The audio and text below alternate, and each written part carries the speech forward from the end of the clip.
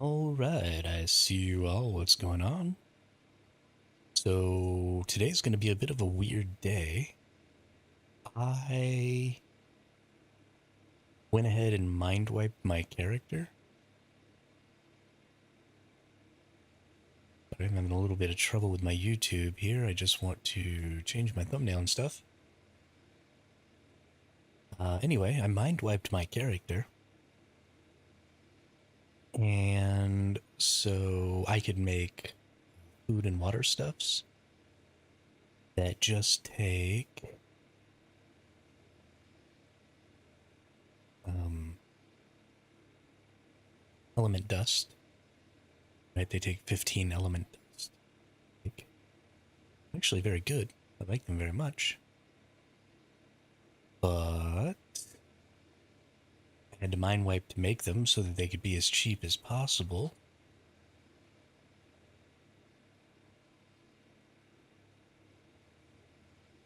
And so now I have no fortitude, I have no nothing.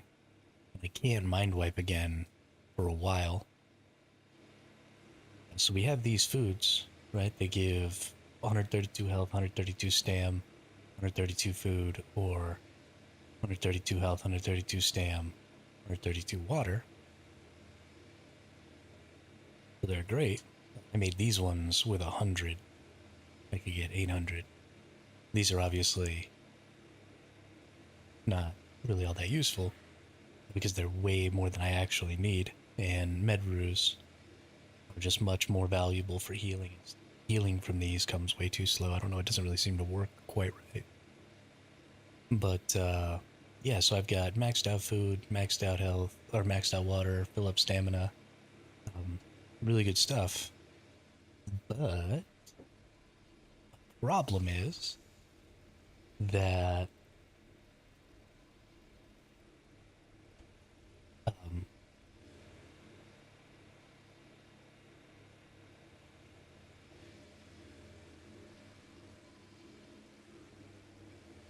now I have all of my crafting skill. So I have no fortitude, I have no nothing. I just die constantly. It's actually really bad. Today's going to be a really rough day because every time I go outside, I just start dying, and it's awful. I don't like it. Even in, I've got this full desert gear. Just I'm getting cooked out there. It's awful. So we're gonna take. Oh, my RG's outside. I hope it didn't die. Well, let's go find out. Let's take my Doedicarus. And we really need to farm some resources today. We've got a lot of stuff all set up here. We need to make a lot of bullets. It's kind of a big deal. Hey, RG's still alive. Oh, but it's a super heat wave right now. So we'll leave the RG out here. Let's go ahead and throw the Doedicarus out too. We'll just go with that in a little bit. And we'll go back inside. Because I just don't have the ability to survive that. While that's going on, what we'll go ahead and do, go ahead and get some poly and some chitin down in this area. And in order to do that, we're actually going to need to take some tech with us. Let's get some of our tech stuffs. Yeah, so today's going to be an interesting day of trying to work around the fact that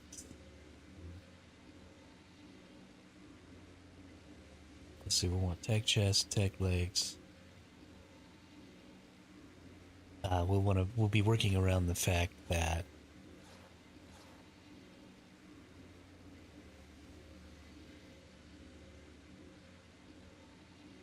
that's not the right buttons.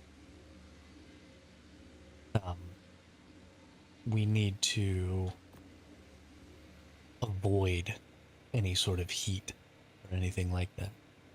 And we very quickly get overweighted. I'm just wearing these 3 pieces of tech, and I have these in my inventory, and we're already a little overweight. So we have to be careful of the heat, we have to be careful of the weight, we have to be careful of everything, and it sucks. And I hate it. Change the gamma a bit here so we can see down here a little bit. But after stream tonight, I'll be able to eat another mind wipe, right? Because you have to wait 24 hours, don't you? Mind wipe again. I really hope that you actually have to wait, because otherwise I'm just sitting here not mind wiping for no reason. Like an idiot.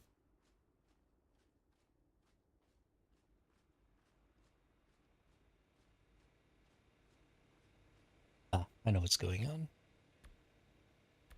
I haven't changed my setting. Let's say, normally I can see better down here. But it's the shadows.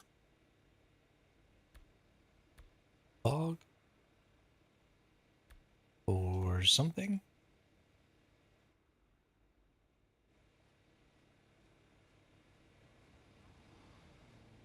Or not.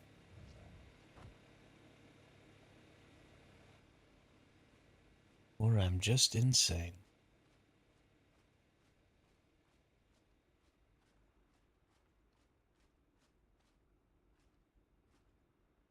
But we have 118 more seconds.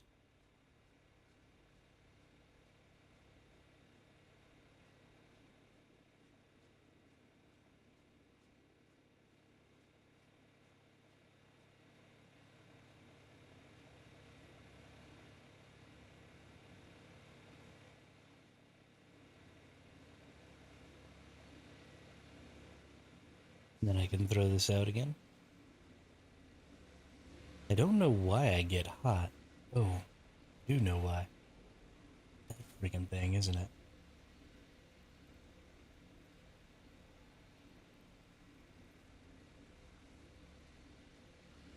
Maybe not.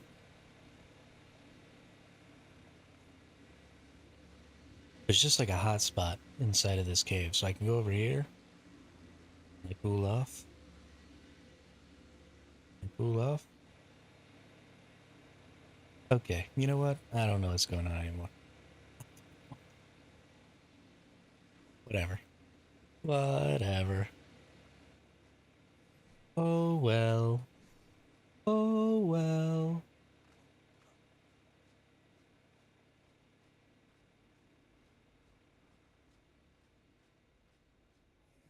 But we're gonna drink some of this super water and eat some of this super food, even though it doesn't really matter.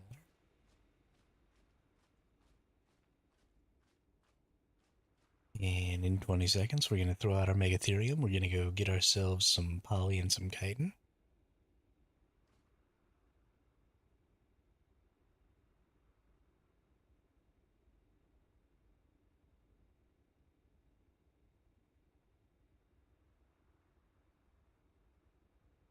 We'll go see about taking the bird and the doe to get some stone. Then we'll get some flint. Then we'll get some wood. We're gonna do all the things. There we go.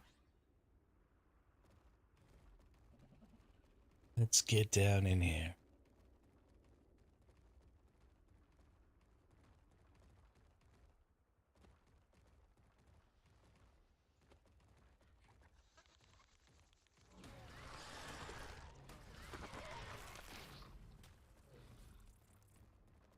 I have, honestly, kind of a lot of chitin. I'm gonna need to get kind of a lot of stone, because I need it for,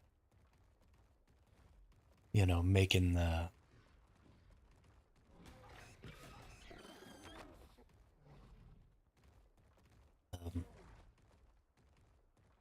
the spark powder and making the cement paste.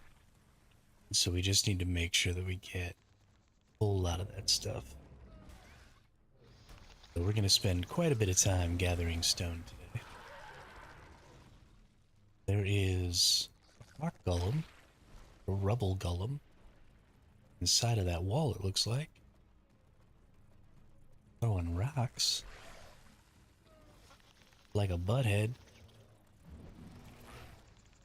That guy's a dickhead. There we go. Now they'll all come after me. Come on, guys.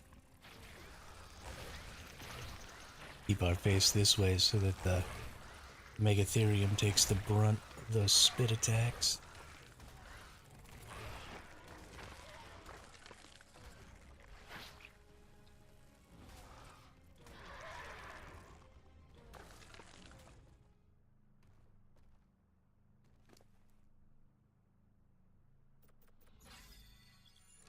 Apparently I need some more weight.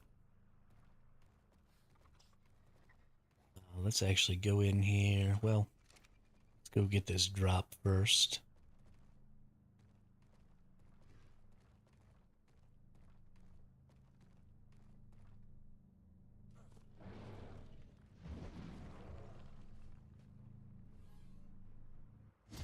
That was totally worth it.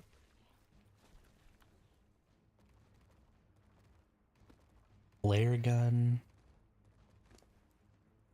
Mother. Let's get some chitin moved over. Let's get all the berries dropped. Let's get all the meat dropped. Let's get all this random crap dropped.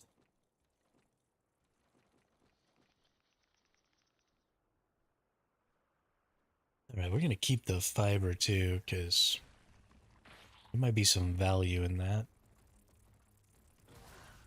You know, a lot of the saddles and stuff that I'll be making later will need a significant amount of fiber, and it's fairly cheap, so yeah, let's just keep going back here.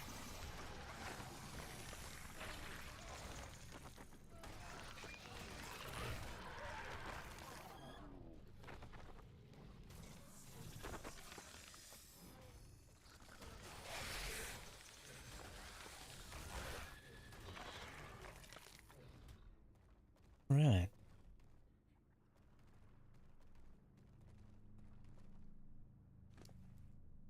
You know, I didn't think about the fact that, I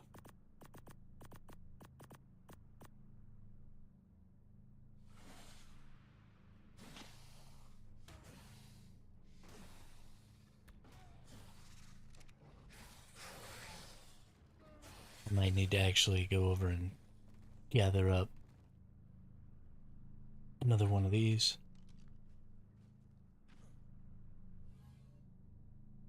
Okay, I don't actually need any of that stuff, so that's fine. Let's just take as much chitin as I can back.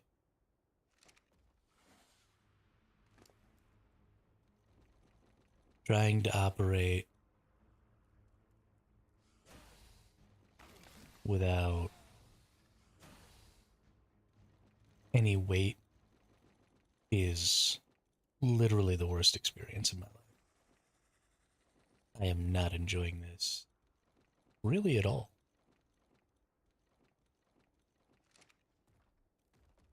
But let's go ahead and kill this mantis. Our bug buff up. Get some more poly.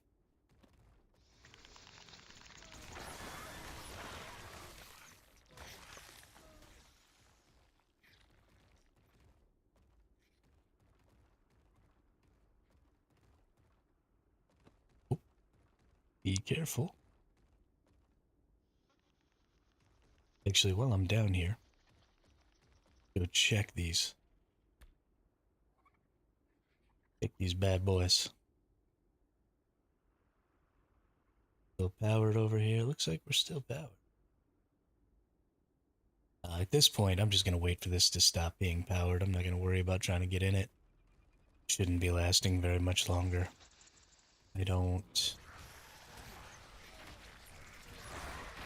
obviously have the ability to get in there with any sort of efficacy.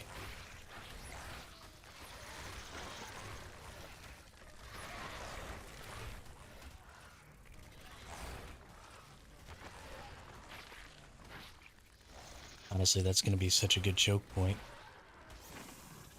when I eventually take it over.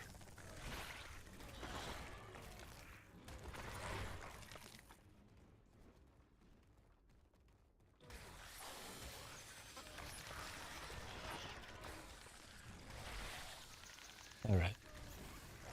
We're all through all this. Go.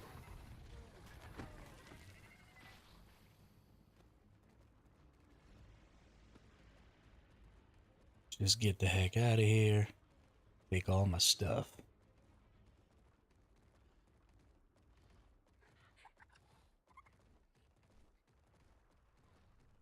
That drop is back, but I'm too overweighted to try and go get that again. So yeah, good deal. A lot of resources that I'm gonna need. We'll just take this back up to where I can't pass anymore with Megatherium, which is right here at this little entrance here. Don't really like that I can't see, so actually let's go. I want to be able to see the stuff that I drop. Do it from right here. We'll just drop some of this stuff, and I'll drop everything else here in a minute. I just want to make sure that there's a little bit of room so I'm not slot capped. I go to pick up the rest next time.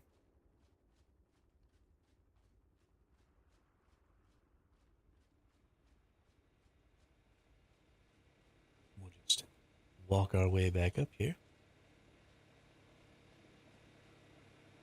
Get everything put in its proper place.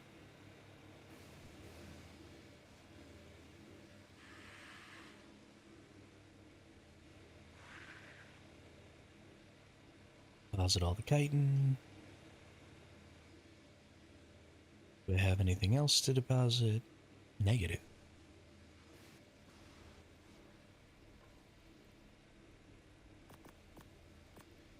We'll put all but one of those away.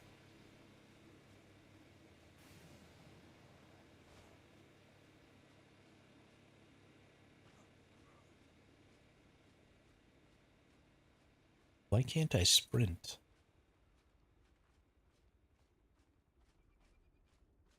I feel like I have enough weight remaining to actually sprint. I guess not. I guess I'm just right on that cusp.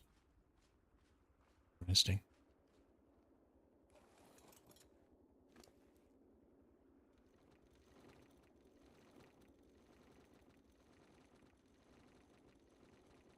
Anyway, we'll throw out everything that we actually want. We'll skip some of this garbage I don't care about.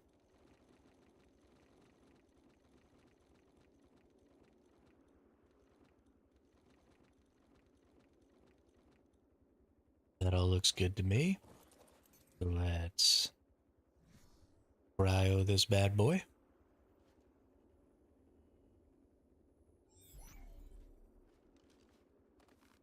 The rest of our resources in. Good day. It's nice to be able to just wander back into my own cave behind the protection of my turrets. Go farm just pretty much as much chitin as I want. Gonna be sad when eventually I build that whole area out and I can't do that anymore.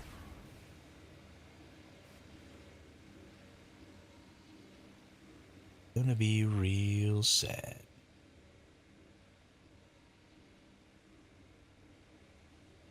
Deposit all that.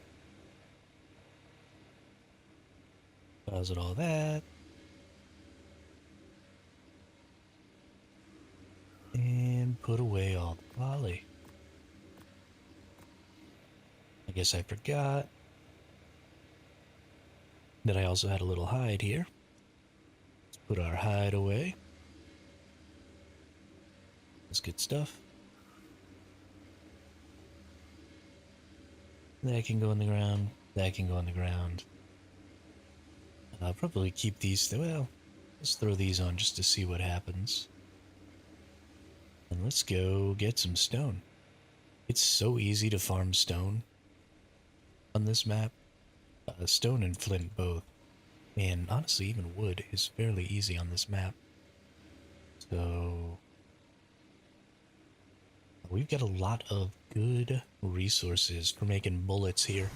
I honestly think Scorched Earth might be one of the best maps for making bullets. just because the flint is so easy to get.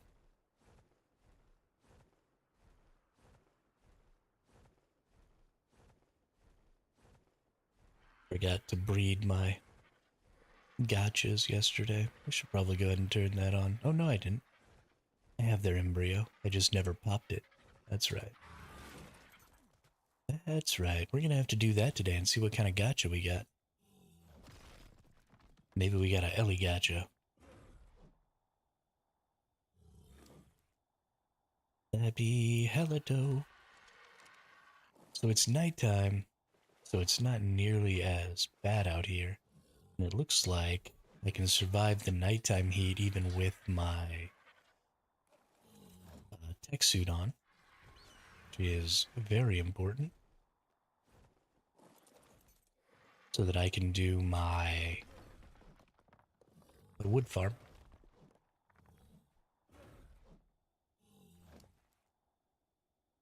Drop all the sand.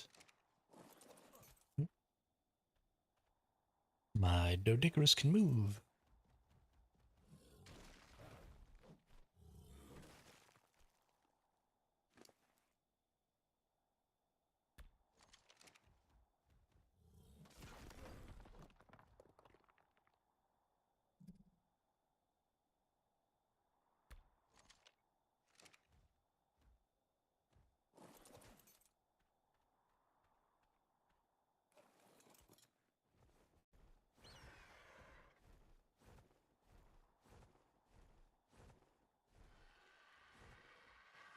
Because of how easy it is to get this Dodicarus to attack random rocks too, I was having a little trouble on Extinction getting the Dodicarus to just naturally attack rocks. But it does just attack the rocks on this map very well. The reason that's important is I now need to focus up on getting all of my mineral bearings for my Dodicarus so that I can just fly past the rocks and I don't actually have to stop and swing.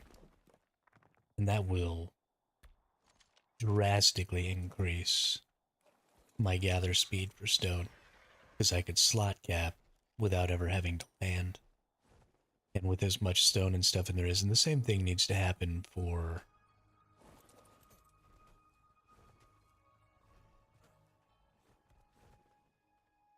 the Anki. But I guess, honestly, the Anki won't. The Anki doesn't auto-attack regular stones. So I guess that actually doesn't matter. At least from a flint perspective. I guess from a metal perspective, that'll work. It's fine. But something we really, really need to focus up on. And it'll probably take us a few days, maybe a week, to get them all. I think we can do it. Especially we've got some good creatures. So that was one of the things that made it really possible before, was if you have a good creature that can kill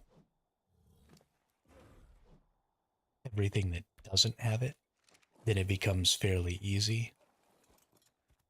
Because you can just use your radar on your gene scanner. But if you're not killing all the creatures, then your gene scanner kind of becomes useless because you're not able to see the next one until you get far enough away from the last one.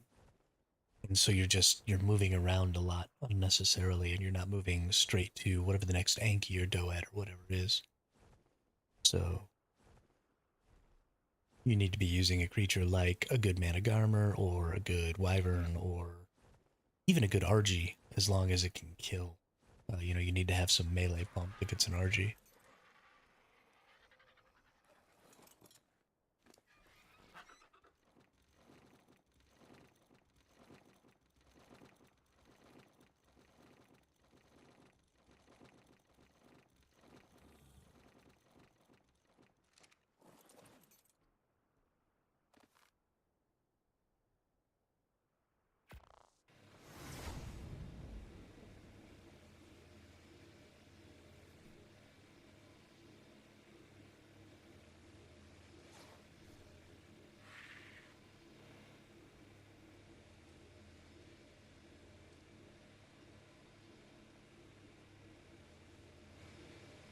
Alright. We're going to go ahead and ride this just a little forward, just to make sure it's on there.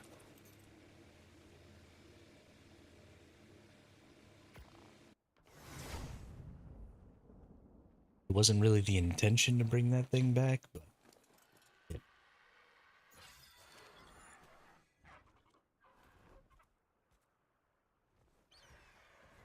Alright, more stone. That'll be another one of those things that goes a long way towards making it so that I don't have to necessarily grind mats on stream, is the ability to just do this to get my stone, right? If I can just fly around and whack rocks. I guess the sand is going to cause a little bit of difficulty with that. So I am going to have to land periodically to dump the sand. But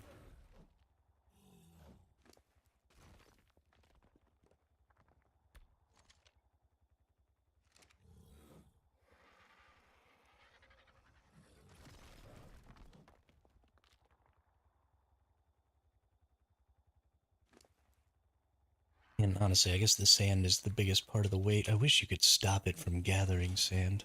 It's so annoying. Now I am annoyed.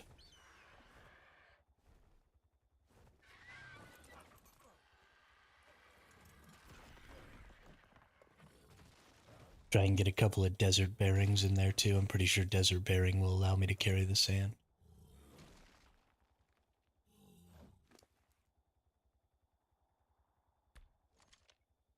And that'll allow me, I don't want to keep the sand, but it'll allow me to drop the sand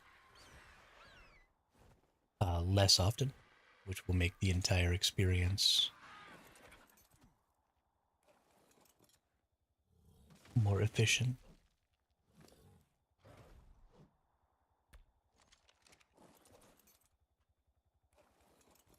And that's all I really care about. Making this a little more efficient.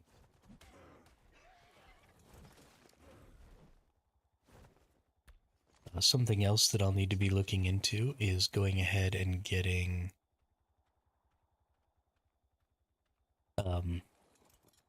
more of the extinction bearings as well. I wonder if I can get extinction bearing. So that might be something that's kind of interesting.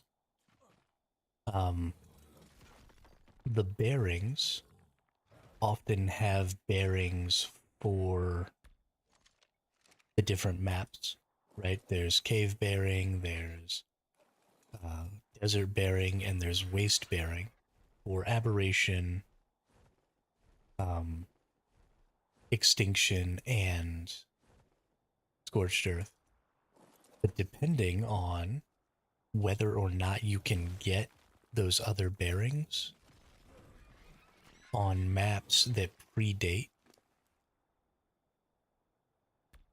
the map that they're for.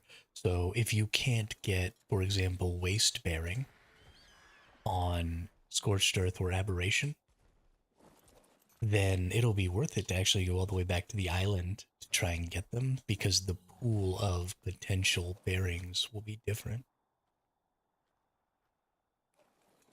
I just need to go look into that. I know for a fact that I could get both cave and desert on extinction.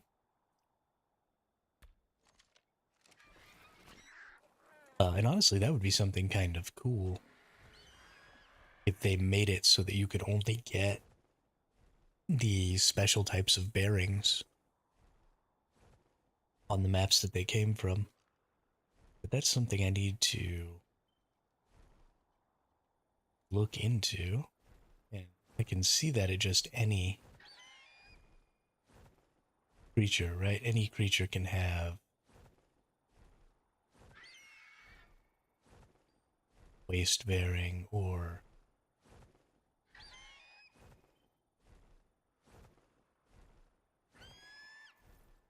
whatever.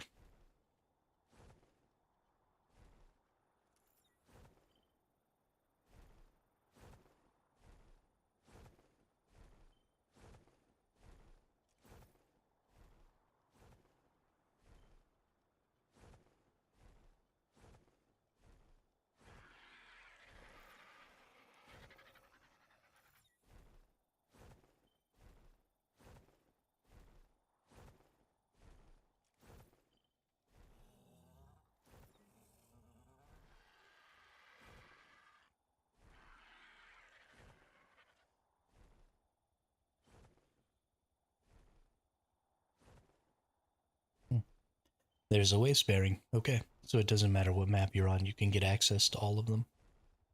That's honestly a little sad. It would be cool if it was locked just to the map that the trait pertained to. I know that you can get those other resources on the other maps, so it does kind of make sense.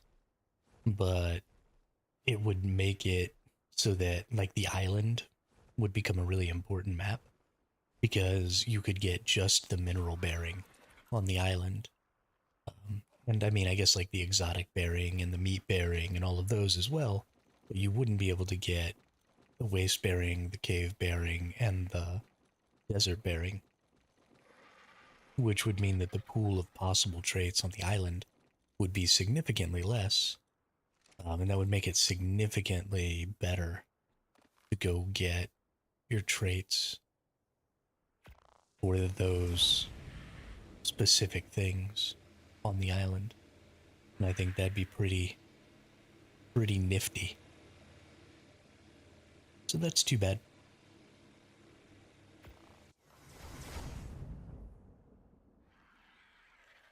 But whatever. I can understand that could be a little bit difficult to do, maybe.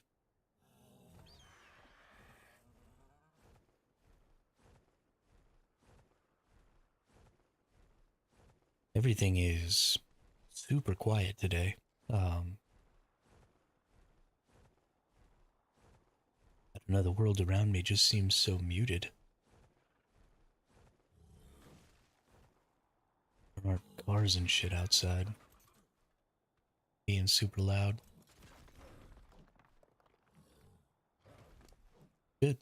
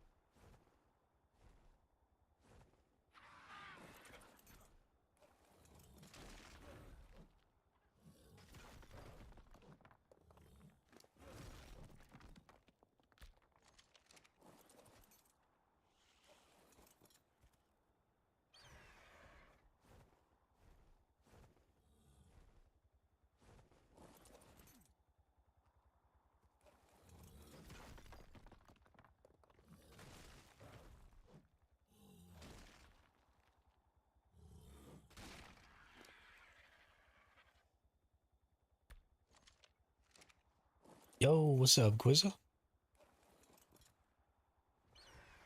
How goes it?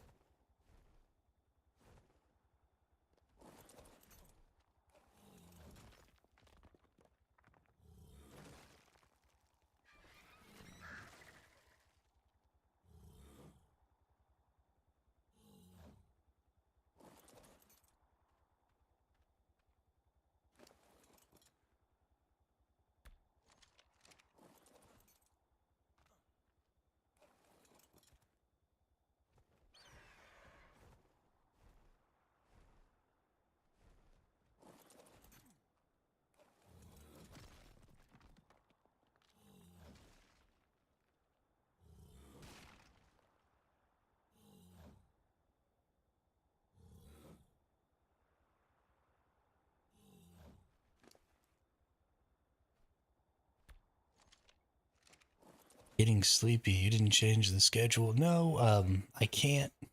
I'm having a hard time changing my schedule. Um, and I'm not 100% sure that it'll actually be beneficial to do so. And I don't like being awake during the day. I prefer to be awake at night. So I'm not 100% on whether or not I'm actually going to change it. Um, because I'm not 100% sure on what the outcome for the channel will be if I do. And if we're not going to get a pretty significant bump in viewership, then I'm not going to do it because I hate being awake during the day. There's too much noise going on during the day.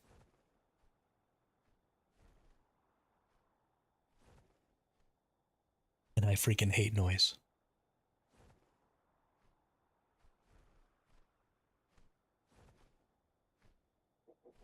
So, I'm not 100% on whether or not that's going to happen or not.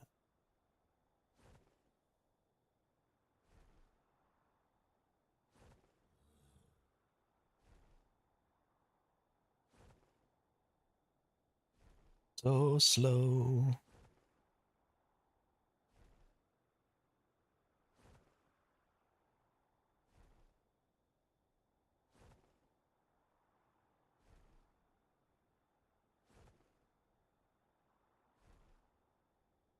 Fly, fly, fly.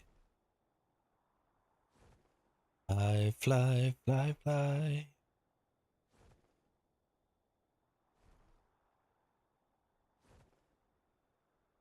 Fly, fly, fly, fly, fly, fly, fly, fly. Just do your thing. I'm sure survival fans will find you eventually. I assume so too.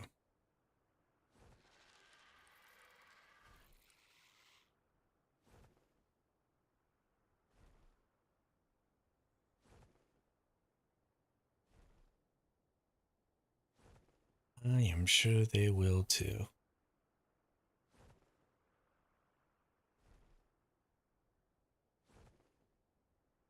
Oh. Yeah, it cracked the neck. Oh, that felt good. Goodness gracious. That felt good. Oh. We gonna drop this doty off.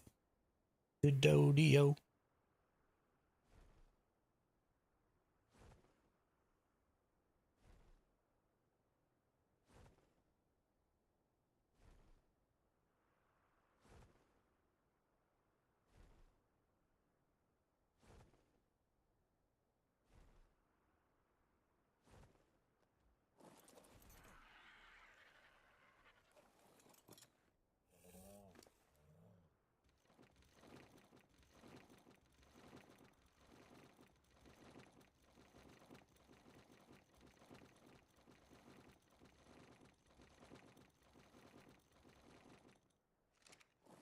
We need many much more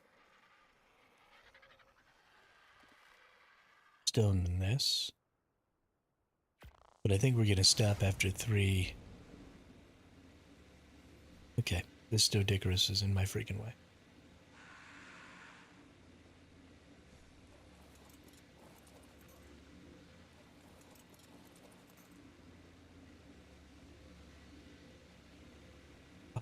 I hate you, Dodicarus.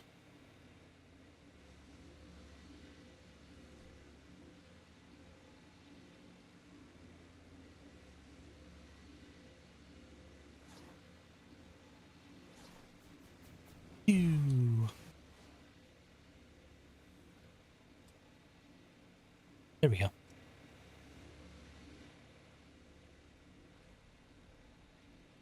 So,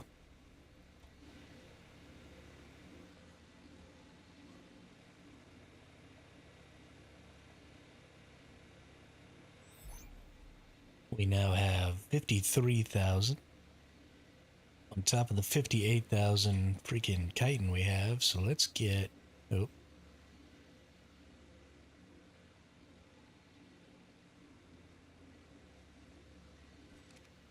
What about Core Punk and stuff? Did you stop it? You know, I never played Core Punk. I would like to give Core Punk a try, but I don't even think the 1.0 of Core Punk is out yet.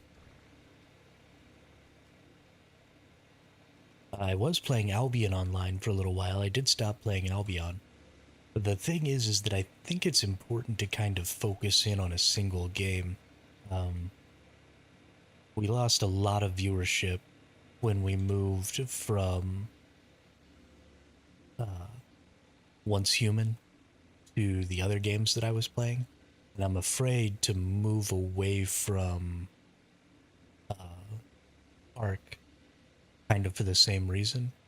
Because I don't want to lose any viewership that I have here on ARK and basically end up having to start all over again. Like I did when we made the move to some of those other games and eventually to ARK. When we came to ARK, we were averaging like 1 or 2 viewers. And just, I mean, it was awful. We were doing terrible. So I'm a little bit afraid to do that until I'm a little bit better established. So yeah, I don't really know what to do.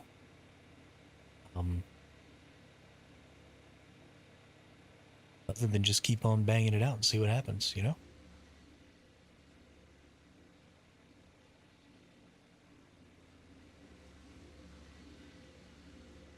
Although our viewership on this game has started to go down pretty considerably as well. But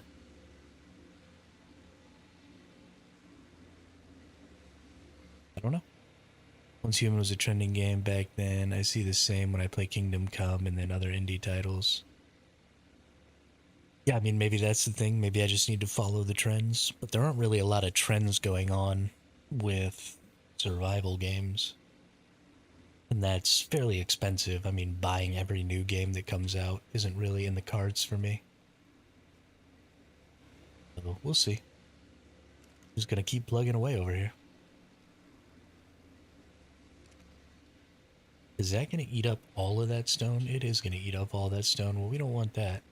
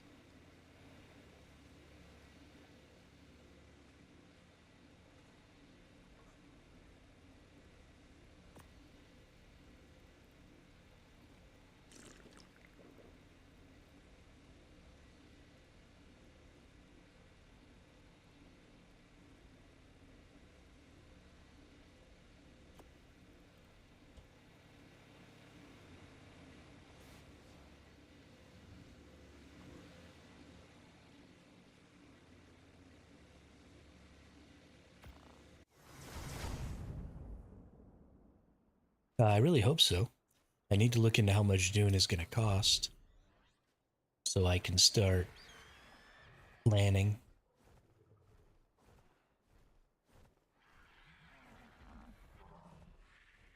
to purchase it.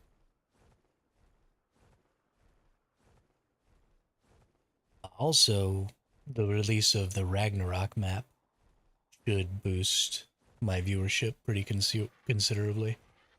This game is dropping a new map.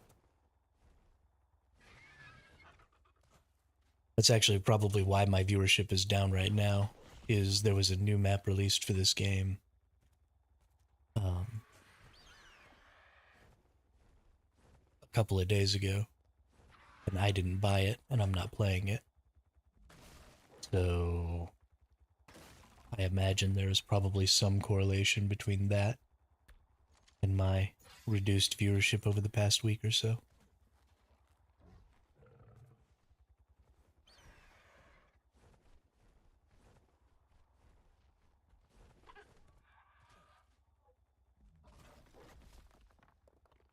I'm not really too worried about it though. We just keep plugging away and it'll all be fine.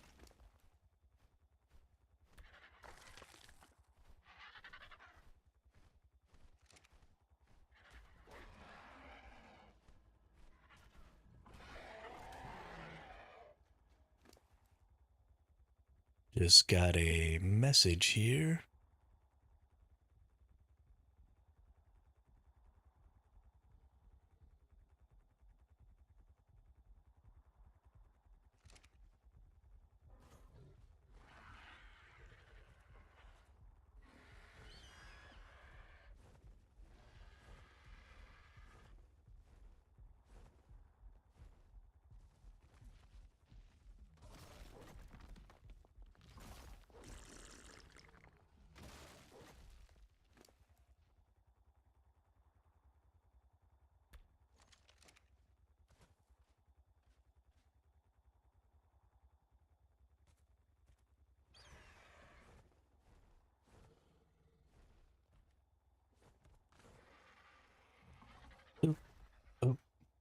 none of these rocks can be broken.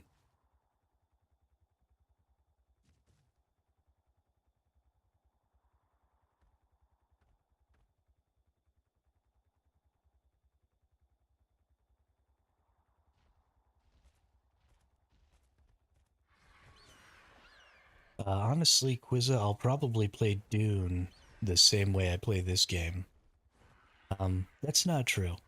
So I don't mind having a tribe or a team in Dune as long as I'm just a cog in the machine. So I am happy to play Dune together if we can find a person, or if you want to be the person who leads the group. Um, but I don't want to be in charge of anything, and that's something that happened when we all played together. I had a big group on Once Human, and I sort of ended up kind of being the leader of that, and I don't want that because it's too difficult to focus on streaming and trying to lead a group of people in the game. So, as long as I can just be a cog in the machine, I don't mind playing with some other folks. But I really prefer to play by myself because I don't want to be directing other people's gameplay at all. You know what I mean?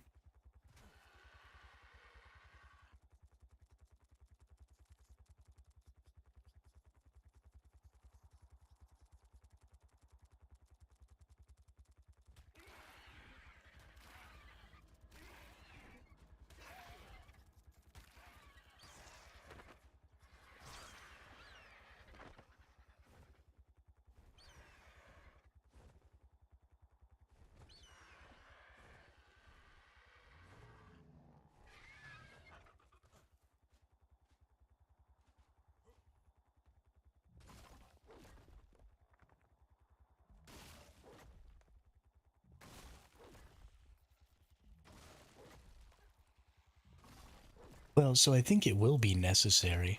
And having a team of people is fun, but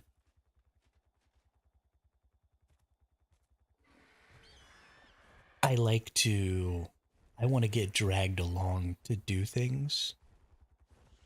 I don't want to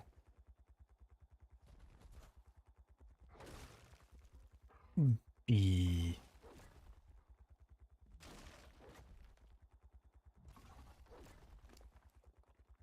making the decisions on what to do. I don't know.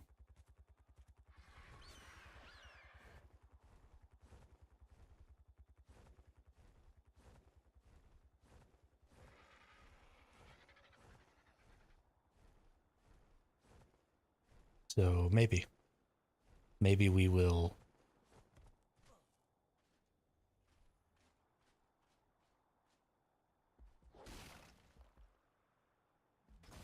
Maybe we'll put something together.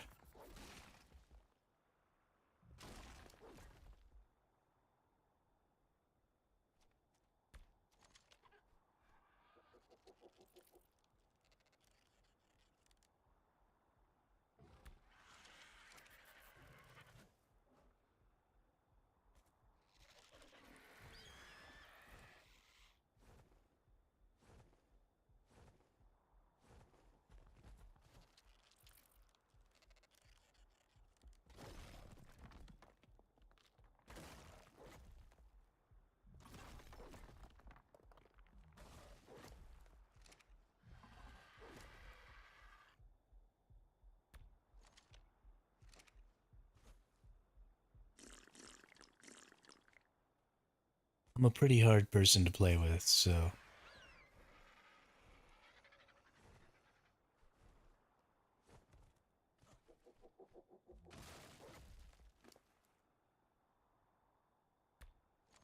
usually play solo too. When content runs out, I'll stop playing. I don't like grinding same things over and over again. See, I love grinding the same things over and over again. Um, I am especially really good at PvE grinding. The thing that usually drives me away from a game is how broken its PvP is. Because I can grind PvE shit all day, every day. I mean, I love gathering materials in this game and stuff. I can do that for days and not ever get bored. The thing that bores me is when stuff is really broken in PvP and people start taking advantage of it, or balance is really bad, or um, just the game systems promote a certain type of activity that just isn't fun. Then the game starts to get to me. But if all I gotta do is just sit here and grind out materials, dude, I'll do that all day and have a great time.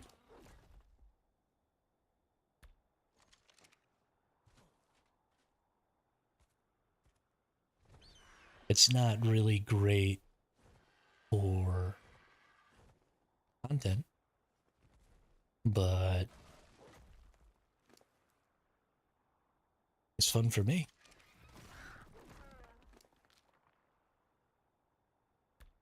All right, got ourselves a black box of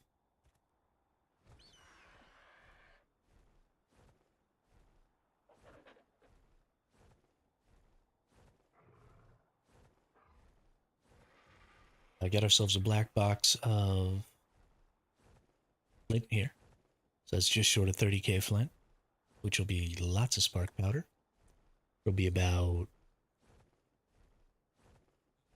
45,000 spark powder, I think, which is great. We should have a bunch of charcoal all ready to put with that to make a bunch of gunpowder. We are going to need to make another flint run. And we're going to need to make some more stone runs to go with that flint for our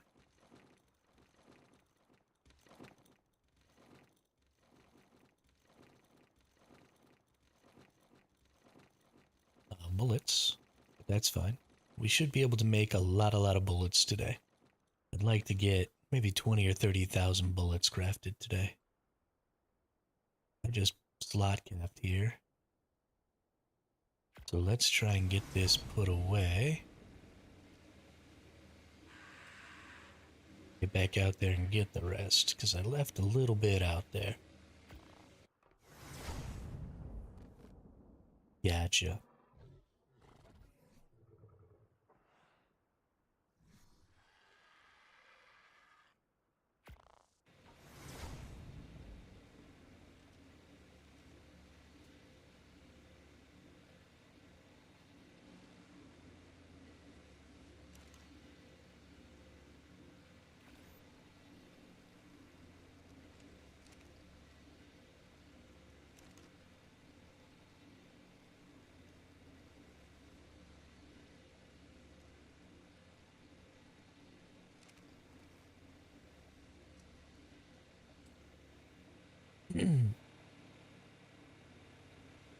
uh, yeah, Twisty, give me just 1 second. Sorry, I was kind of focused up here. But yeah, I'm more than happy to do that. Not a problem.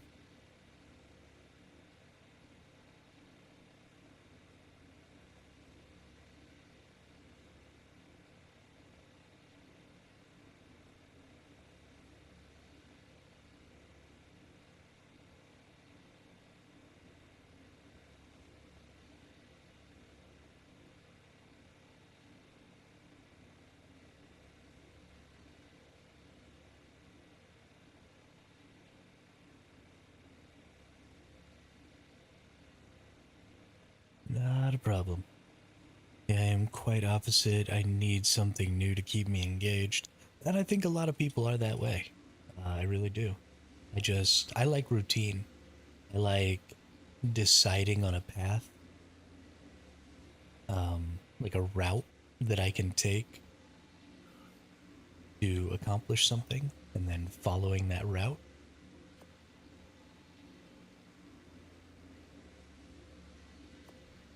I like, oh, I don't like being totally overweighted,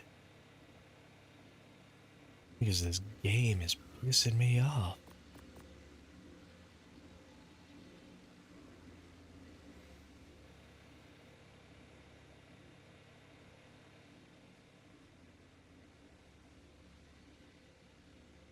I guess the thing that I would equate it to is I like to optimize. So I like to go out and I like to discover where all the nodes are. And then I like to just repeat the process of getting those nodes over and over and over again until I start to notice what the optimization is.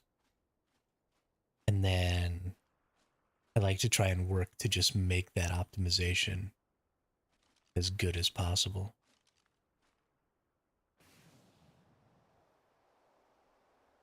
Stupid scorpion over there.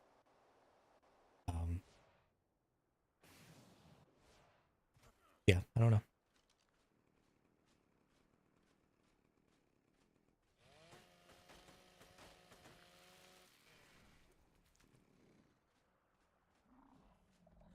Dang, dude. That's some good velos.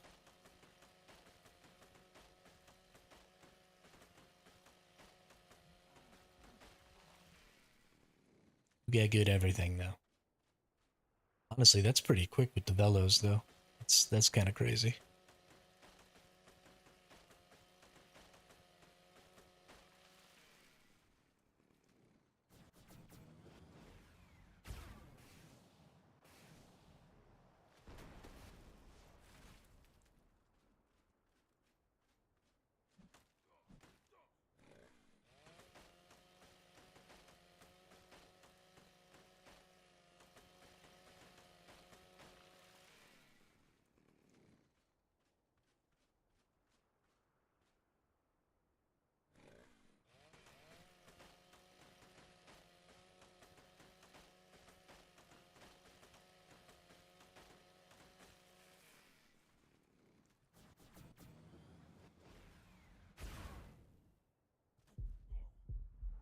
Whoa.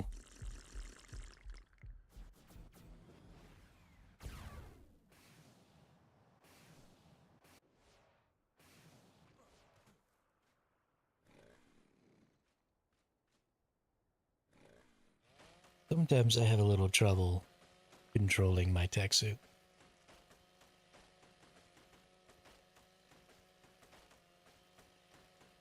And by little trouble, I mean a lot of trouble.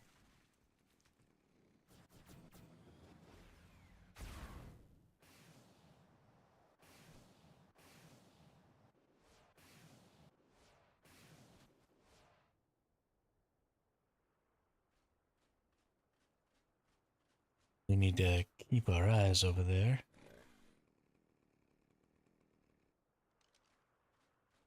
That thing coming around to come after us? Yeah, I think it's coming after us. Time to go.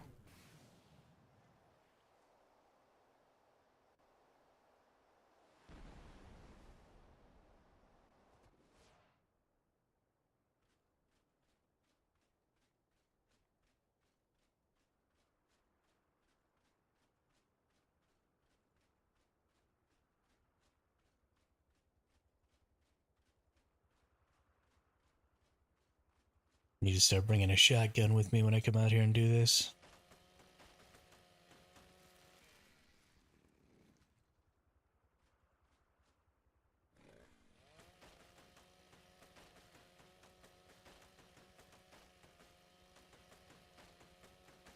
I love this chainsaw.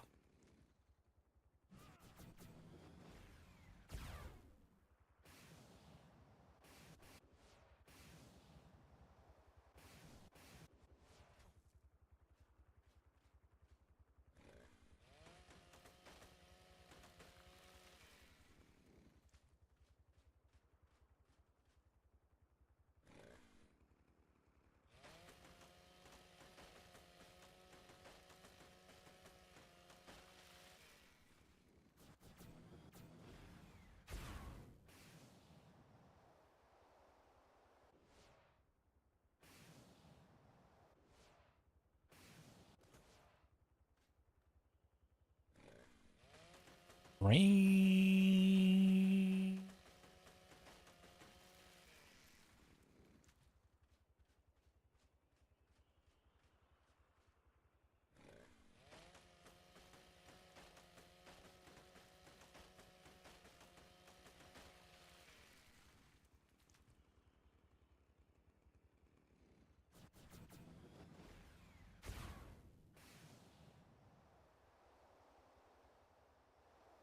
ARK has kept you engaged more than Albion and New World so far.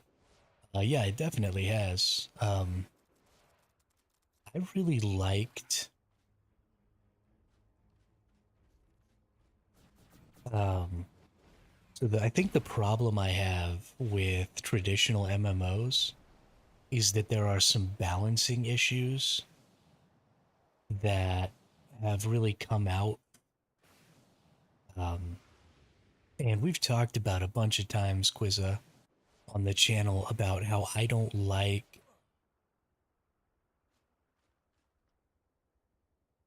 how much control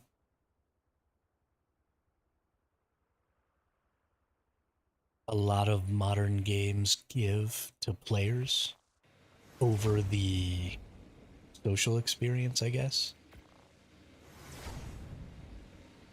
And I suppose ARK is very much in the same boat, but I don't know. I guess I feel enough like I can just kind of go off into my own world in this game that it doesn't bother me as much. I don't really know.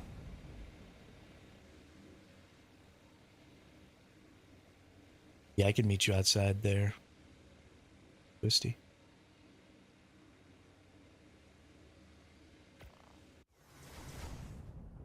Or I can meet you in between. Whee!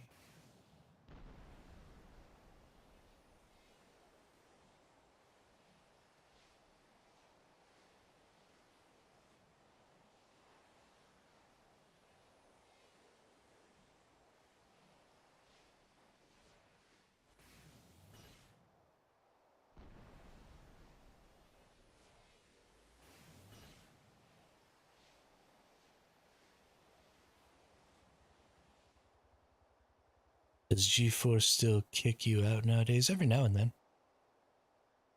Every now and then. I won't be using G-Force now forever, though.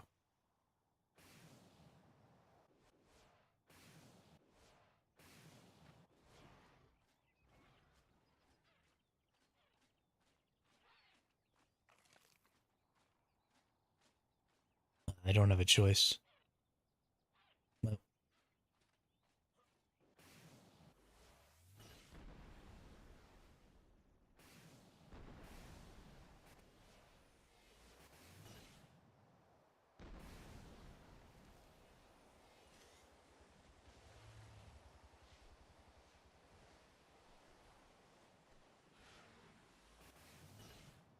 Crazy how quickly you can move around in the tech suit. They fly so fast.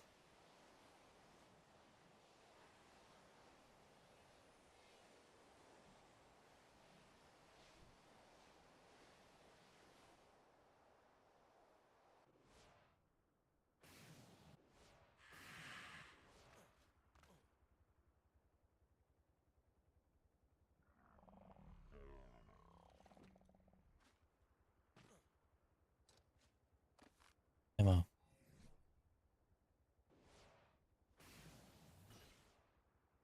Oh, shiznit. That's a bug. Thanks for the bug. Oh, look at that weight. My goodness.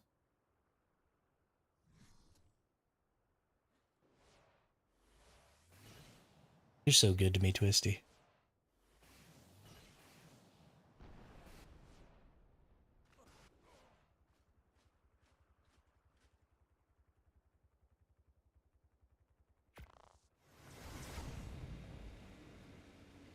All right.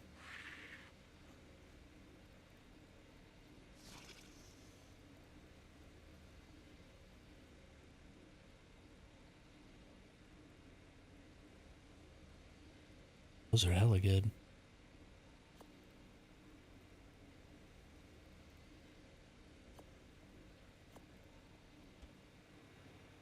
Let's get these all tossed out over here, though.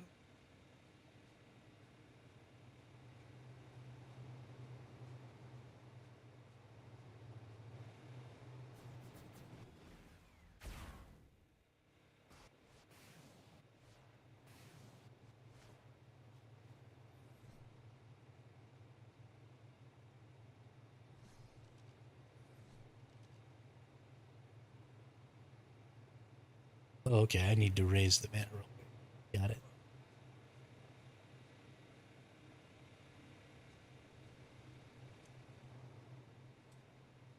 We'll get these manas thrown out.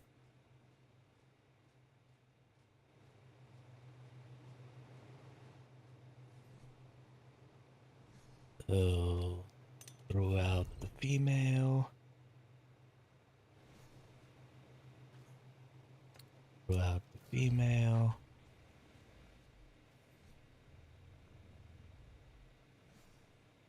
Female. And then let's go get some meat with my wyvern.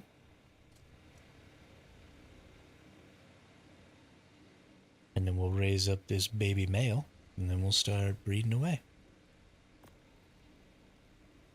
We'll put these things away. Actually, we'll go use the bug to go get some meat, just for funsies. Just for funsies. Because the bugs are so cool. While we're down here, get some more of that sweet, sweet spark powder going.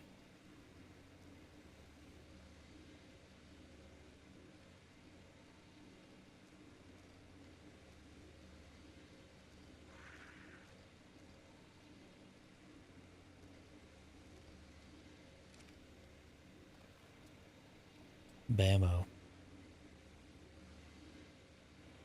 Still got almost 20k there. That's nice. So we got plenty of stone. We got a ton of chitin. Man, we're rocking and rolling now. Rocking and rolling. Okay. If it's not saddled, I'm sure I've got a saddle. With the ability to make a saddle. We shall find out. I'm just super excited to have one. It's been over a year since I've had a bug.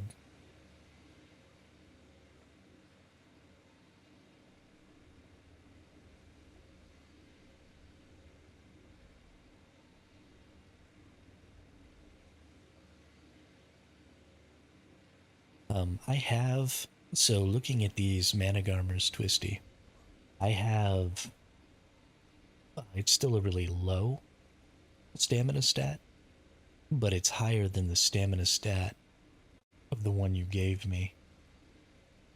Oh no, never mind. This has 3,000 stam, not 300 stam. It is not higher. I was lying. Nope. That's my mail. Yeah, okay. So do you want my 900 stam on yours? Or do you just want carbon copies of this creature?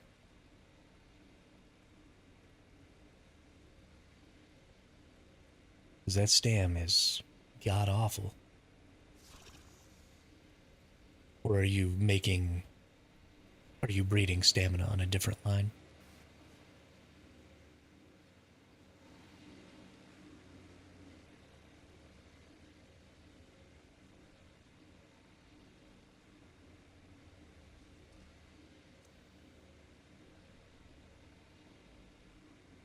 Okay. Oh, are those going to be for, like, base defense stuff?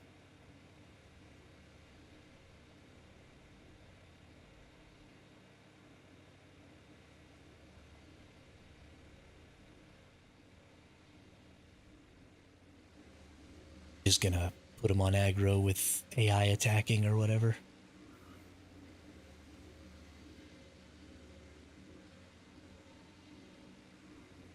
Got it, got it.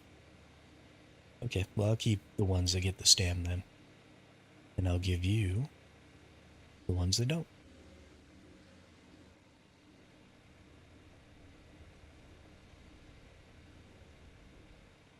Same as Velo Towers to avoid turret cap. Yeah, yeah.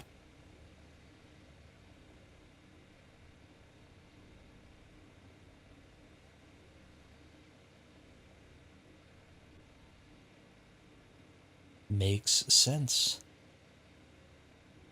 If you overweight the Managarmers and put them on AI attacking, will they still try and jump and only very infrequently Actually, what am I saying?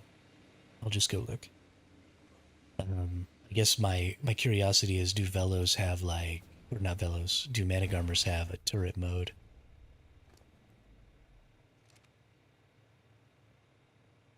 It doesn't look like they do.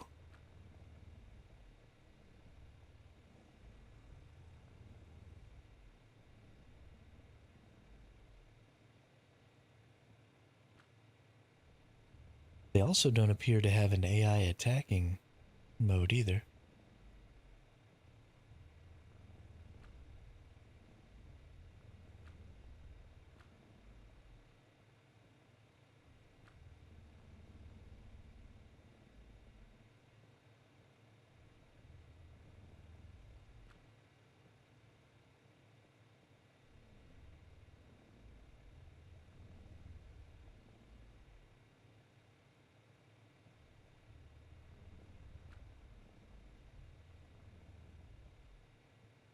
Yeah, I don't think they have the ability to jump around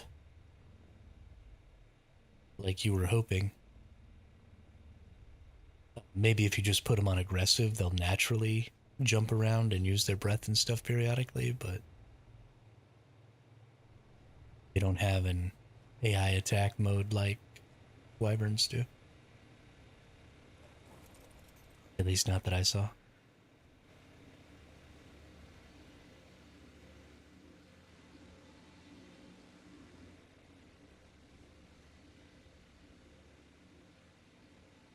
They do it as standard. Okay.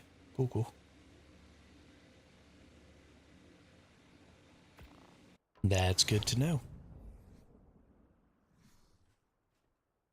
It's bug time. Ooh. No saddle. Go get saddle.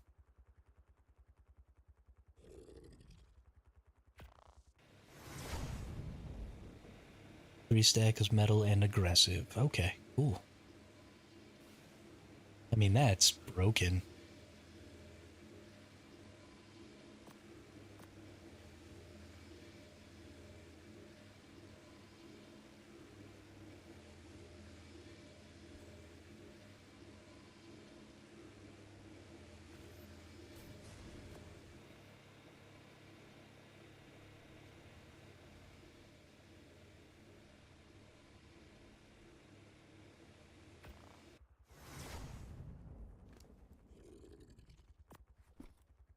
Bugs are so dope.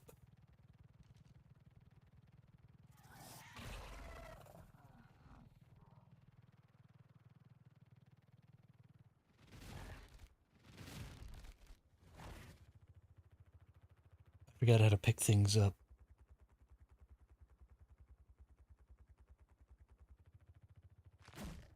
Right. Got it. Alright. Oh my goodness. Those things can get so much weight.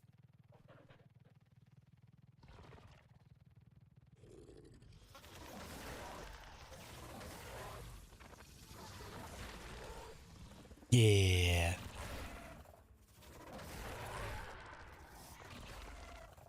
Who's got a bug? I got a bug. What's up, T-Rex? You bugged.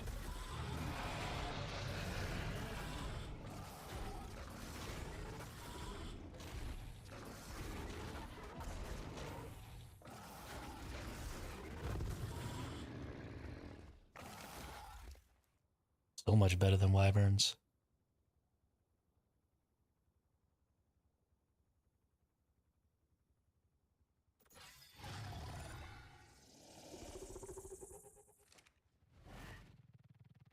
I got a bug. I got a bug. I got a bug. Hey, hey, hey, hey.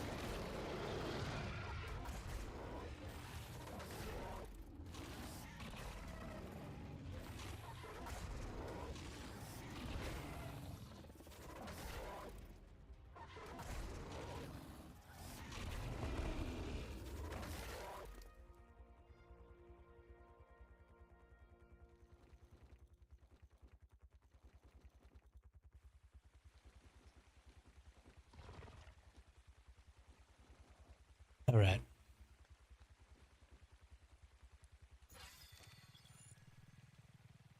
It should be enough to get this baby started. Let's get it started. Ah.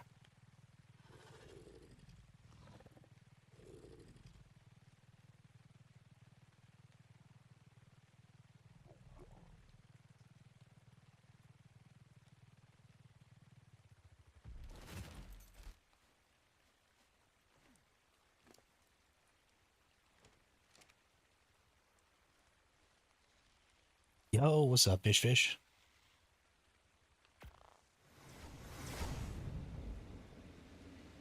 How are you on this fine day?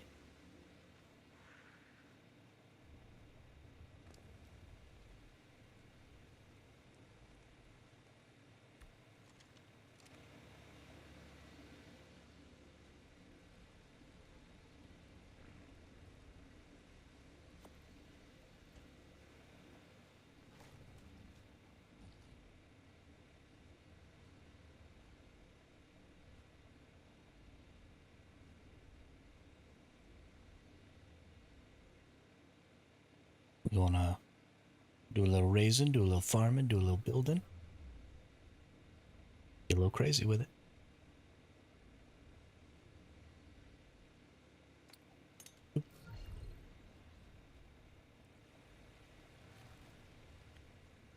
Yum. Yum. Why can't I eat you?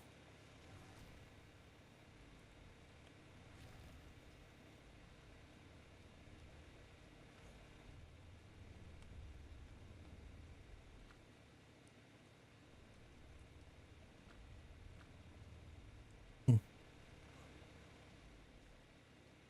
Apparently, I can't pick up manic armors inside of this thing. That makes me very sad. But that's okay. It can still get fed by the Maguana, so that's all that matters.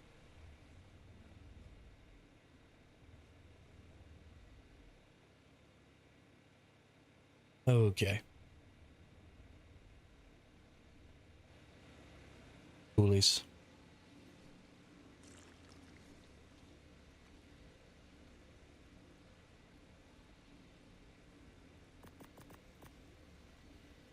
Let's get our Anki back out, and we're gonna go on the fattest metal run in the entire world right now. I am so excited to just go get so much metal with this bug. We need...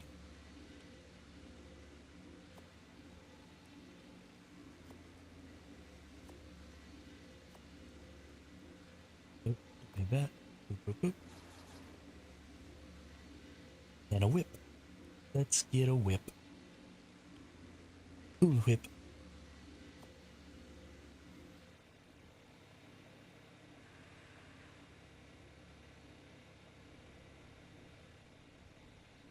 Okay, say cool. Cool. Say whip. Whip. Say cool whip. Cool whip.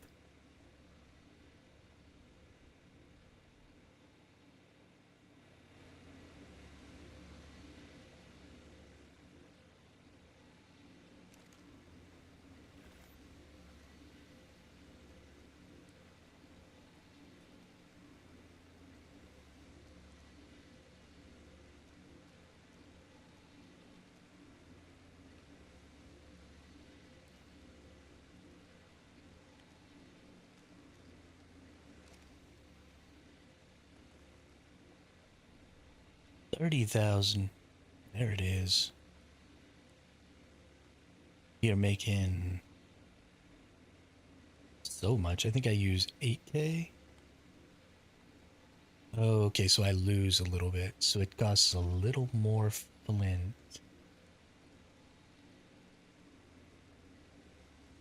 Unless it's going up by 12. Is it going up by 12?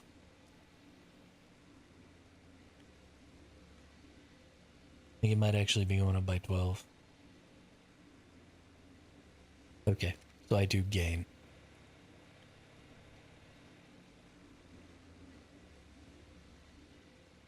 You want a Fassy for Flint? You know, honestly, the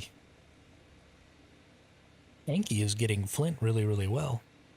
Does a Facilosuchus really get Flint that much better than the Yankee? Because I'm getting like 400 or 500 Flint per rock with the Yankee.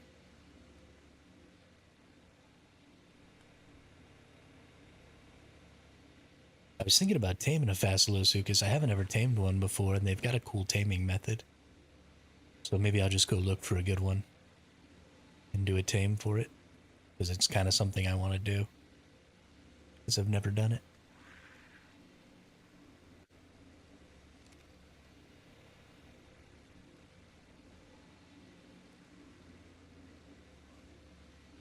The Facilosuchus has a really interesting attack, though. Every time I fight one, it hits me with something, and then like I can't attack for a little while, which is crazy and has some really interesting implications for PvP and base defense and stuff like that. I honestly need to learn more about the Facilosuchus. I think they're a pretty underrated tame. I feel like there's something there, you know?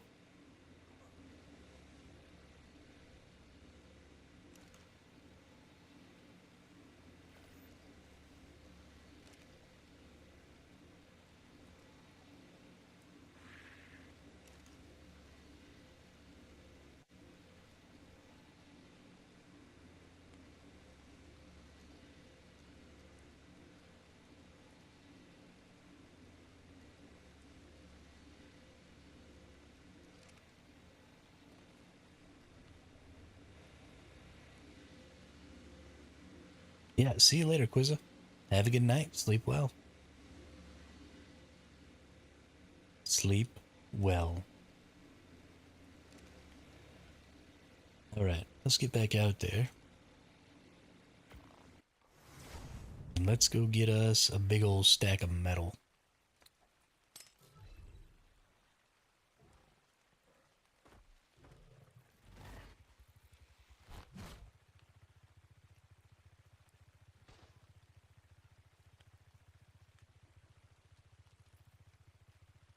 Fab's heavy turret just killed somebody.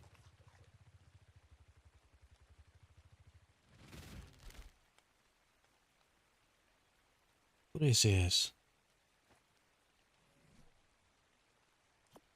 Thanks, I guess.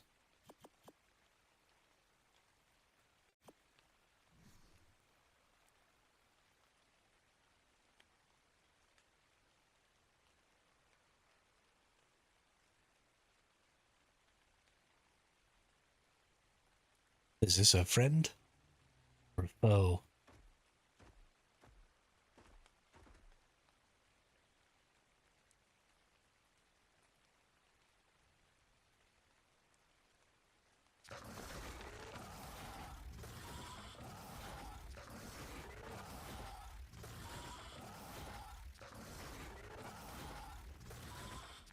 Snowy odd.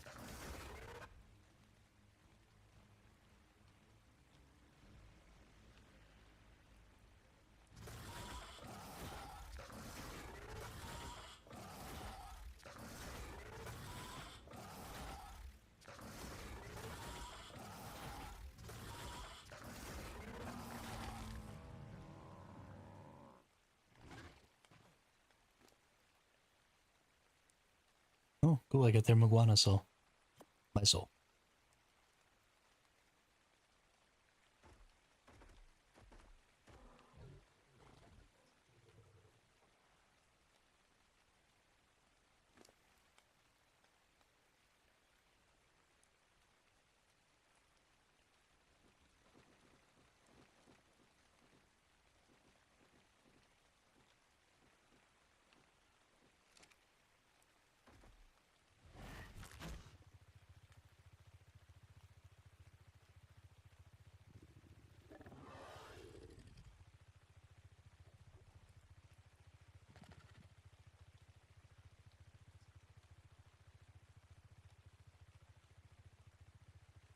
Gonna go get a full slot cap of metal.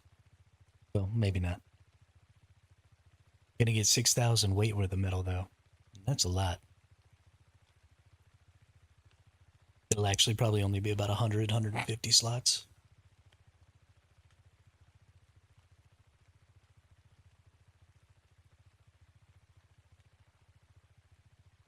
That's cool. I dig.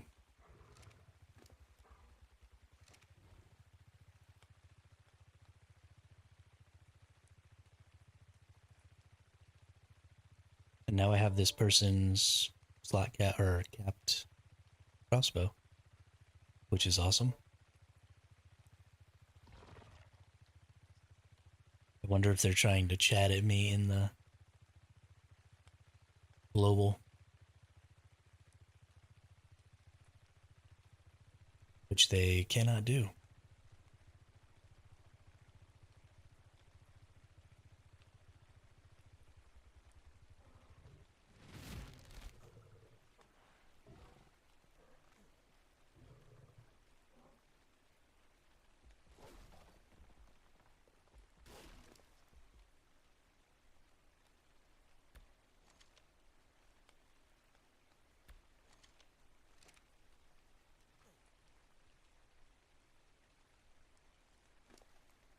Actually put some of these things in here because the weight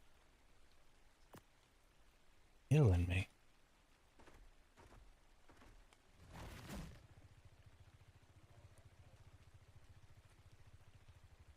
Flying bug, flying bug.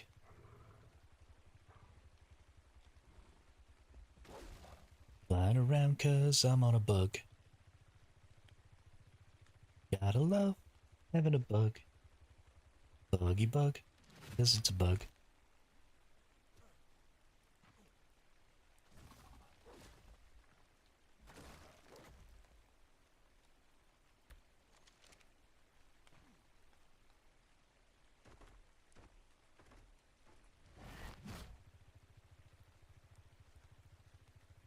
People be coming over by my base.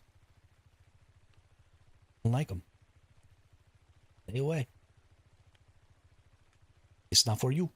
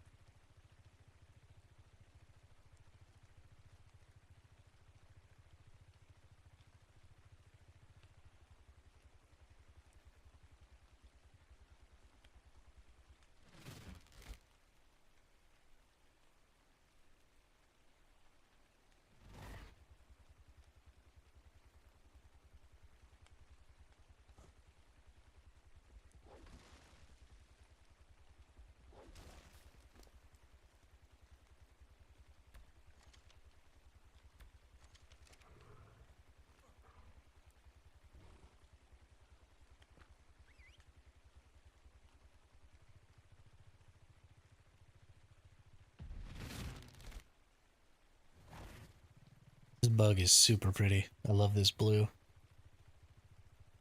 It's so good.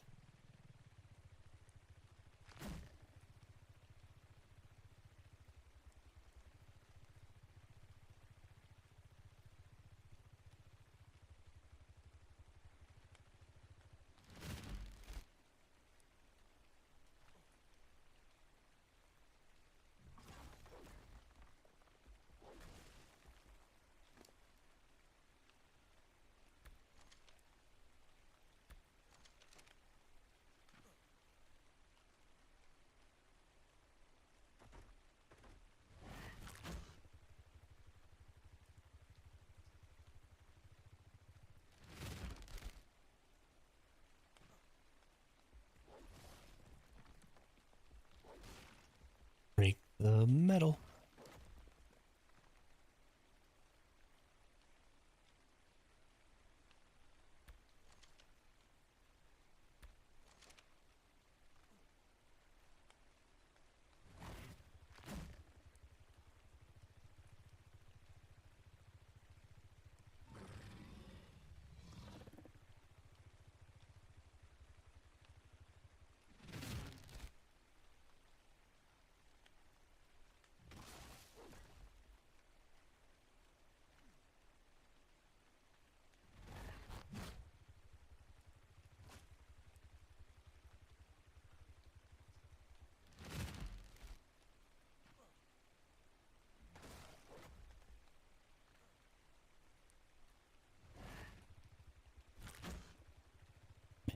I can't believe I forgot how fun these are.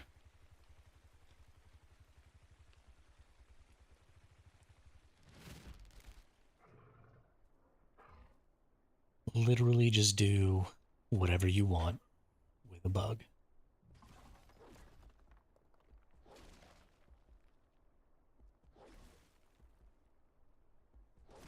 Except apparently hit the stone right below you.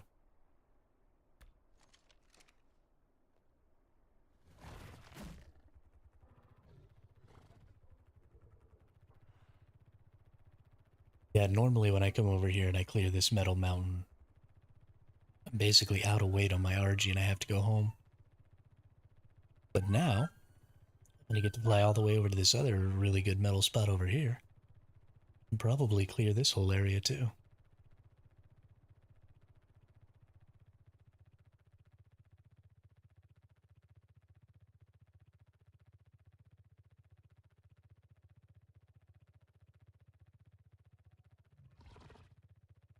So good.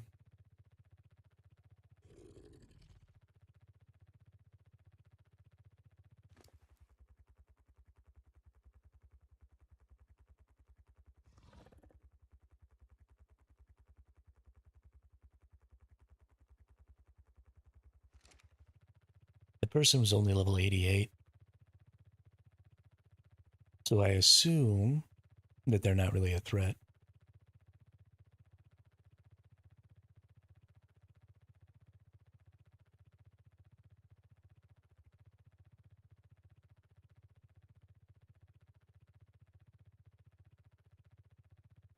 Actually, that's not true. They probably are a huge threat. They only have a level 88 character and they're using a Maguana for scouting. It's quite likely that they've made a new character to go into the new map and then just uploaded their Maguanas and stuff from there and started scouting with that character.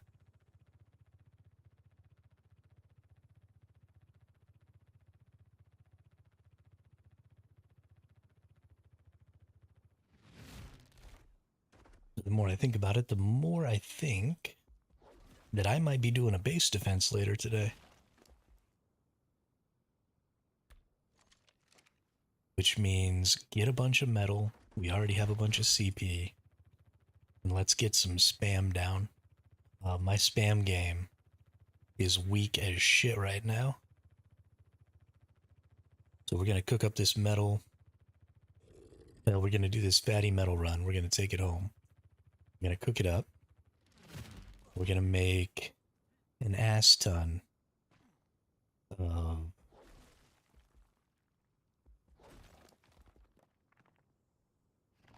foundations. And we're going to spam all over the place out there.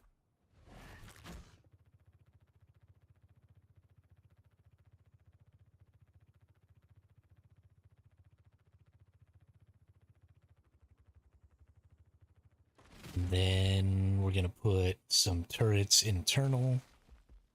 And I think I have enough turrets right now.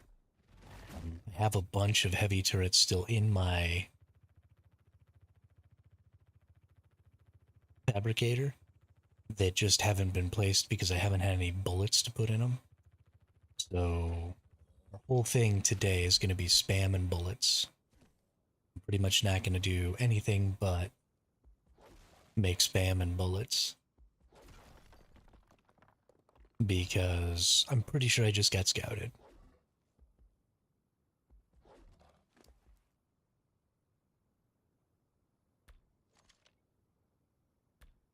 And I don't know if Op is a big tribe or if that was just a name that they threw up or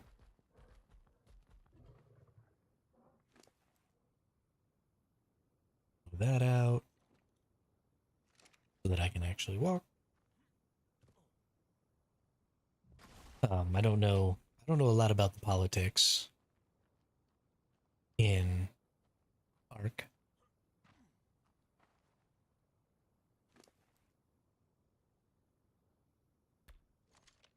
So yeah, We just need to get ready.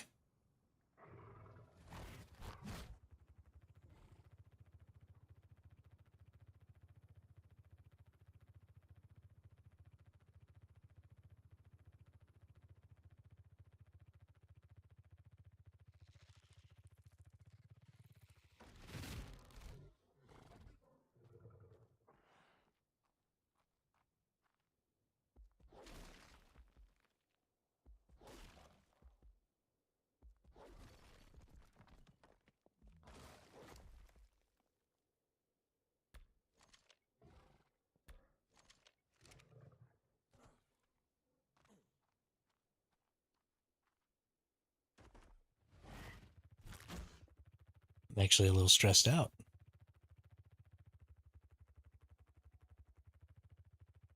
Today is day 4, I think, that we've been living over here. So it's not unreasonable. I should have expected to get scouted within the first 4 days. I was kind of hoping for a week. But it looks like that's not in the cards.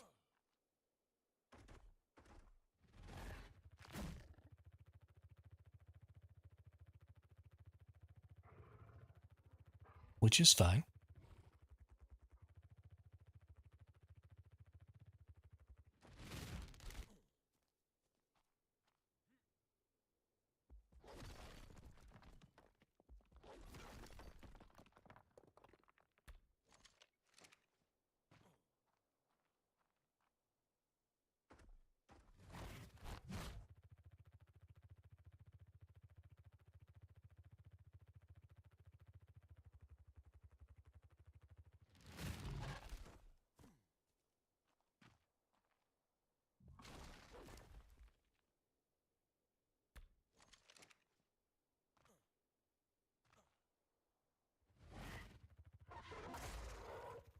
Whoops.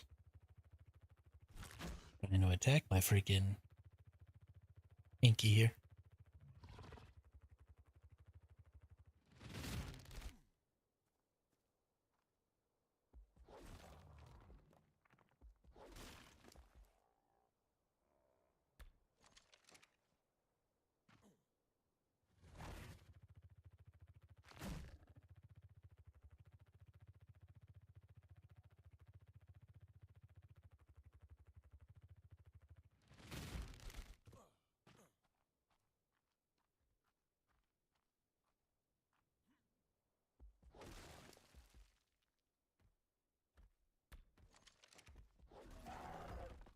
Bop. Bop. Bop. Oh. Da, da, da, da, ba, da, da.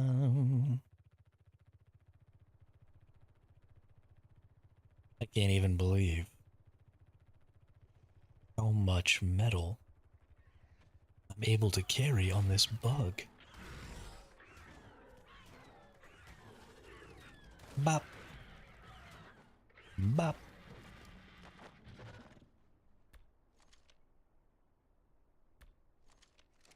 I always tell myself, like, hey, you need to get a bug, and then I never go do it. Mostly because taming them is nightmare fuel. Because of all their cravings, so they're just like impossible to get really good stats on. Unless apparently you're twisty. And then they have fucking awesome stats.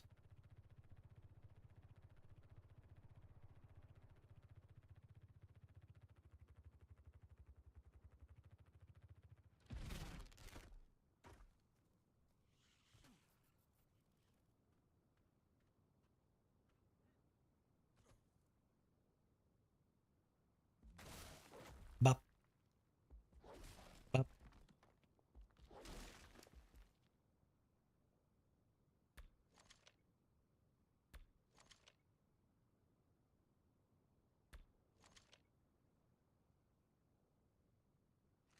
Okay.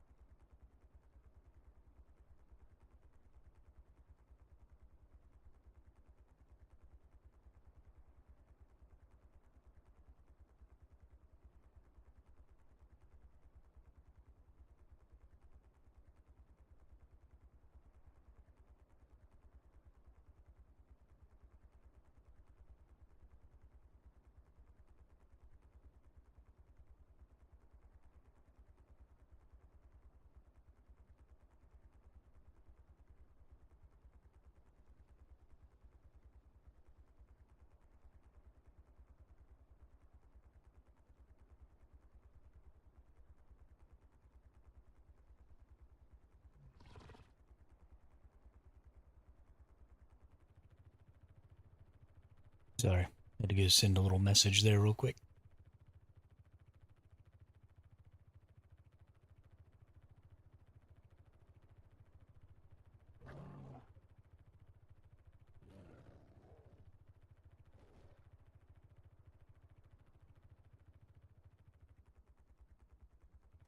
Let's go up to the top here.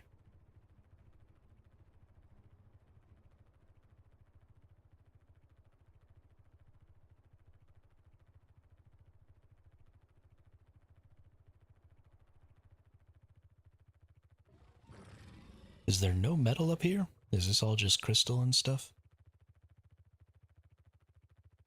All the metal down around the bottom? It probably is, isn't it? That makes sense. Yeah, let's go back down. I don't know what I'm doing up here.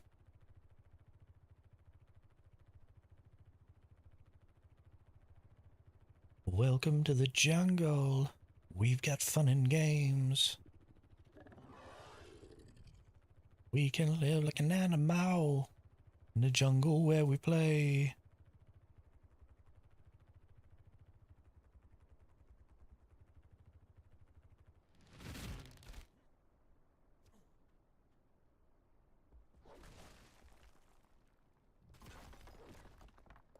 Oh, come on. There we go.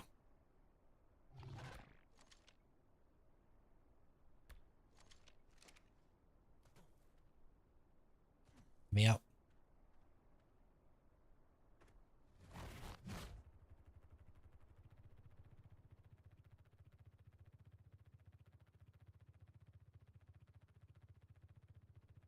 La da dee, la da dee, la da da dee dee dee dee. La da da dee dee.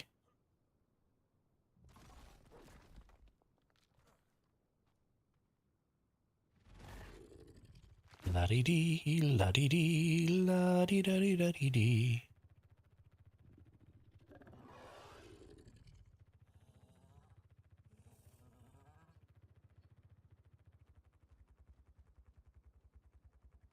That is a metal node, okay. Having a little trouble identifying the metal nodes out here. Being on this bug makes me just a little bit too far away. I think I can't quite see the glisten of the metal inside. I'll need to reacclimate. Man, that's a lot of metal though. My goodness gracious. Bug so OP.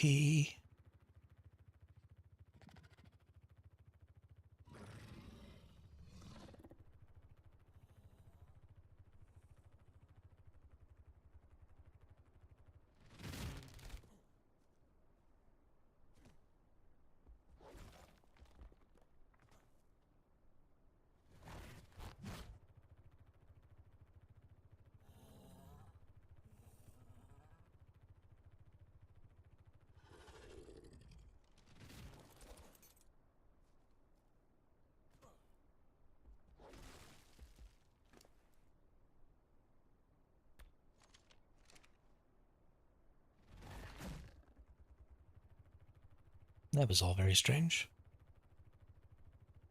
A bug attached to the wall or something there.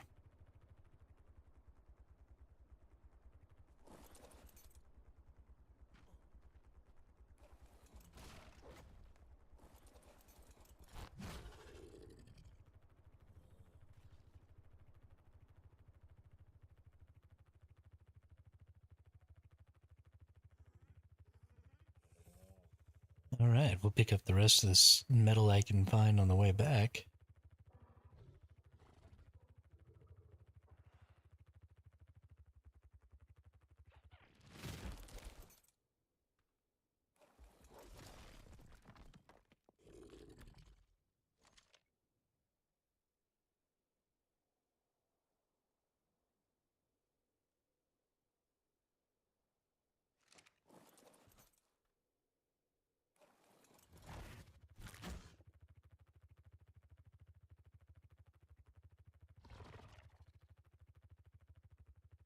Alright.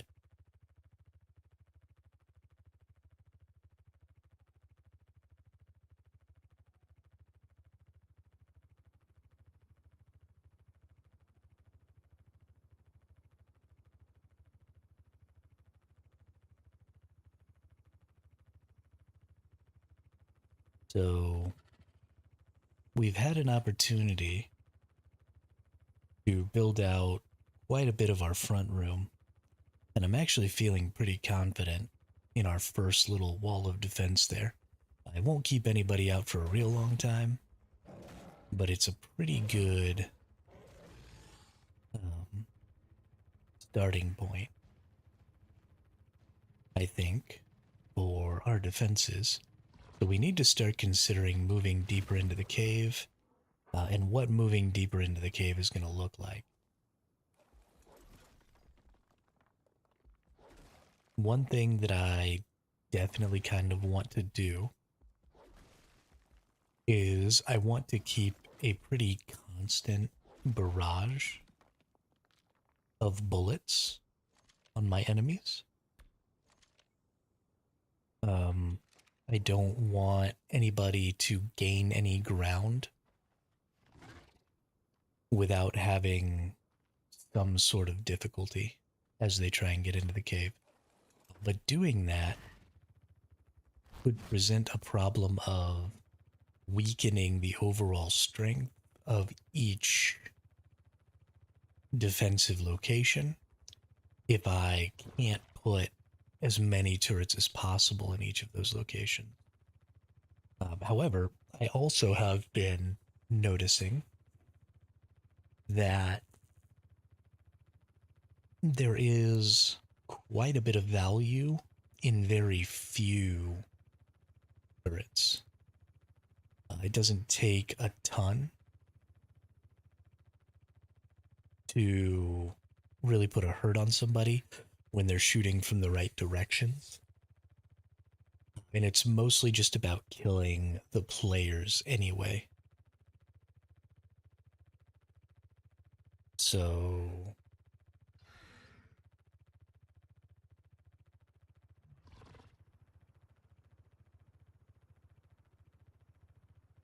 just gonna have to put some time in.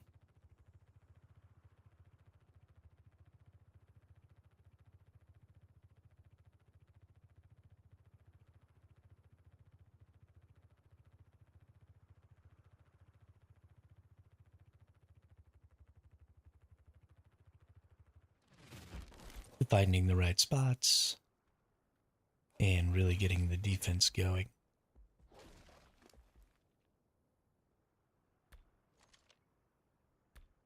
Being able to make huge metal runs like this is absolutely going to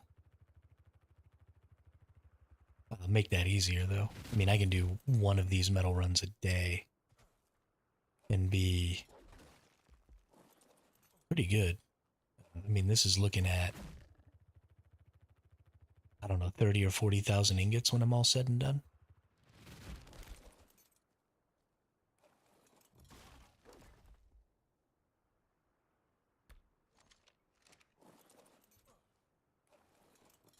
Hundred slots is 30,000. Okay, well that's actually less than I had thought.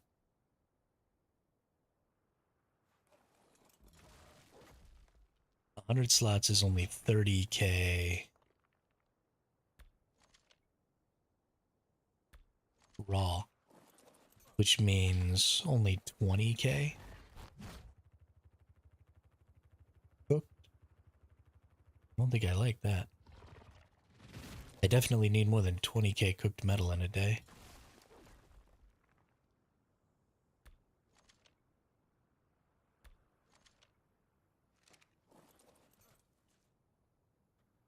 So we're gonna have to do 2 or 3 of these at least.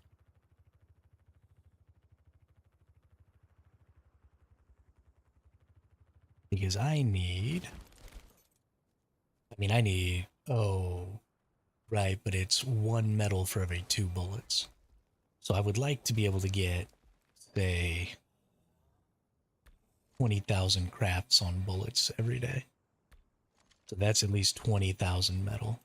And then I probably need at least another 20,000 for making stuff. Right? Making more turrets, making spam, making all that. But we're yellow weighted now.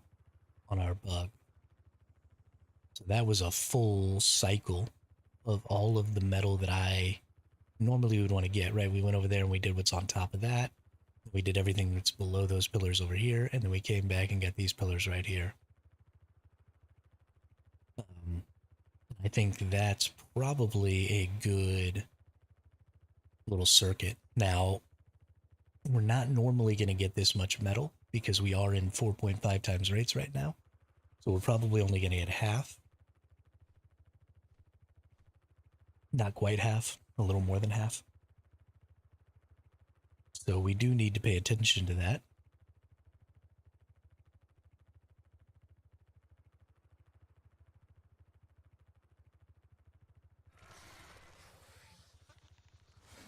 Ooh.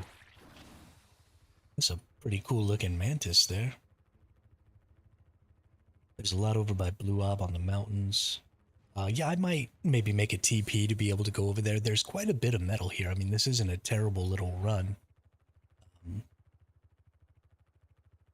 It does take quite a bit of time. It is quite a bit more space than maybe you would normally want to have to fly through.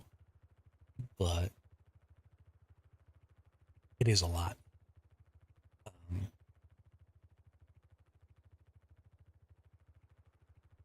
I'm just trying to do a little math in my head. How long are things going to take? Stuff like that.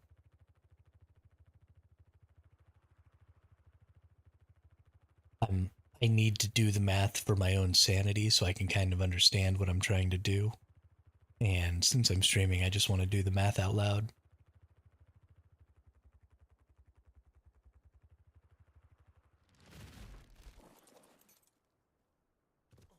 But throw this out right here. And what do we got? We got a little over 35k, which means we're going to get a little over 20k cooked.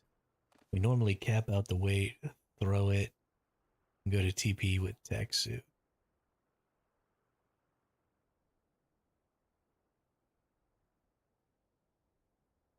Yeah, that's... Oh, okay, I see what you mean. Yeah, so instead of coming back, riding the bug, I could just fly back on the tech suit. That's not a terrible idea.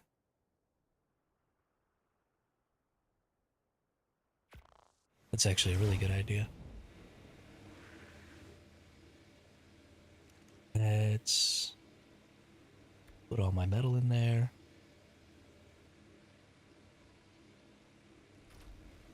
So I'm going to get about 20k cooked when that all cooks up. That's nice. We're making lots of charcoal here. Yeah, no, that would save a lot of time. You're right. I mean, I had my tech suit with me, so I could have absolutely done that. Um,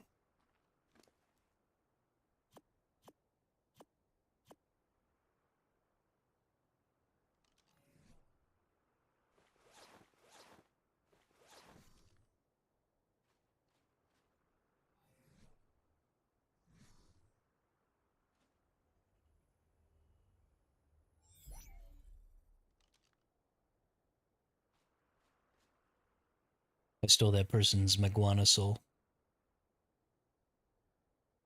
I'm gonna go tame an Oasasaur. Bring it back to life.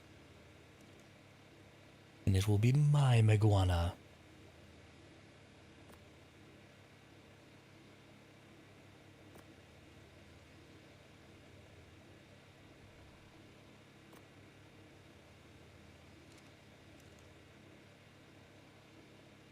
190, nope.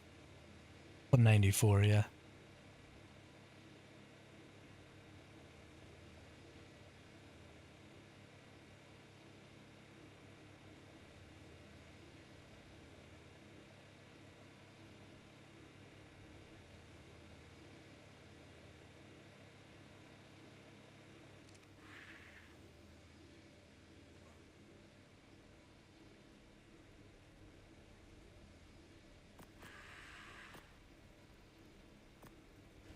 Just the idea of yoinking somebody's maguana like that makes me laugh. Poor fool, he makes me laugh. Ah.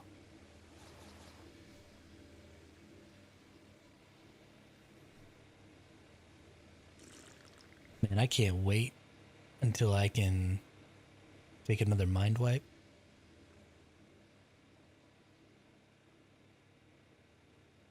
That's really going to make me very happy.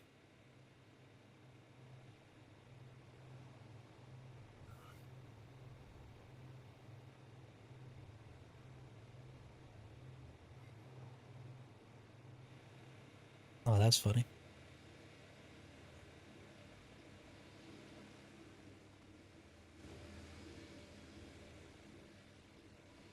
Poor little guy.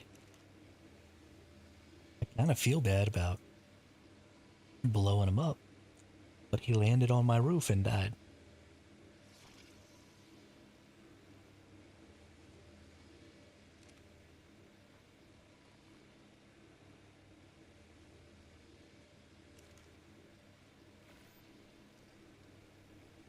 You can't just be coming over here landing on my roof.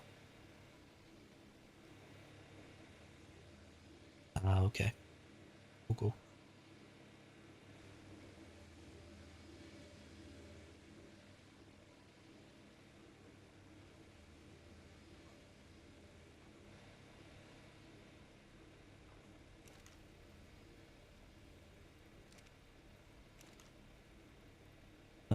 Let's see.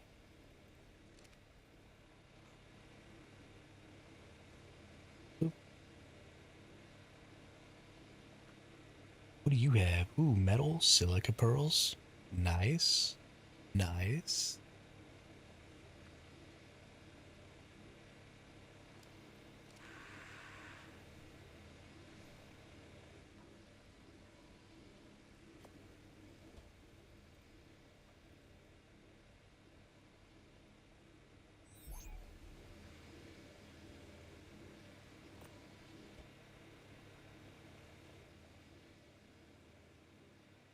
How are you doing over here, little Managarmer? You're doing fine.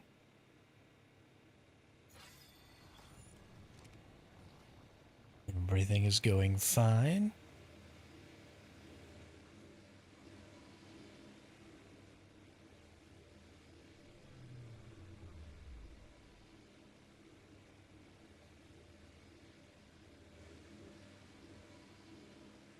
We need to make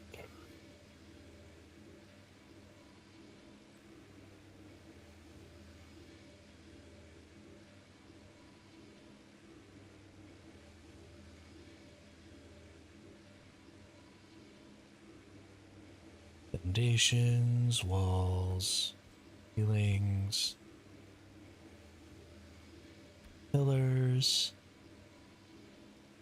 ladders. Okay.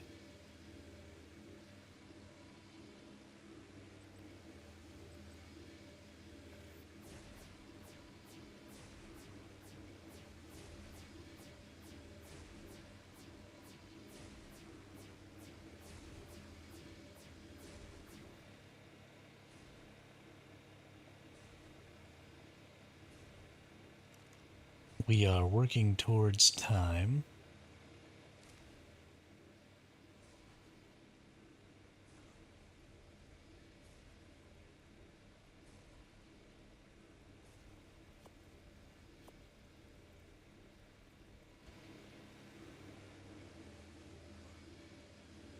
To start spamming a bunch of stuff off and stuff like that.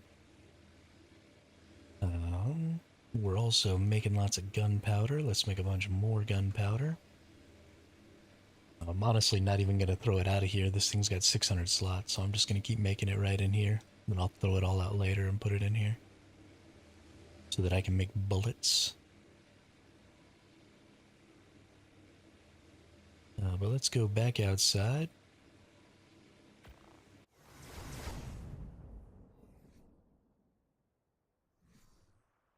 We're going to rock and roll some more stone.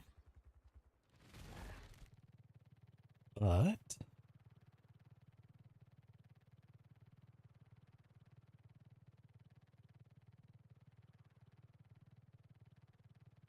Since I gotta wait 5 minutes anyway, let's go do some drops.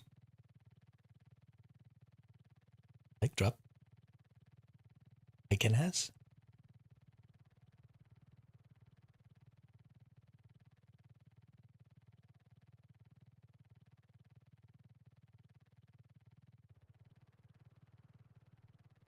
The Scorched Earth Desert drops are way more valuable than I think I gave them credit for. I've been getting a lot of pretty decent stuff out of here. I haven't gotten anything that's like super good. I don't think I'm ever going to. Hey, it came back. Nice. But it's got some good starter style stuff. Fairly happy about that. Ooh, that Megatherium saddle is pretty good. 89 on a Mastercraft. That's actually pretty solid. Oh, that's a straight up saddle, though, not a BP. Whoopsie. Oh well.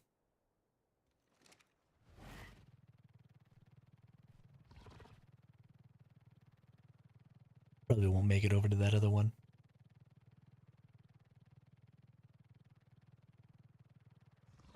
Before it's time to throw out my Dickerus.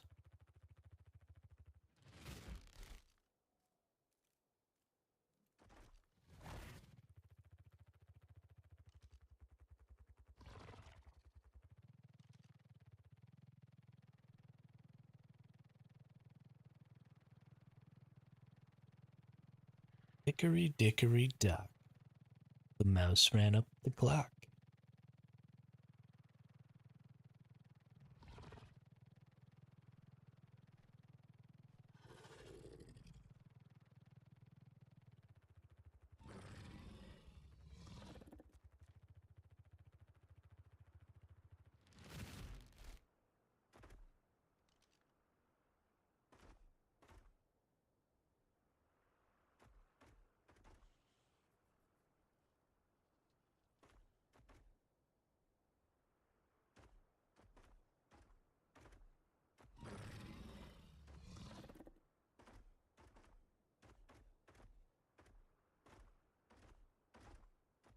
Something else we're going to have to do is we're going to have to start looking into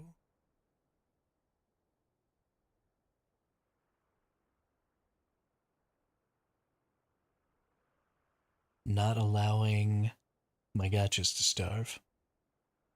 That's what we got to start looking into.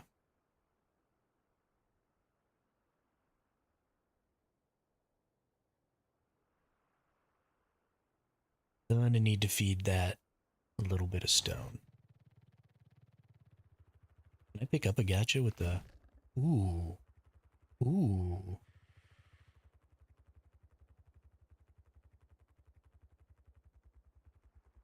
That's very nice.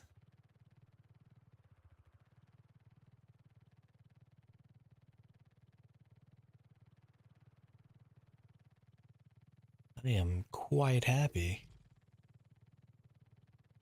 to be able to pick up gotchas with this bug.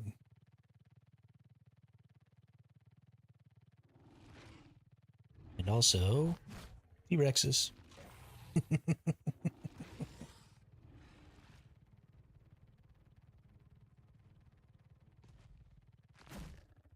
Roar! That's entertaining. That's entertaining.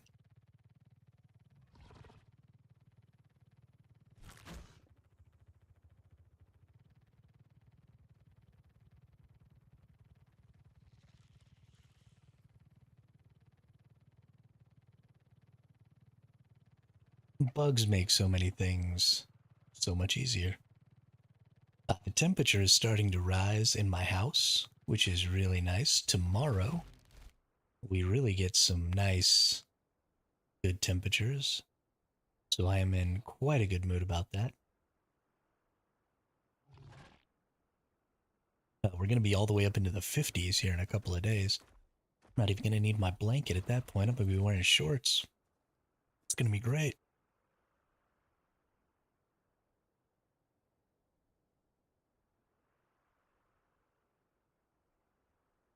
Man, this is a pretty bug.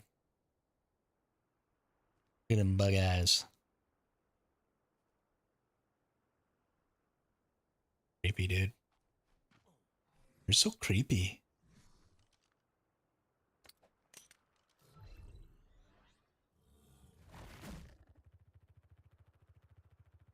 Get us some stone.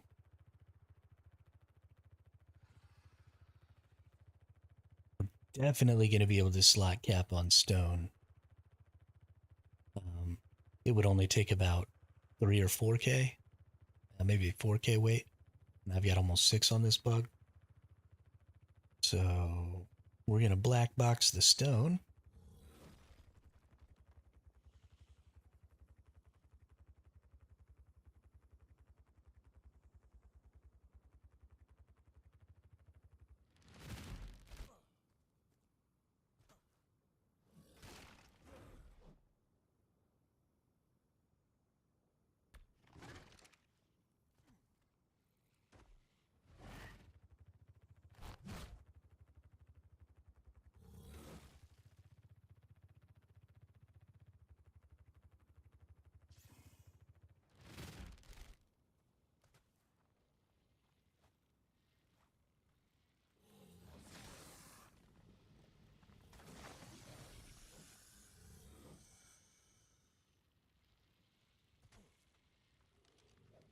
Oop,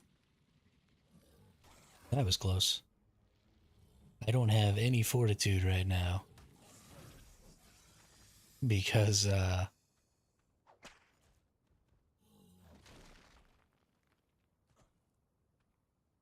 mind wiped.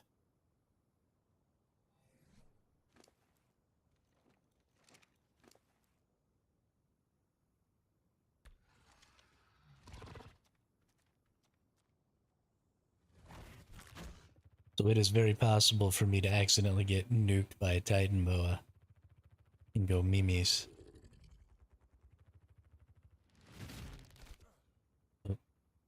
This is not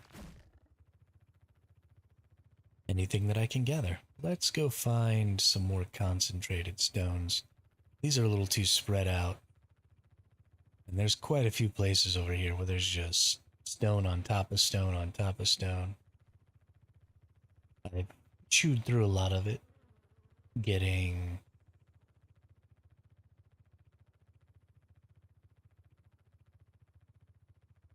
some of the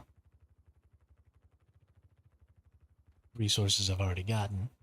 But let's see.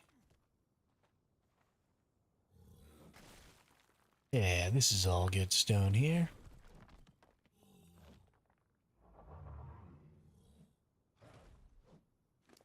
Doesn't look like there's too many on top of there, though.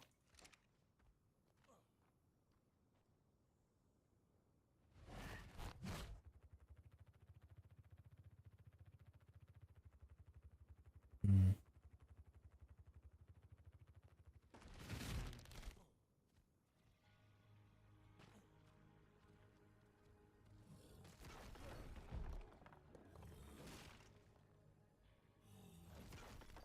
Alright, that's nice. Yeah, there we go.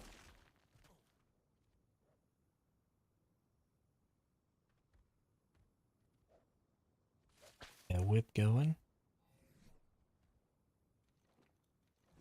I'm really gonna be happy when I can mind wipe again.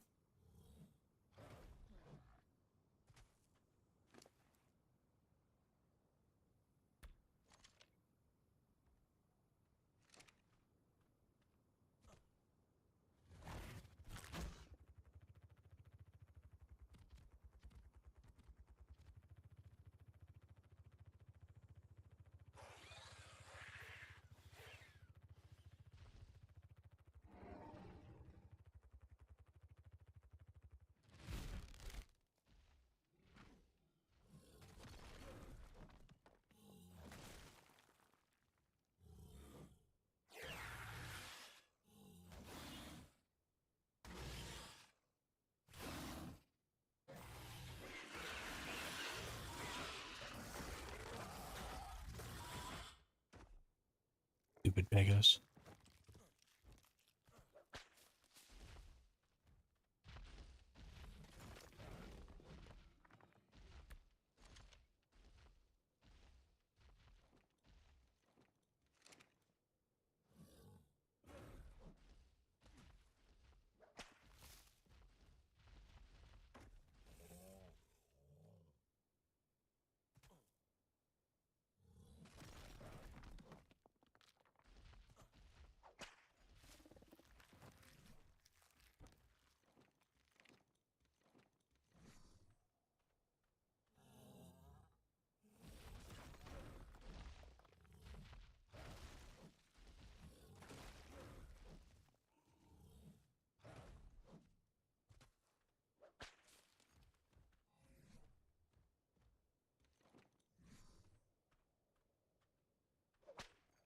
Let me ride you.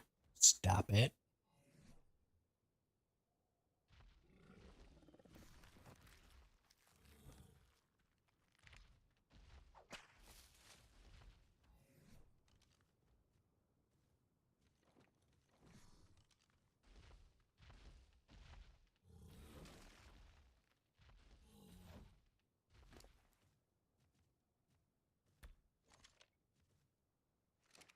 Gosh, I wish there was a way to not pick up sand.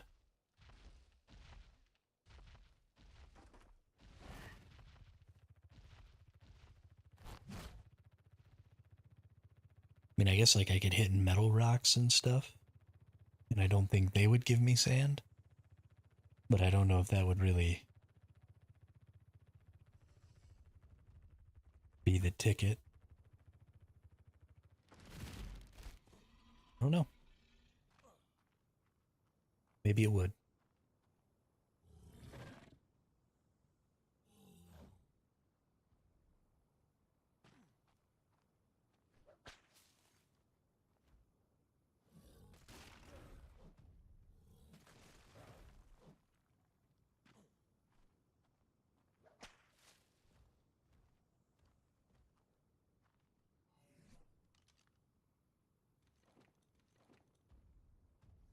For sure, the best thing I can do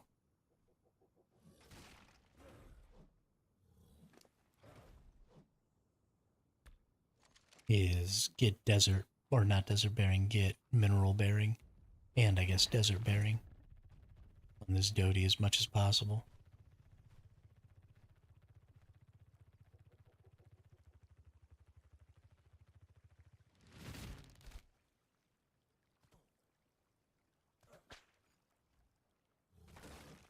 It honestly makes me think, though, that gathering some of these resources on the center and the island is probably the best, just because it allows you to avoid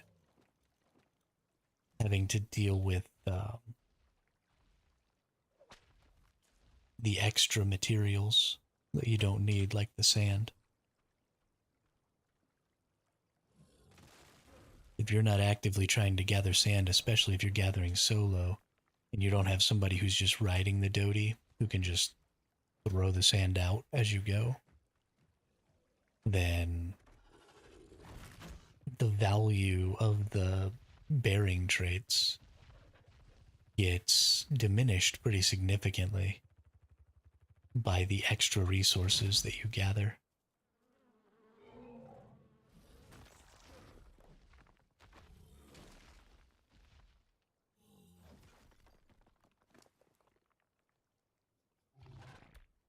Because of the extra time spent removing said resources, and the fact that your standard bearing traits don't benefit those resources at all.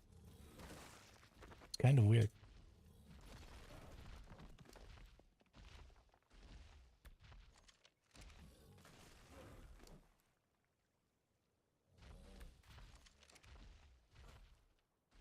Oh, nice. Congratulations.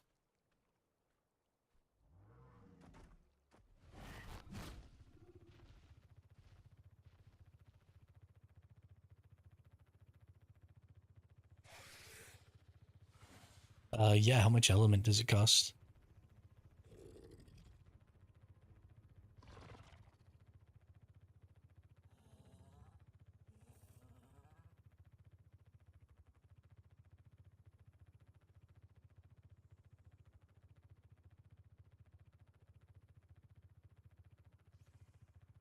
That is so good.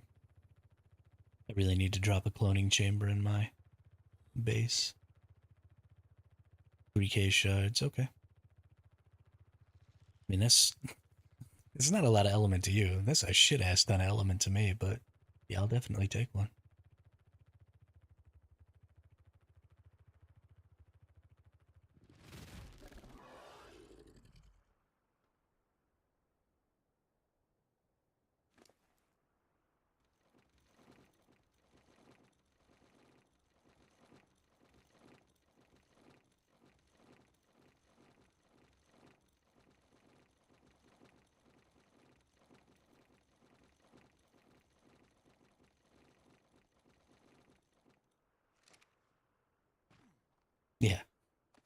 Yeah, okay.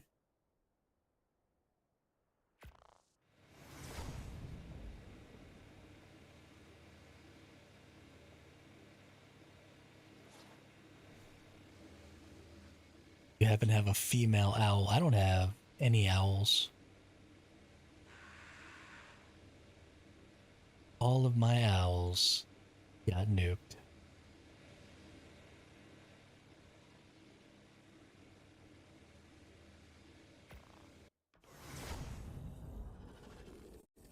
I am gonna have to go and get some more. That's not super high on my priority list right now.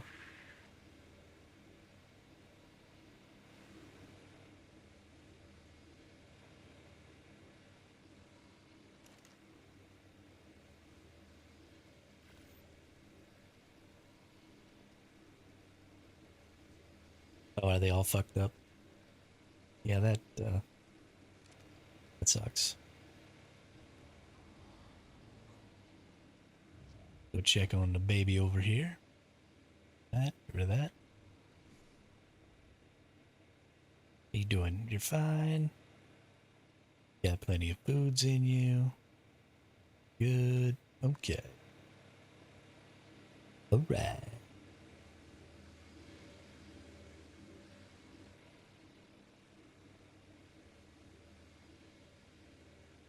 Let's go see how we're looking in the steam forge over here. How much metal we got already cooked? Oh yeah, look at all that. Let's go ahead and throw this out.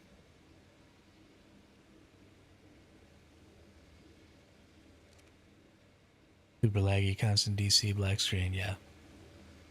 Yeah, I was not having fun over there the last time I was over there, which was a few days ago.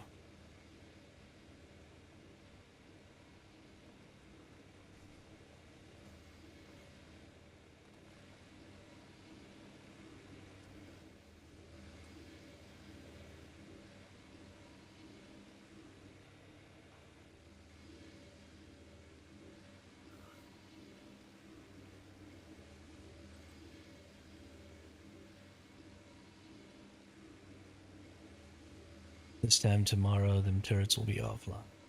Is it going to take all the way until tomorrow? Well, that sucks. I was really hoping it was going to be today. Sorry, I never got those cleared out. They were just kicking my ass. Those ones up above are in a really good position.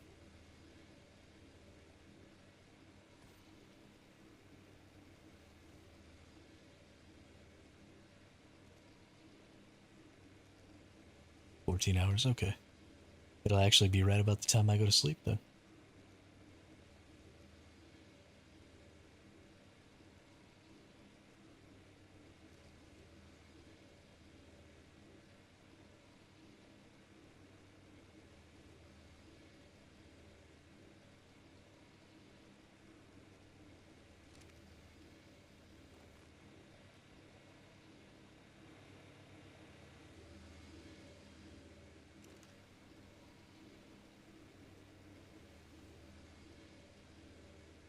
Already used up all that stone.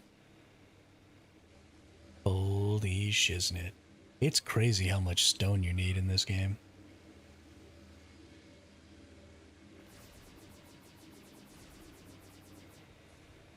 Crazy how much stone you need.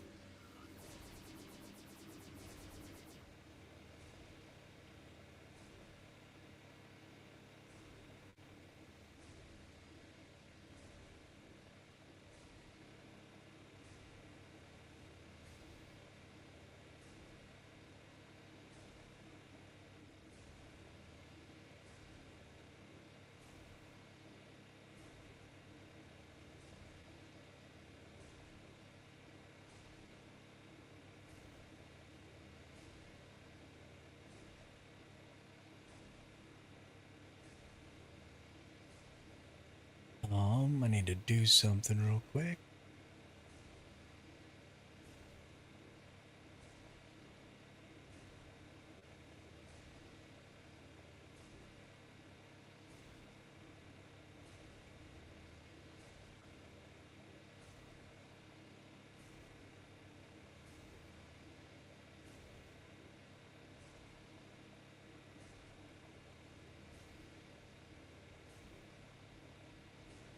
That's better.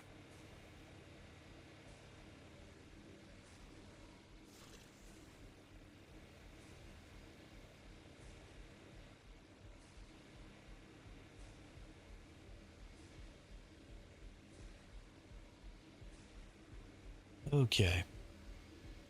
How much more? Well, we got thousands and thousands more of that. They'll make all the gunpowder.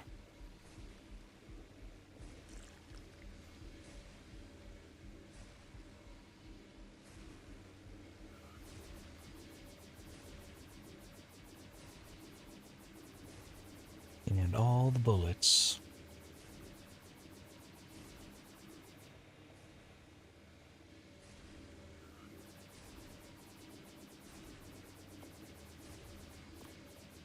I just need one daddy. Well, 3 daddies is fine.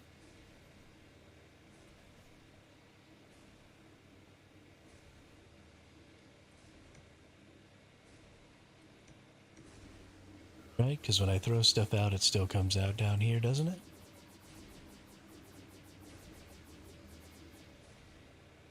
It does. Perfect.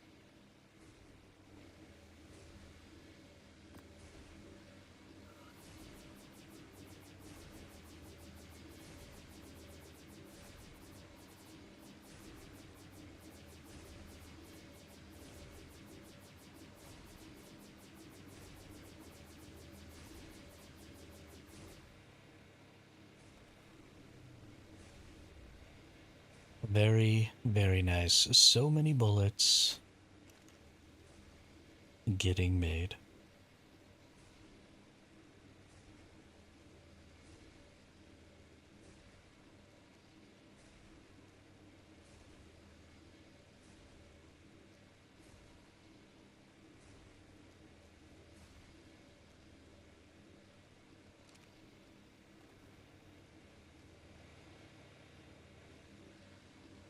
At 9,000 is another 1,000 crafts, which is another 2,000 bullets.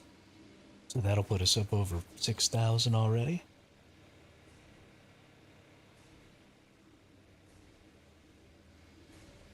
Let's go look down inside of our cave a little bit here. And let's start thinking about where the next defensive layer needs to be and where our base needs to move to.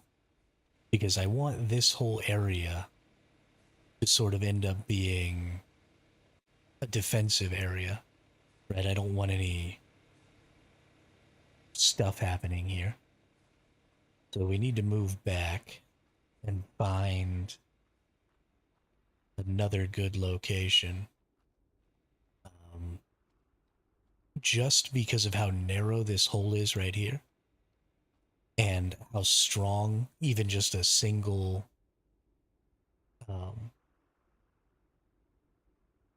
tech turret right above set on players only will be. We're definitely going to mount a little bit of a defense right here. And pretty much at every one of these choke points, I think we'll have some value. Anytime, I think anytime there's a line of sight issue, we actually have an opportunity to create some decent defenses because you can put turrets behind and turrets ahead. And as long as you set up so we don't want people to be able to soak the turrets that they can see from here without coming into vision of the turrets that are above is the big deal. So if you have turrets up here that are designed to shoot riders, then the turrets that you place this way need to have ranges that will make them shoot just this far. So that the person has to physically come through the door in order to try and soak these turrets ahead, which immediately puts them at a disadvantage here. And then there needs to be enough distance, so this might not actually be the best spot because this turret would have to be so close that if you shot a rocket through here, then the splash, when it eventually got shot by one of the heavy turrets, would cause damage to the the tech turret up above, and so they'd be able to take it out. So you need a relatively large cavity so that there's a little bit of distance between the opening and the turret. So maybe this isn't a great spot for a little bit of defense. What you're looking for is maybe something a little more like this.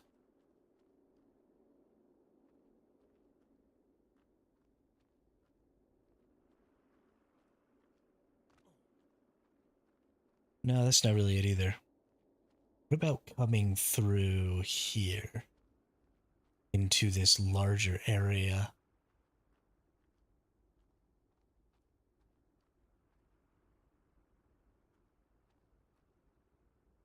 That's pretty unfortunate. None of these areas have really deep cavities above their entrances.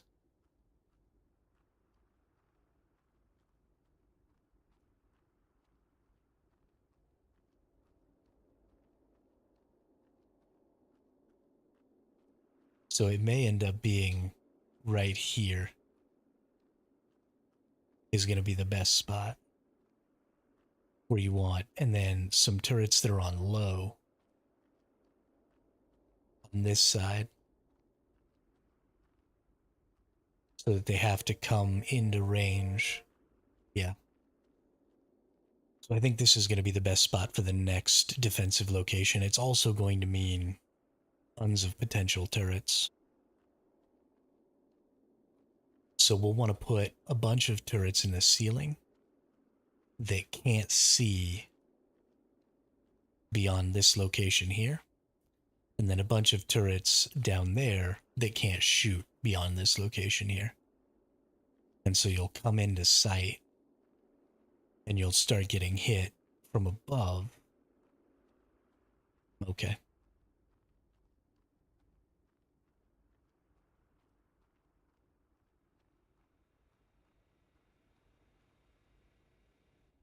Actually, we can kind of do that. Hang on.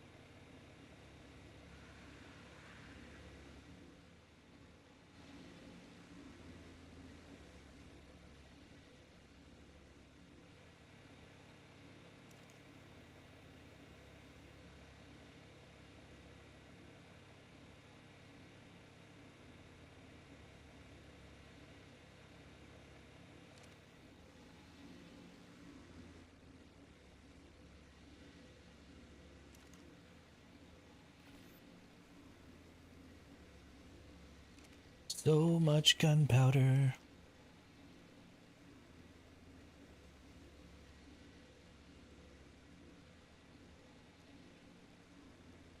Another 1,000 bullets worth of gunpowder. A little more.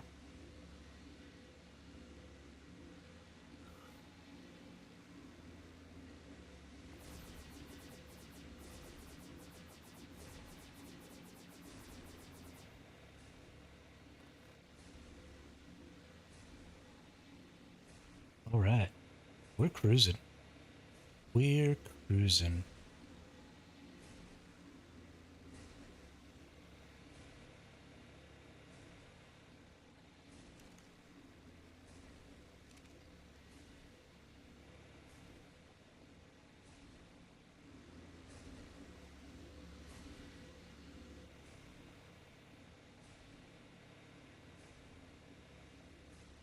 So now that I've kind of considered,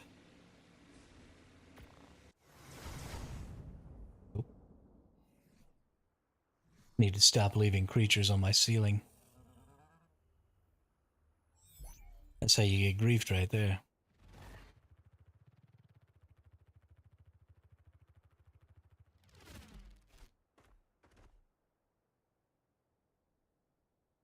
Okay. So one of the big things we need to try and do is we need to try and get some turrets into a position where they're going to shoot at creatures, but they will be unable to shoot through this hole.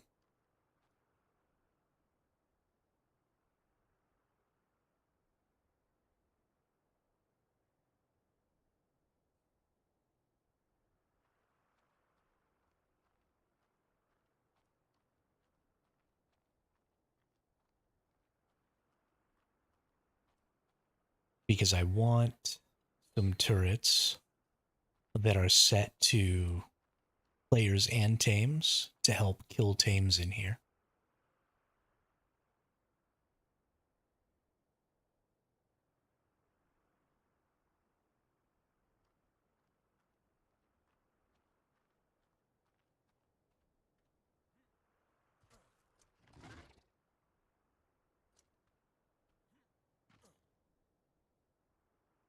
Okay, so the only other place you can actually get through is back here.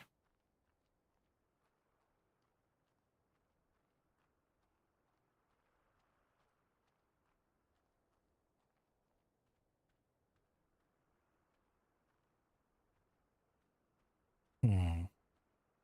Hmm.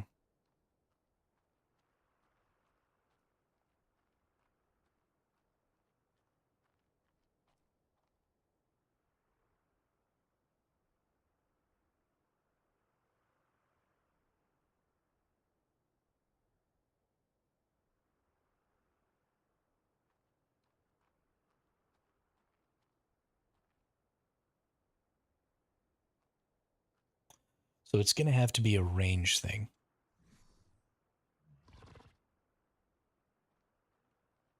Going to have to futz with the range.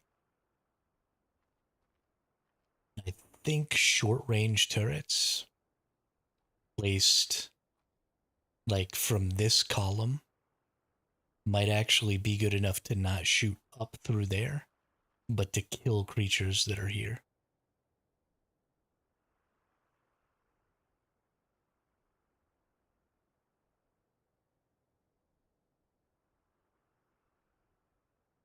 So that way you can't like C4 trap a creature. We also have lots of things that are on players and tames here.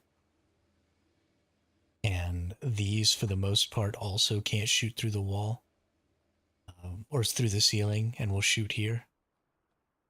So actually, I mean, this is actually a really good spot to defend. This is kind of outrageously strong. Something that else is going to make it really strong. Ooh, I need to put a creature in here somewhere, like back here that um, some creatures like vultures and stuff can follow. Because if I have something back here that vultures and stuff will follow, and it'll be on aggressive, I need a turtle. Actually, is exactly what I want. So we'll put a turtle back here on aggressive. And that turtle will be weighted down or just sitting inside of one of these little cages. And all of the vultures will be following it.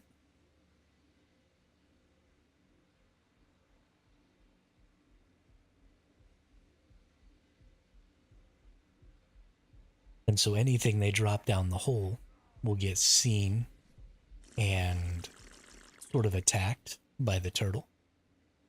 And because the vultures will be on attack my target. The vultures will also go on attack. And that's a really... Ah, that's going to make this entrance obscenely strong. We need to tame some vultures.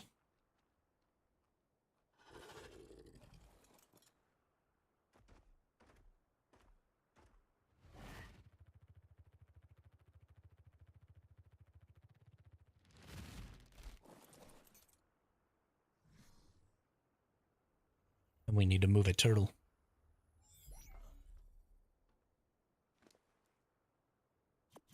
You really won't be able to kill that turtle either. Because it'll be...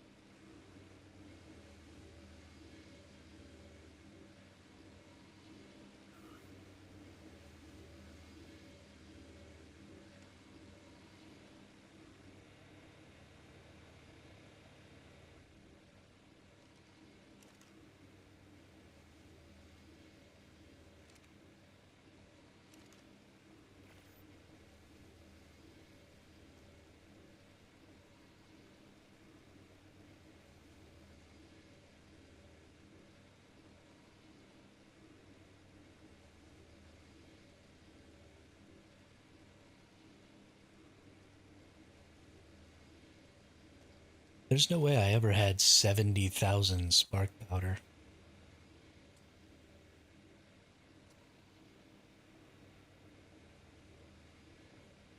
I need to go get all my charcoal.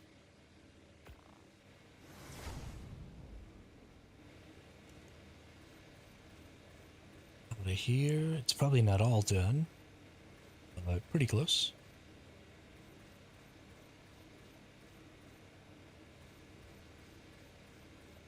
Hopefully these last 19 minutes can finish it off. I think it will, though.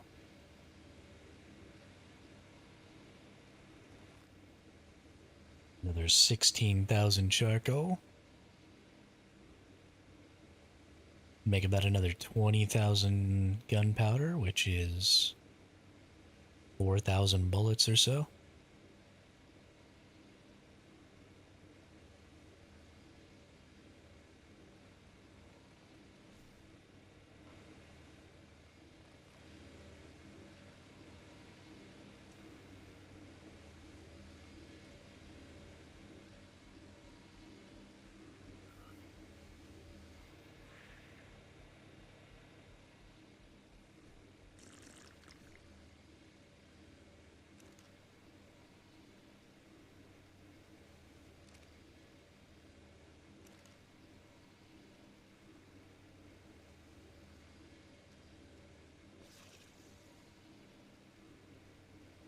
There's so much base bitching to do. Oh my goodness.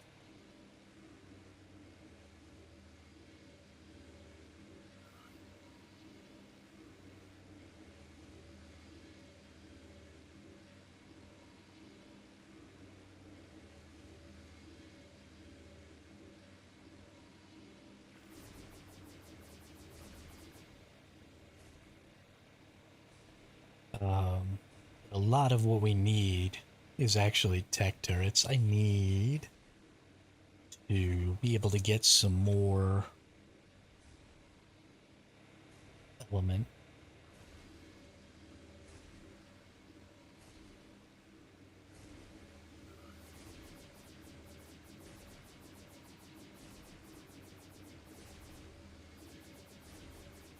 See, I do have 12 more tech turrets. Let's see about...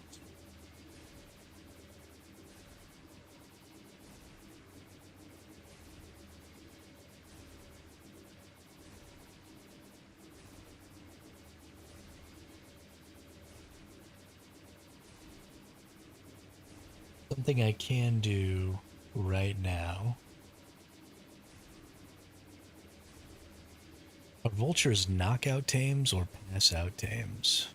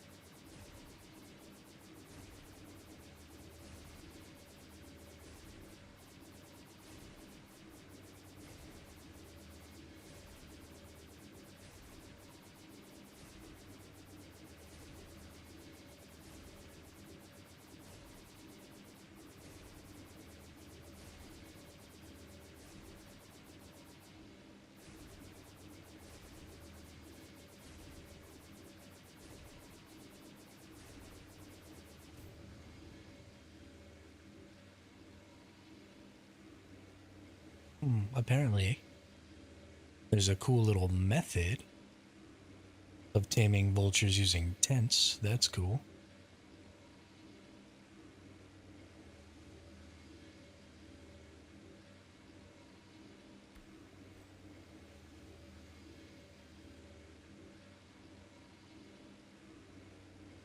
Needs silk to tame or to make a tent. Okay. Well, let's go get one of my wyverns and let's see about taming some vultures.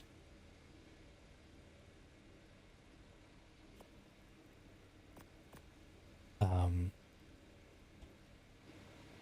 because I honestly think that having some vultures is going to be a huge boon to my defense ability here.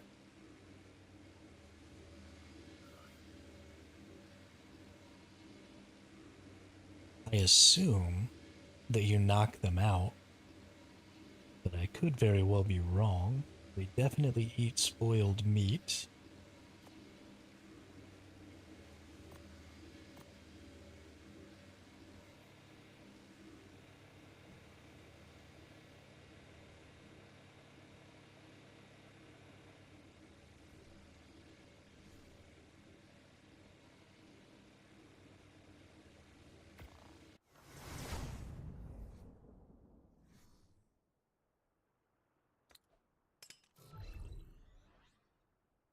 Gosh, I love this wyvern.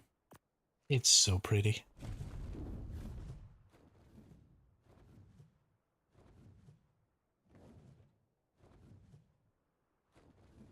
Oh, I think I let my gotcha starve to death. Yeah, it did. Okay. Whoops. I told myself to give it some more food, and then I never did. This is why I can't have nice things.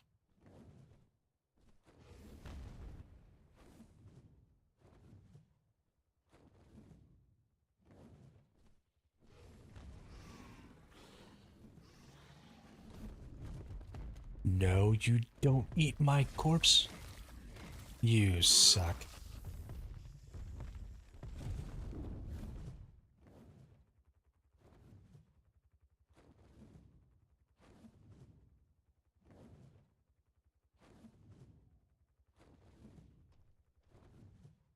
I just want some freaking silk, man. Is that is that too much to ask?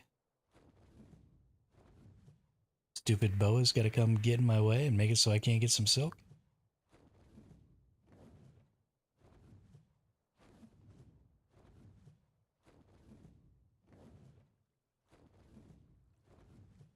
The real dick move.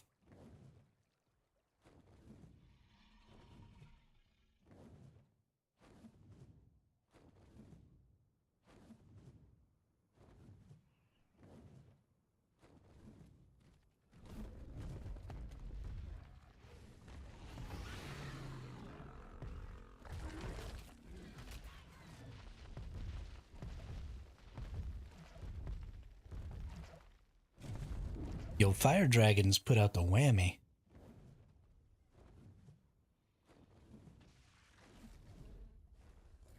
Dragons OP OP.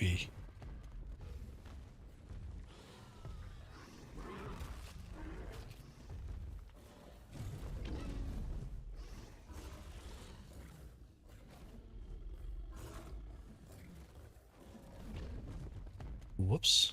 Need stamina.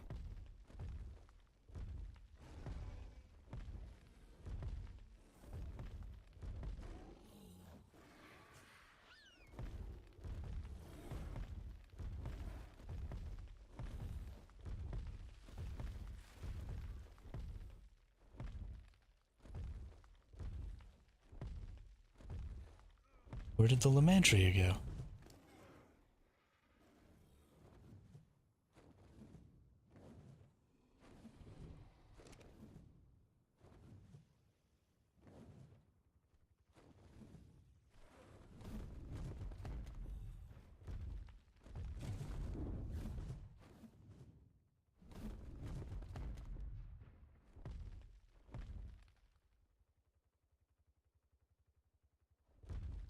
Okay, not really sure what happened.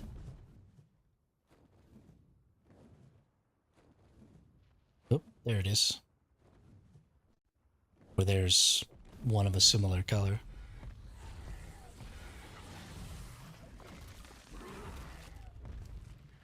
Alright.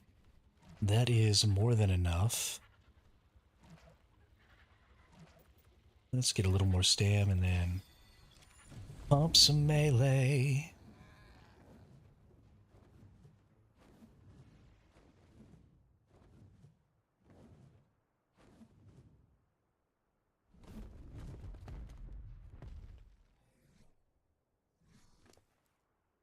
Get some silk out. Oh, yo, you're a baller. I didn't realize you were doing that already. Thanks, bro. I just got a metal one that popped that I need to raise. I don't have a poly one. I probably could use a poly one. Really don't want to gotcha everything, but it's just so gosh darn useful.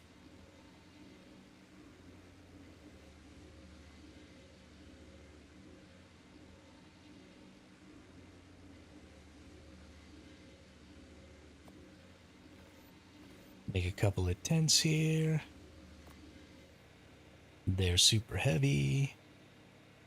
My metal one does silica, and my black pearl one also does silica. So I can just kind of bounce between them. I don't need the black pearl one to be permanently doing black pearls. So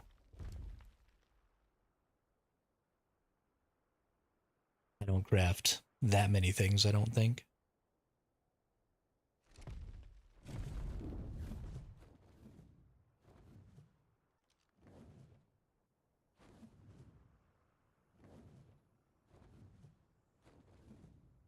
Honestly, I'll just breed a whole bunch.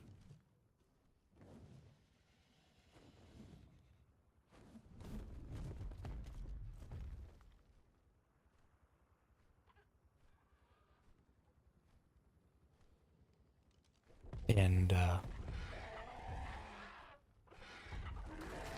just try and do it that way. I mean, they're fairly easy to breed. They don't take anything.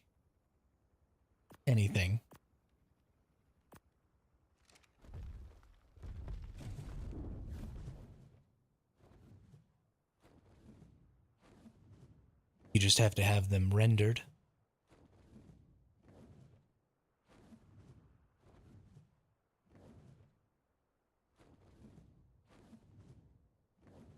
They eat too much?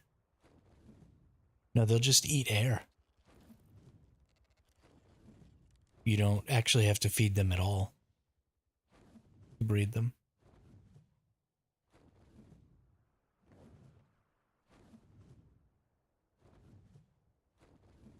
As long as you have them in render, they eat air.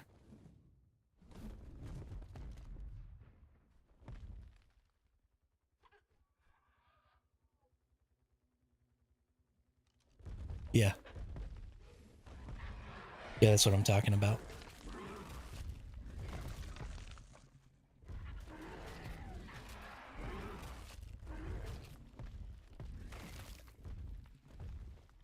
Baby gachas can raise off of nothing.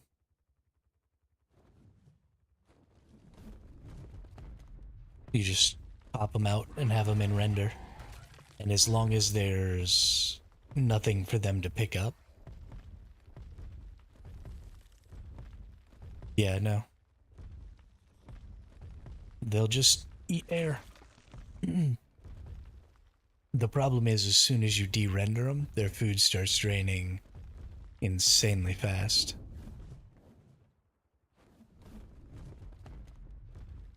And so you have to keep them rendered the entire time, which is a huge pain in the ass.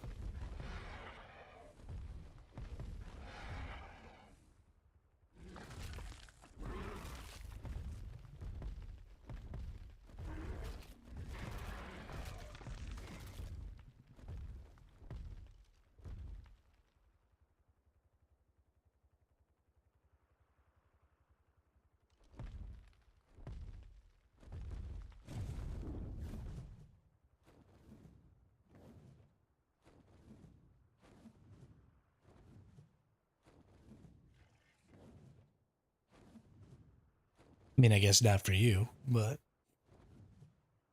the other big thing is if you're going to raise them, you um,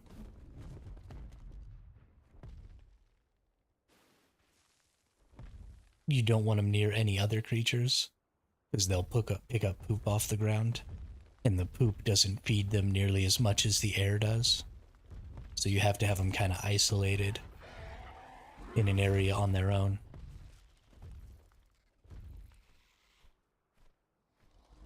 They can be around other gachas because gachas don't poop, but you don't want them around like your owls and stuff. And you don't want them around any of your other breeding creatures. They need to be far enough away that they can't pick up any feces. And then they'll just sit there and eat air.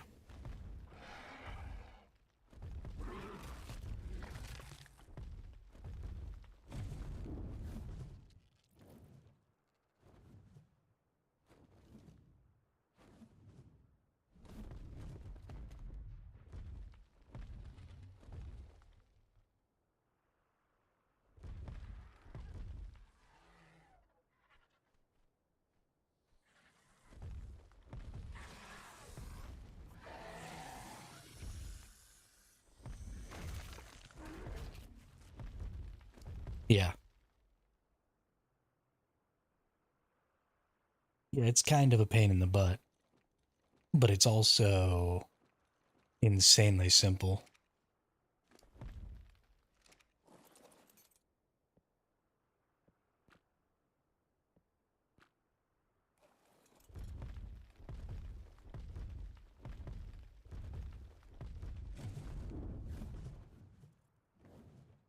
I mean, there's just literally nothing that you have to do. As long as you don't have them near creatures that are pooping, you just sit in render and do nothing. And they raise themselves.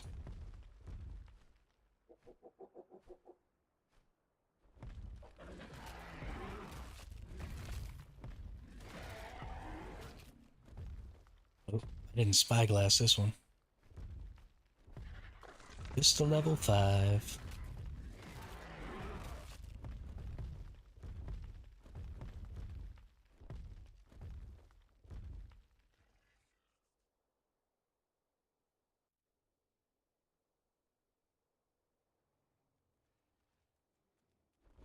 This Rex is gonna kill these anyway, so...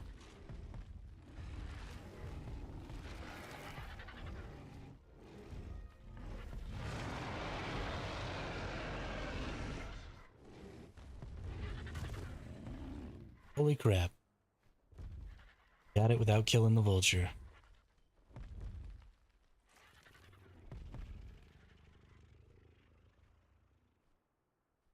It's only level 75, so it doesn't even matter.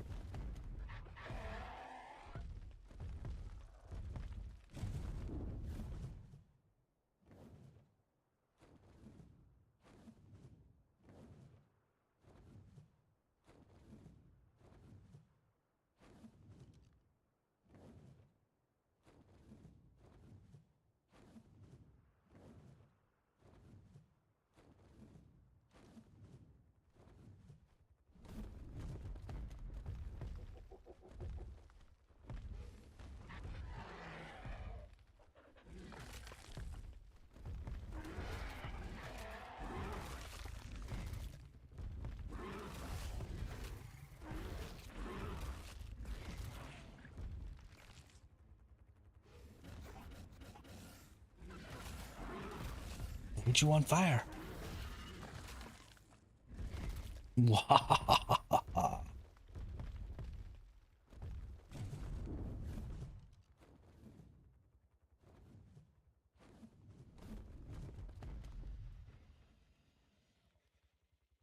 Level 40, level 10. A level 25 that got knocked unconscious by a... That's actually pretty funny.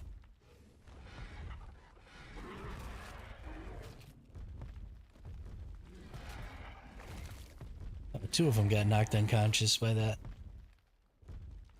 Titan boa. That's really, really hilarious.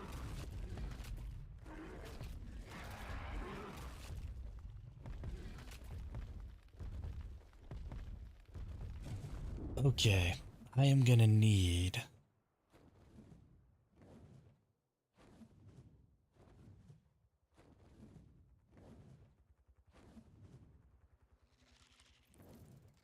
some good vultures to go ahead and spawn here. This is a little ridiculous.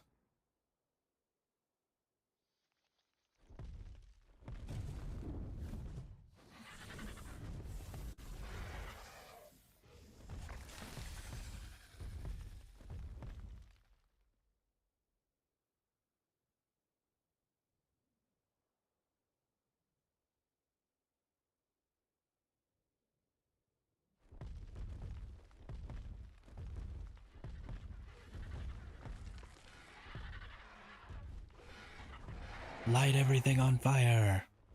Vultures are slower than Dimorphodons. They are the slowest of the shoulder-mounted flying creatures, but they do the most damage. So I'm going to breed them for base defense.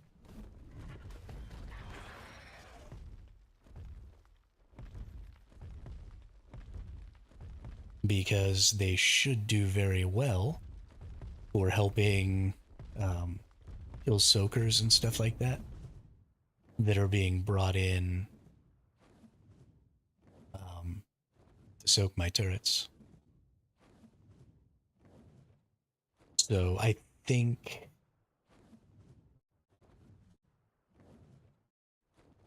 we'll have most of my turrets will be on players and ridden creatures. We'll have turrets that are designed specifically to shoot creatures off of riders. We'll have a few that are on tamed creatures, but when it comes to killing tamed creatures that don't have riders, I primarily want to use creatures to do that. Because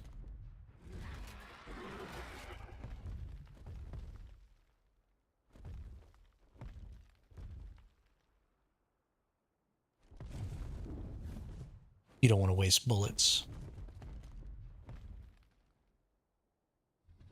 The only problem is that if they put C4 on a creature,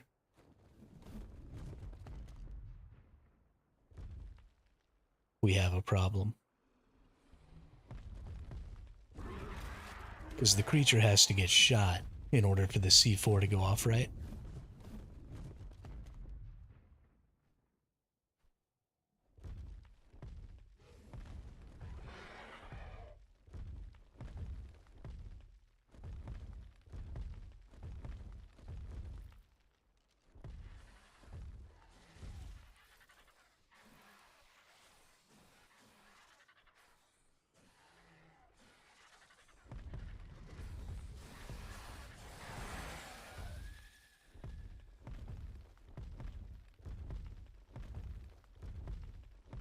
Yeah, so that'll be important later, but that's not necessarily important right this moment because I don't have a line, right? So I need both health and um,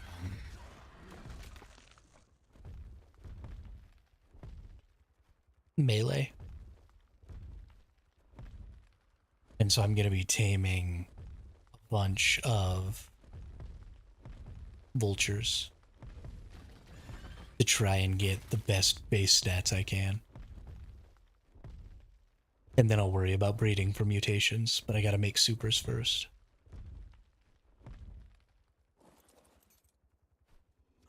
Ah, come on, you little shithead, land.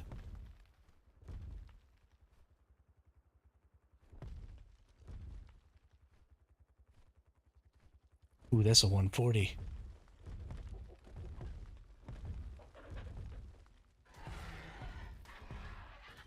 You dickhead.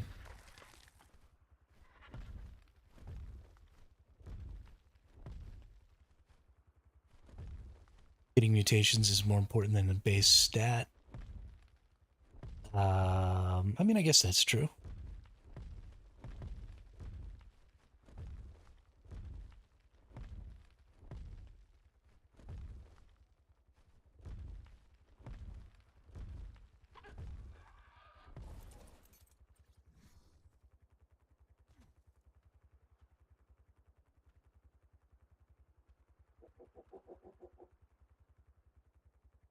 Oh, I was under the impression that this worked.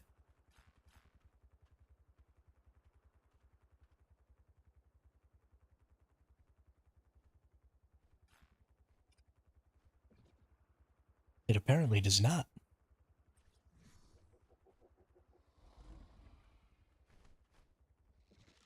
That's too bad.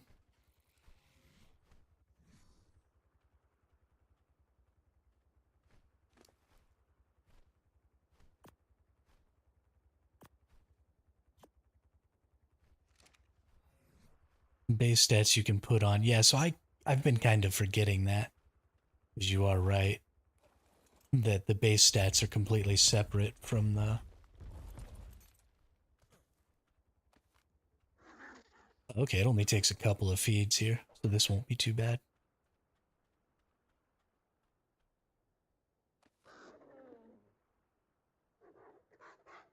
So we'll get this 140 male for sure, and then we'll get some low-level females then. Because you're right. And maybe I'll tame this low-level female just for fun. Or this high-level female just for fun. Just so I can pump out a couple of decent ones already.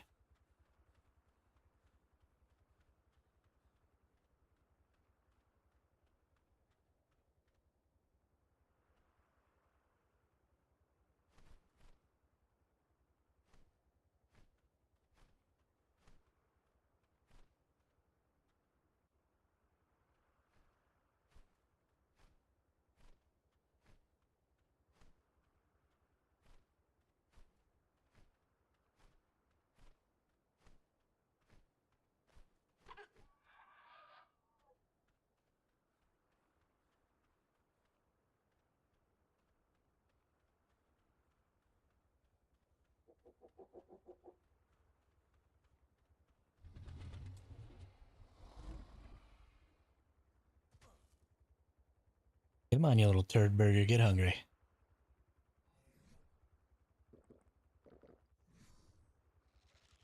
I really like this red, though. This is super pretty. It looks like a real vulture.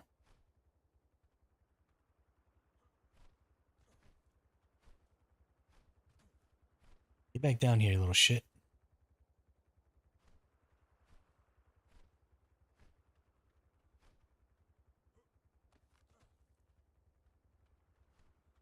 Alright, we got that one. Let's go feed this one again.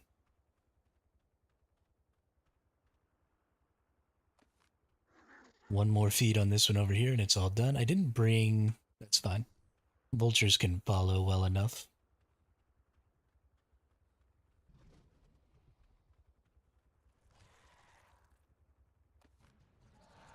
Nice. Run away.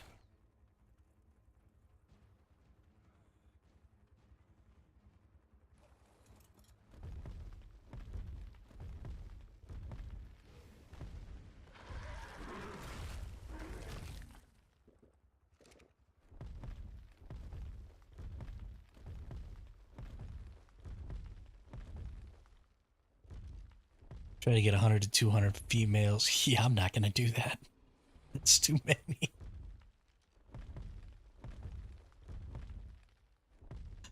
That's way too many, dude. What are you doing? Why are you crazy?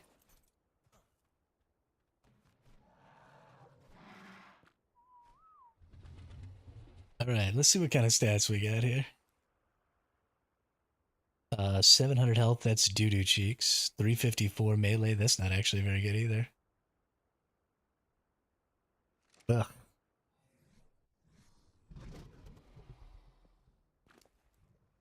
What did this one get? 8, 396 melee though. Hey, that's pretty good.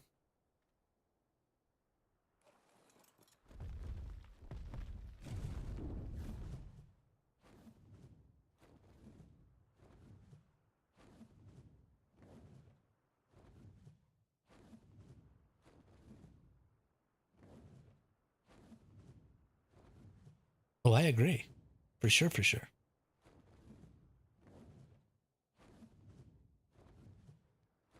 I don't think that I have the focus to raise 200 creatures at a time, though.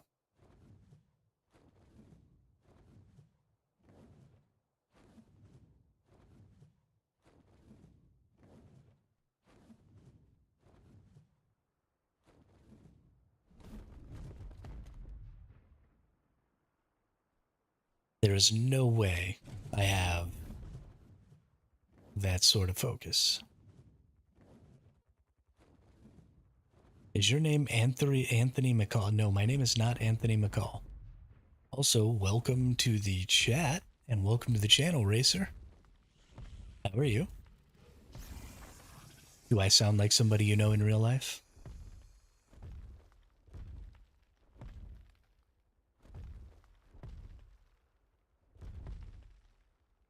Sorry, we're searching for our teacher. Oh, no kidding. Well, that's cool. That's cool.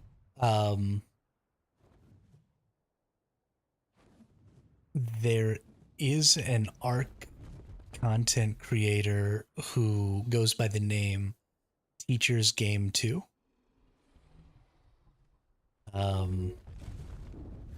That might be them. I haven't ever seen them live stream, but I've seen them make YouTube content. So maybe that's who you're looking for.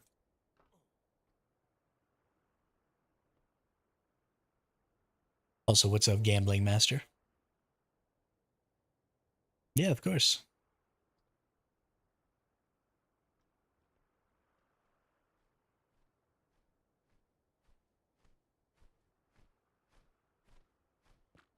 All right.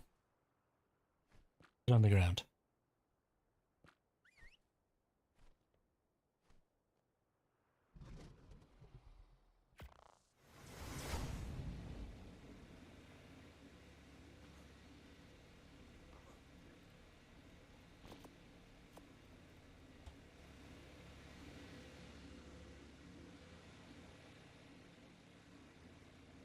Let's get back up here.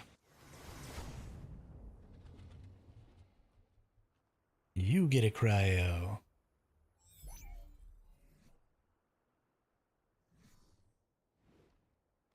And you get a cryo.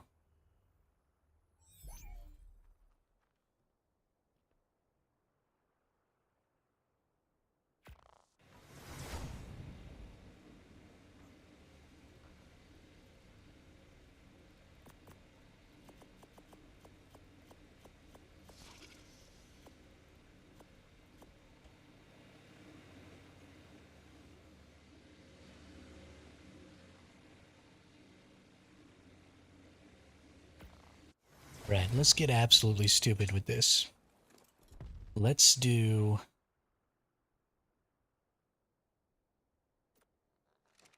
just like Twisty said.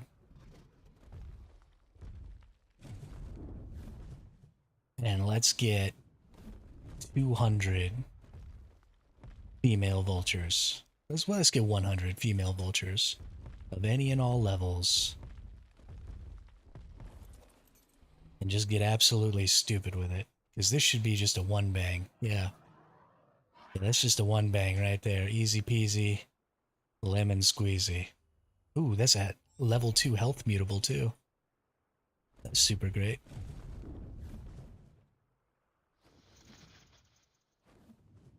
If I tame 10 a day? No, I'm gonna tame them all right now. What are you talking about?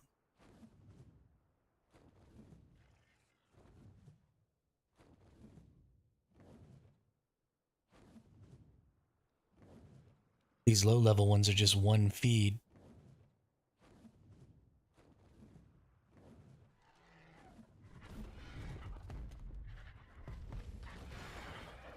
Oops, killed that one.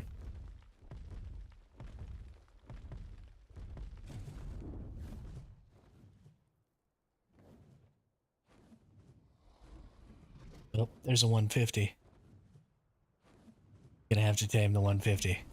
That's too OP. It's a male.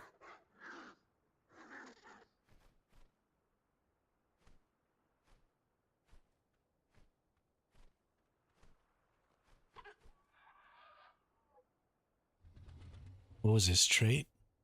Inherit weight frail?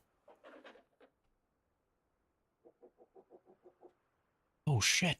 That's a red one.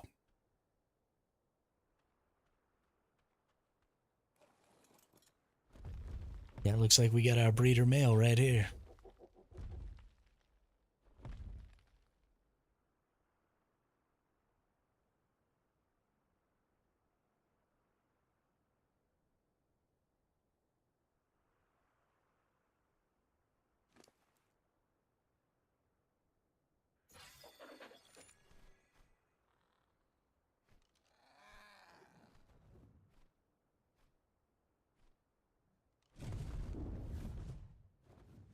There's another 150. Today's my lucky day. What's up? Back over here.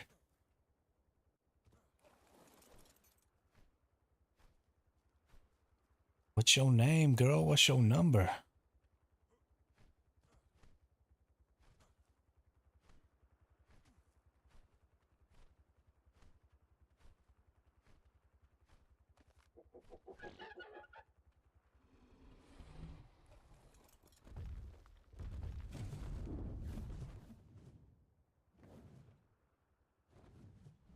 I think this means this is what I'm supposed to be doing right now, right? They drop a couple 150s in front of my face like this.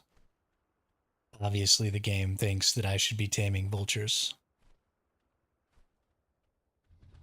That one ate the second time really fast. That was kind of crazy. What do you even do in ARK? You tame dinosaurs, you kill enormous bosses, and you fight other people to survive. So this is a PvP server racer.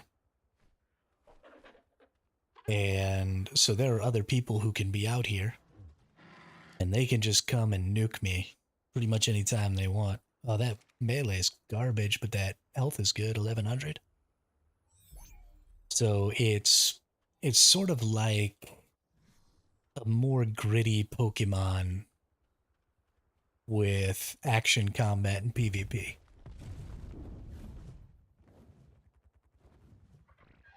If I really wanted to describe it. Lots of breeding and leveling and doing all kinds of stuff.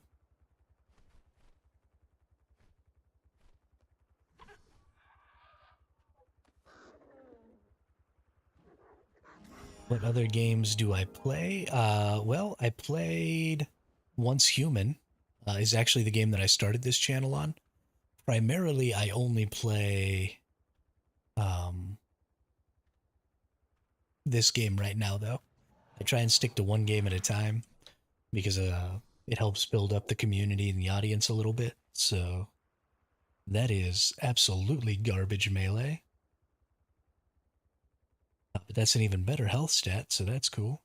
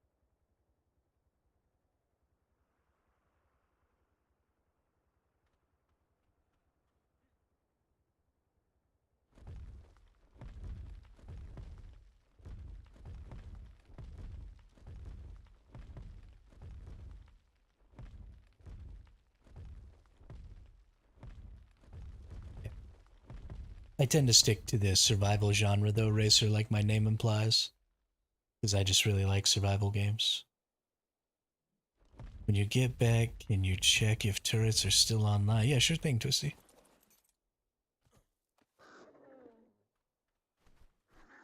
Get your little ass over here.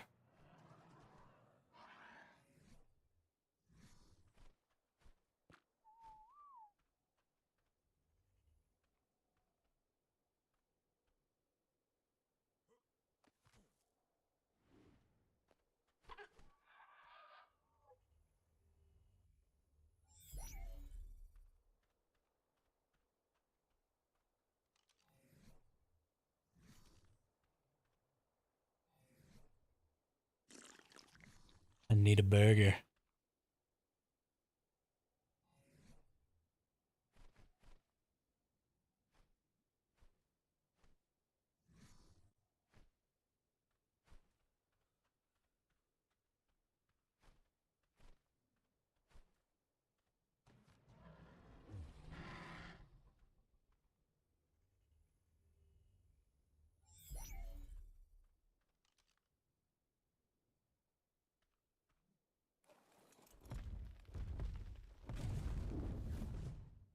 Yeah, okay, I lied. I'm definitely not doing 100 of these today. I am definitely stopping at 10. So we've got 1, 2, 3, 4, 5 females and my male. So let's get 5 more females, and then we'll call it a day.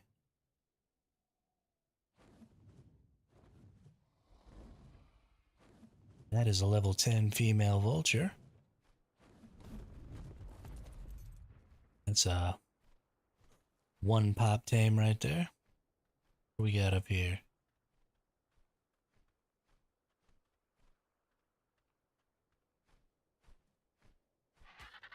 Why are you attacking me? What did I do to you? Fine then. I didn't want to tame you anyway. Female, male, male. So let's just get this level 15 female here.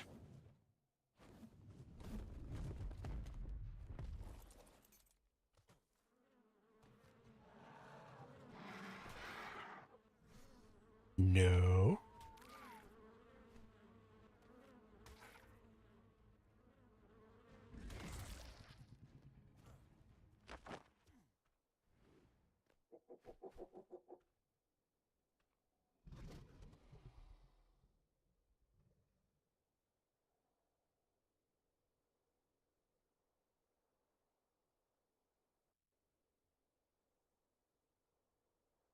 Let me... There we go.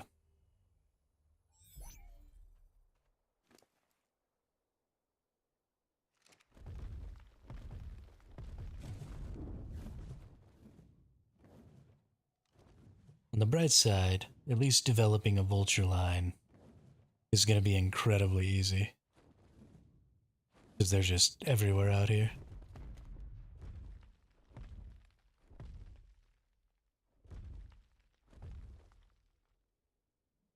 Hey, there's another level 10.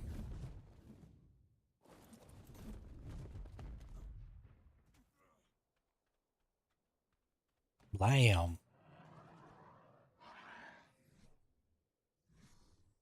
Dunzo.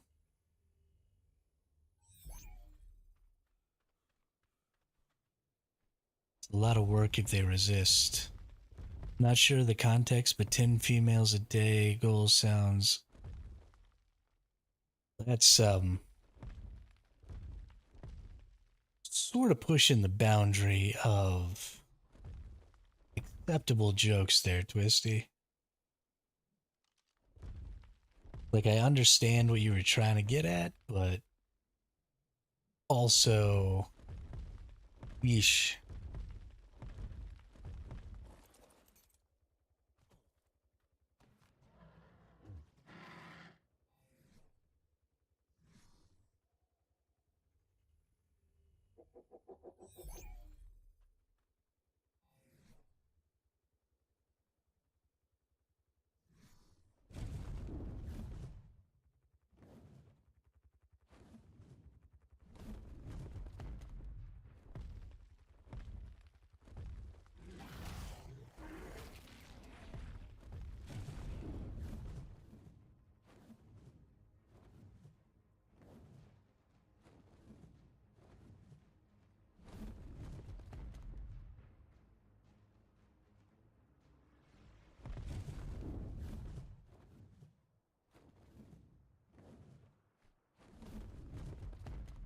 Wyverns in this game are badass. Yes, they are, Party Wizard. Also, what's up? How are you today? How is life, the universe, and everything? Really? 99.1%? Why you gotta do me like that?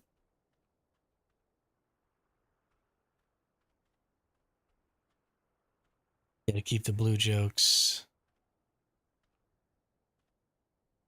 I don't even know what that means.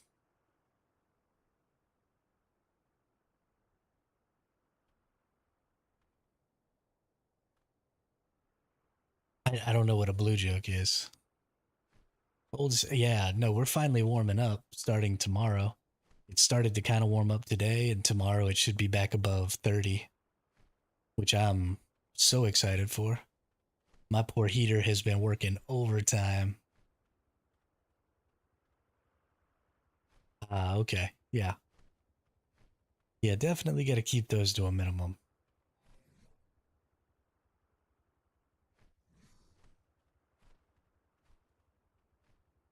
Must be a European thing to use blue as an indicator as risky jokes, because I've never heard that expression before here in the US.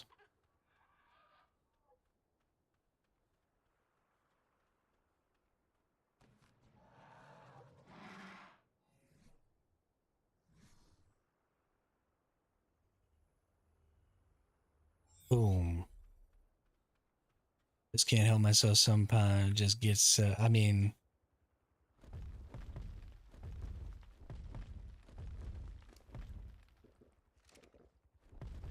hey man, my windows are drafty and garbage right where I sit and freeze.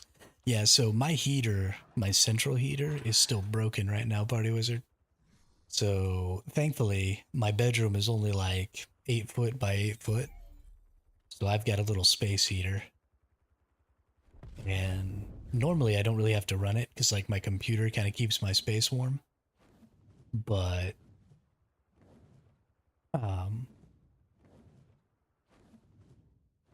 it's gotten a little bit more chilly over the course of the last few days, so I've had to run the space heater quite a bit more.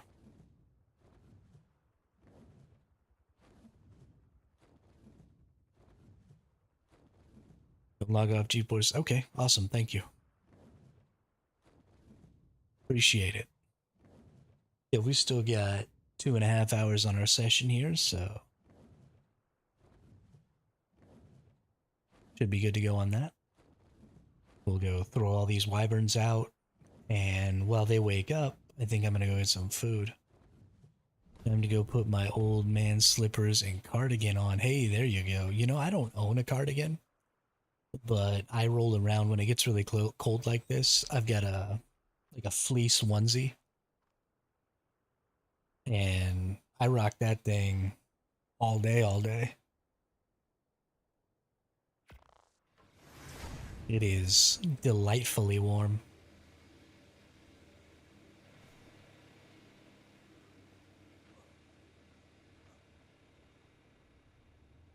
Let's get all these vultures out here.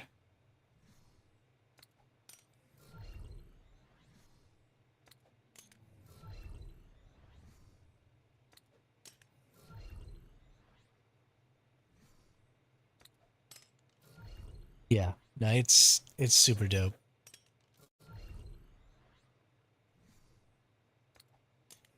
It's like being hugged all day by a polar bear.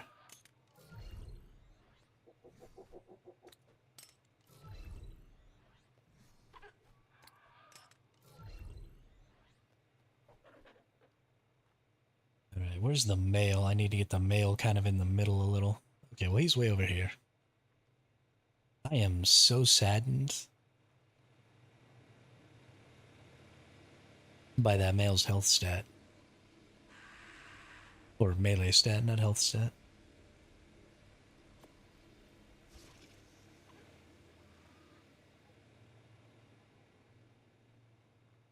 All right. So there's 10 females.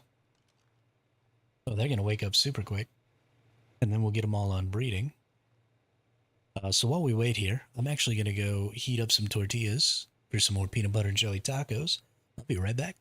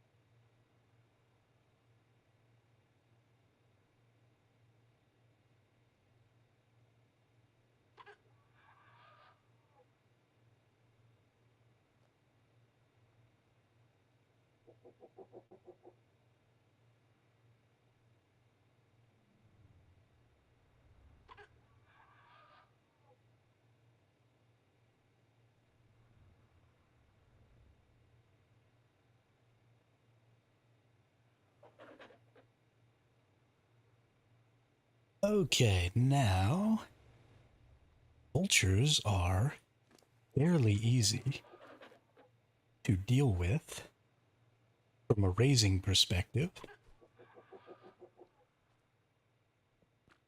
Behavior, enable mating. Can I hang on?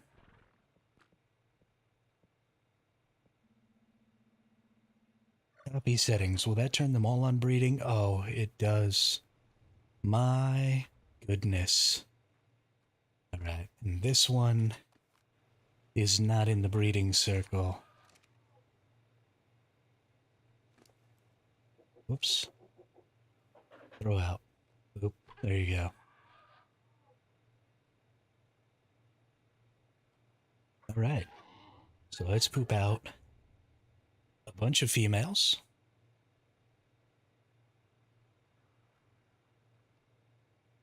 Or poop out a bunch of eggs. It should be really simple to raise these because killing vultures gives you spoiled meat. So hopefully I can just raise them in the maguana, or raise them around the maguana here.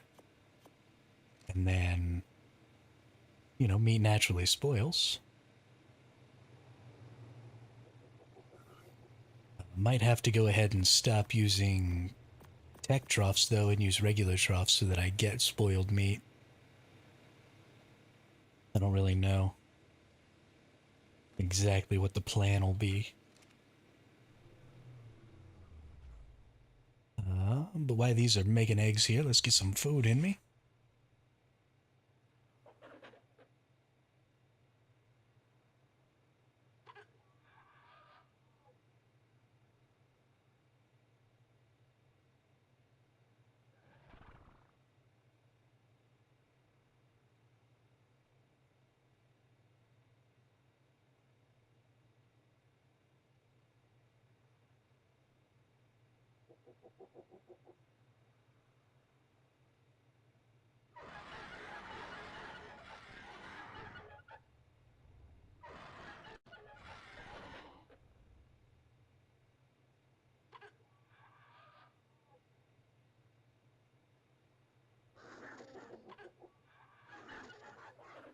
All right, looks like a bunch of them popped out here.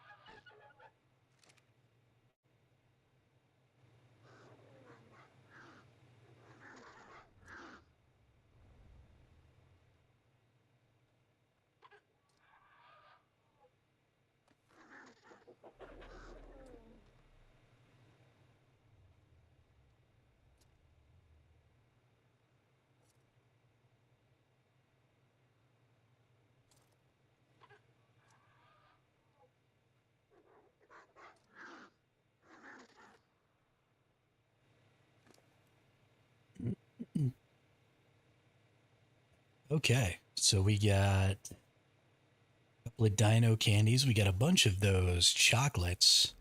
Those chocolates are insane. Um, Filling up health and stuff.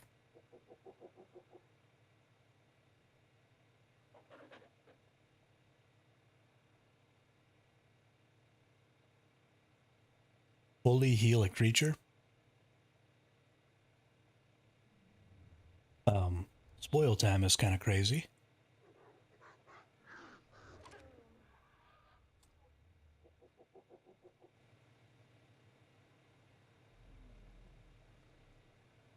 But let's go see about putting those in some refrigerators.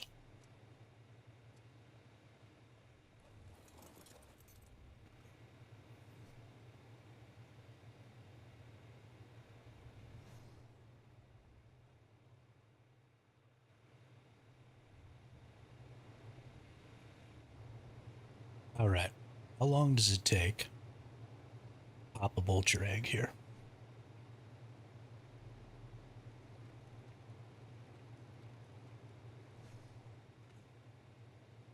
19 minutes, 20 minutes. All right. So in 20 minutes, we'll have 10 more vultures, which is totally boss. We are going to need to go get some more spoiled meat.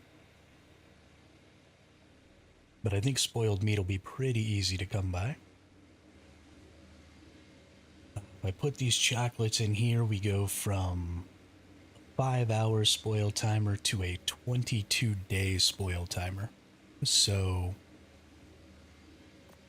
that sort of puts a clock on things for us. And it's honestly kind of important that it puts that clock on there. Because if we don't use those in the next 22 days, we lose them. Those are probably some of the most valuable rating items that we can get. I'm sorry, Twisty. I'll go down there just here in 1 second. I just got to get some food in me. I'm hungry.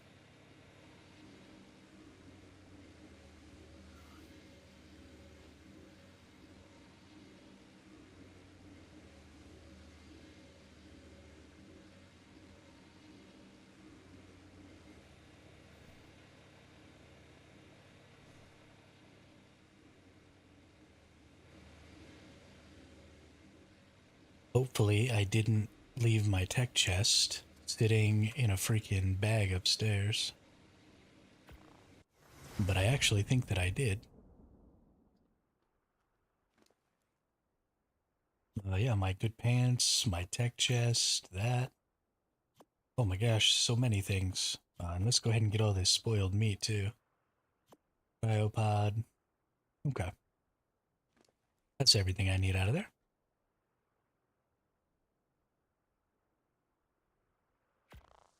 Not something I normally do.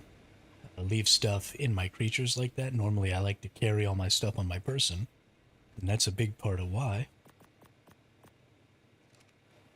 This should be plenty of spoiled meat for those.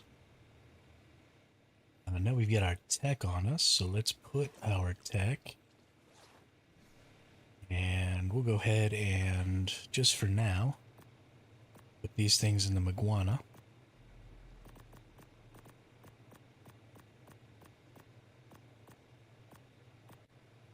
So that I can use my freaking tech chest here real quick. Oop. Need to bring a little more Ellie with me.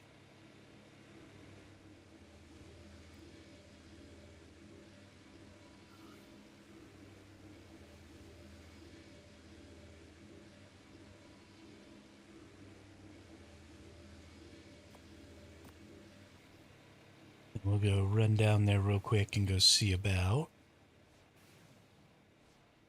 this stuff. This should keep me high enough. I'm not really in any danger. The cave's not really tall,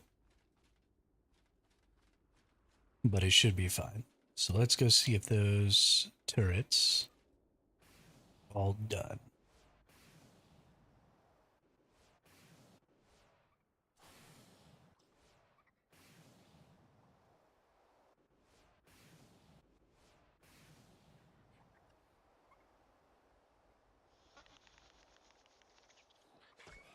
I didn't think about the bats.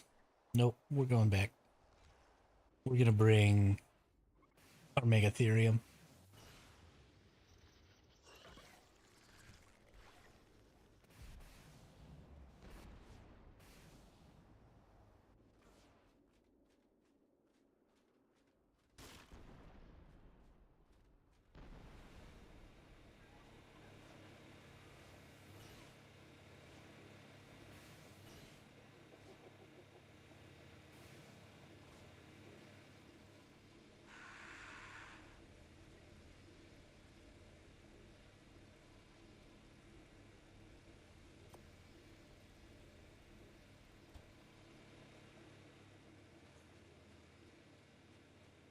Much better. Because creatures don't really attack my Megatherium. And I don't have a lot of hit points right now because I don't have my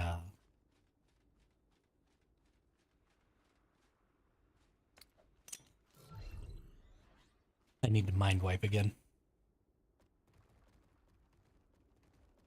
And then I'll have more hit points.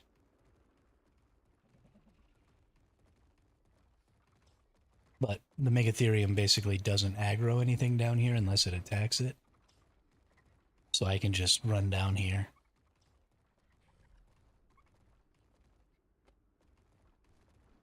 And not give a shit. Until everything gets in my way.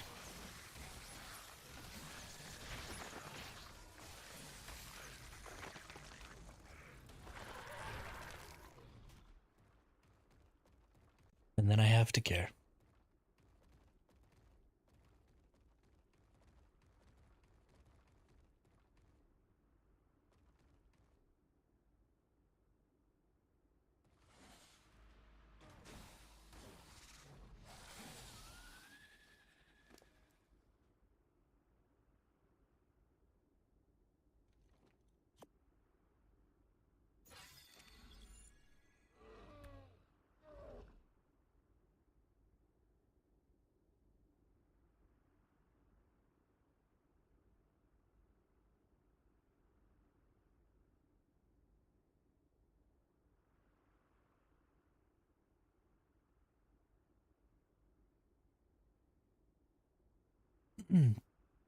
Looks like we are still online in here.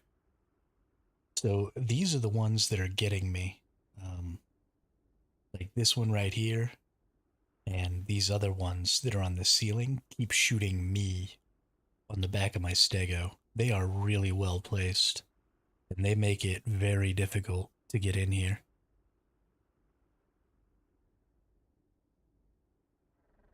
Which is great. I'm very much looking forward to sort of having the same setup. But something I'm going to add to it.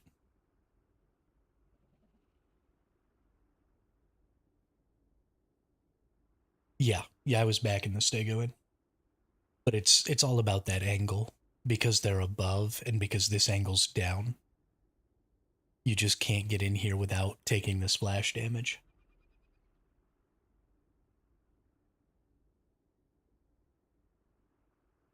A higher level character, better flak. There are obviously some things that you can use to mitigate an ass ton of med brews. Stuff like that. But it's still a very strong location. So I was getting the soaking down just fine. Um,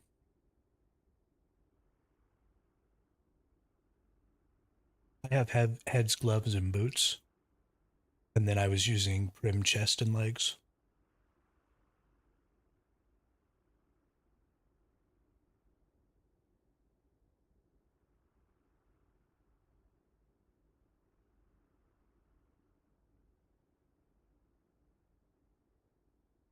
And so then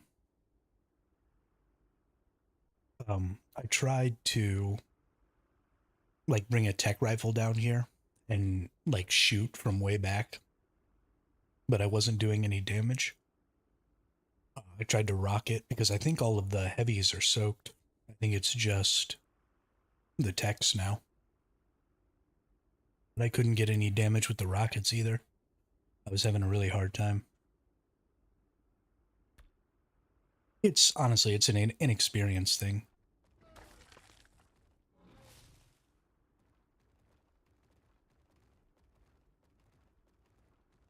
Yeah, so I was seeing the little balls actually explode on what I thought was my target.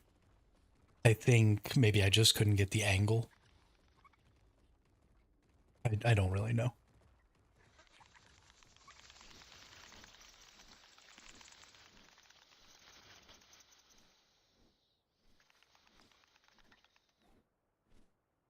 Okay, looks like I'm trapped.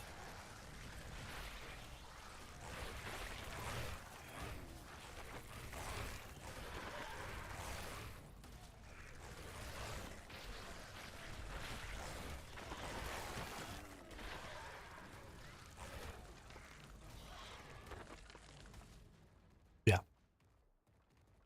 Yeah, I would have just liked to have been able to figure it out.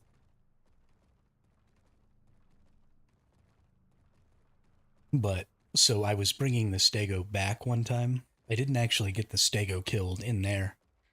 I was bringing it back up this path, and two rubble golems spawned.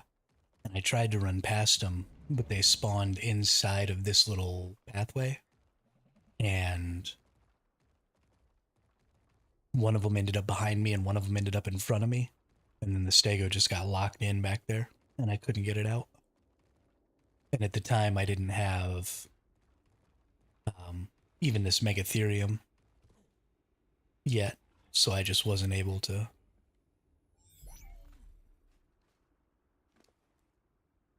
That's also a good point, is I will like the free shards.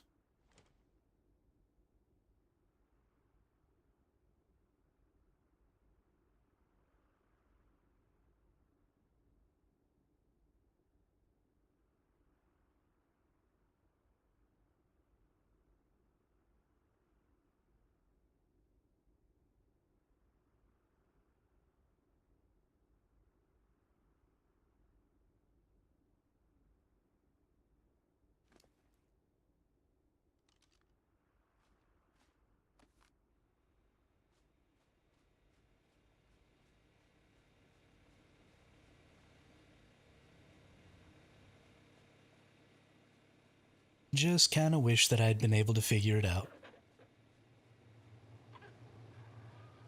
and not end up having to wait.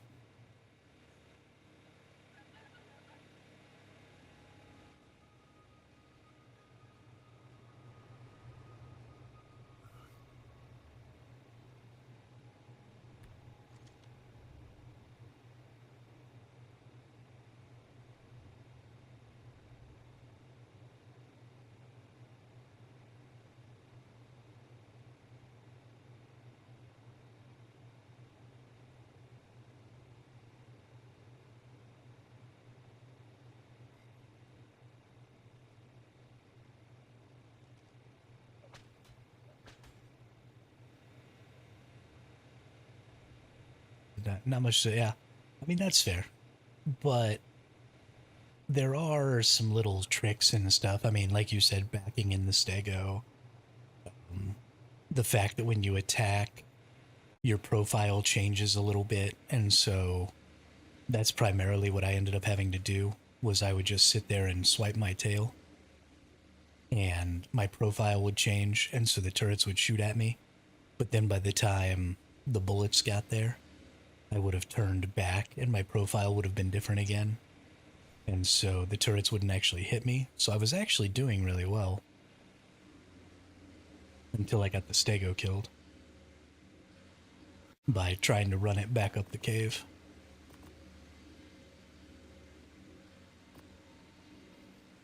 But you're right. I mean,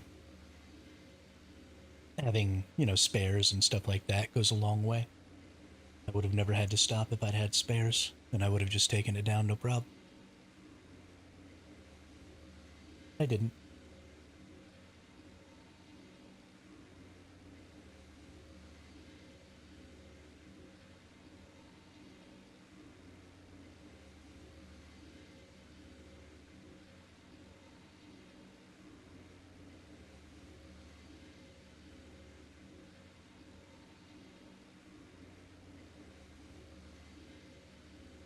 will be happy to get those shards, though.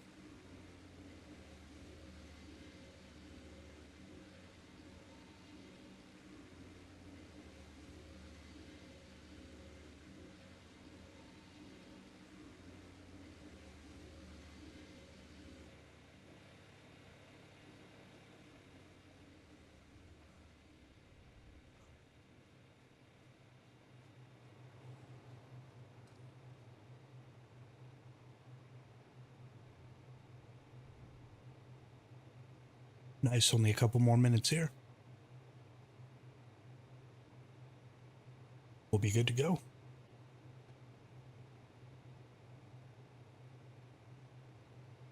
Hmm.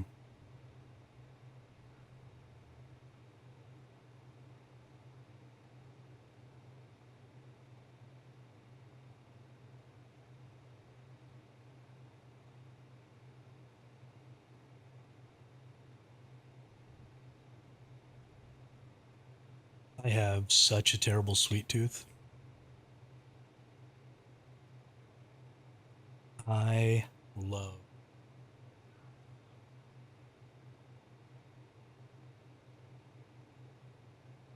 Hmm.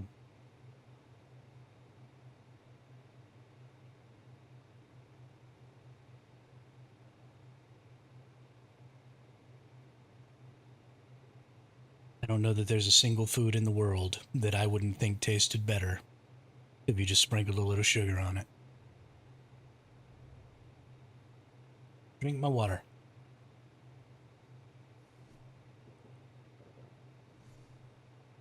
Thanks, glass.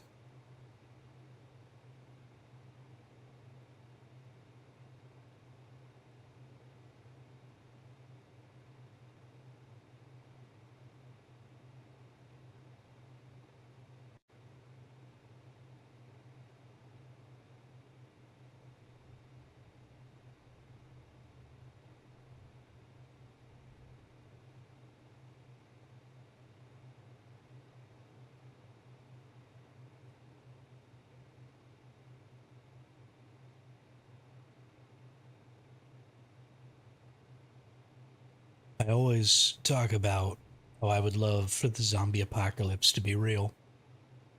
But based on the survival games I've played and my total inability to even do the most basic survival steps inside of those games, I would not survive.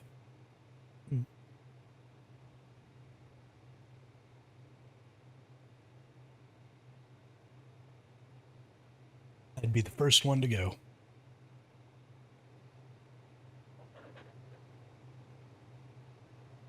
I'd follow all the steps. I'd find a nice mountain spring with tons of berries and all kinds of stuff like that. I'd build myself my little hut, and then I would die of thirst right next to a spring.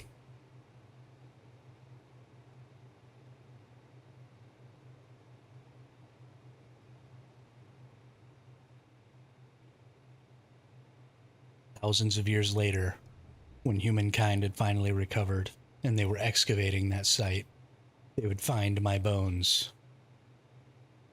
And it would take them years and years and years of study to figure out why, all alone, surrounded by all the resources I could possibly need, in the midst of this apocalypse, did this one man suddenly die. And after decades of study, they would realize that I was just completely stupid.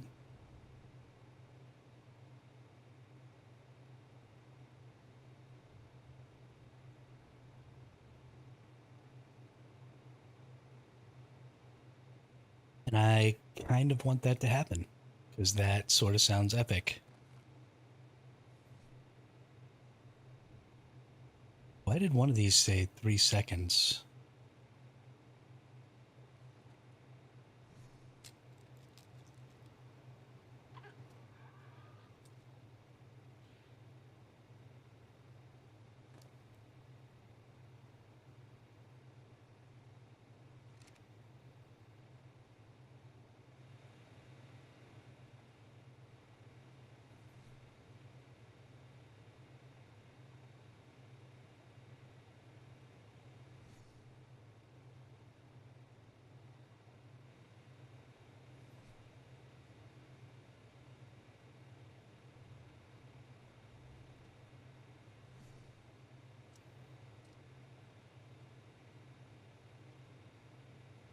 Alright, I got 15 seconds. Let's go.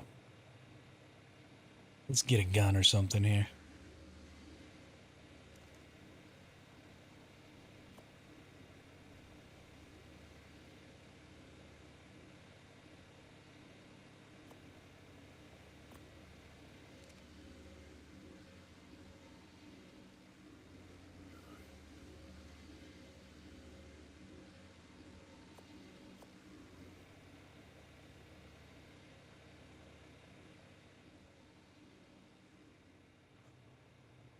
So the only two stats that matter for these vultures are health and melee. And this one didn't get either one.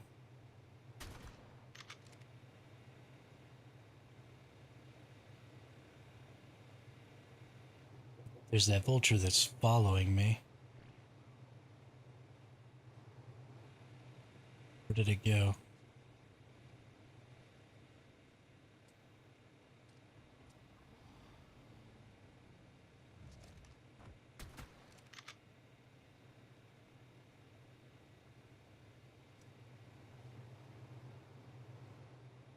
All right.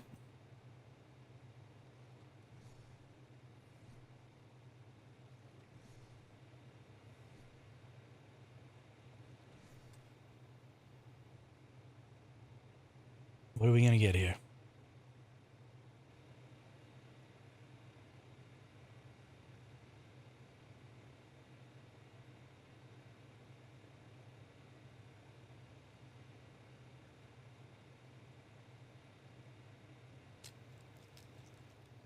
Ooh, twins. With no health but the melee. It's not good enough. You need both. Well, I guess you're a female, so I can keep you. Did you check for mutes before ending it? Because you didn't get the stat. Didn't mean you didn't. You know, that's a good point.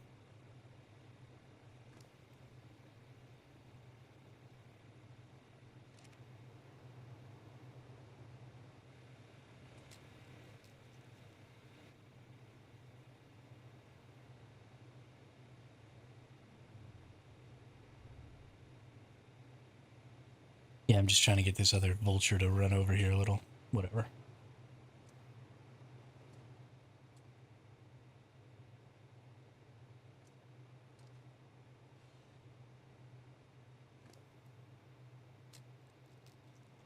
Zero, zero.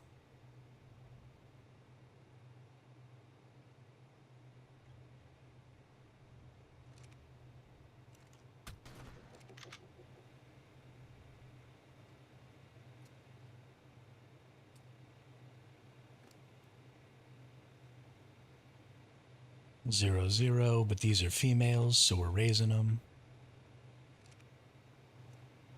Stop following me.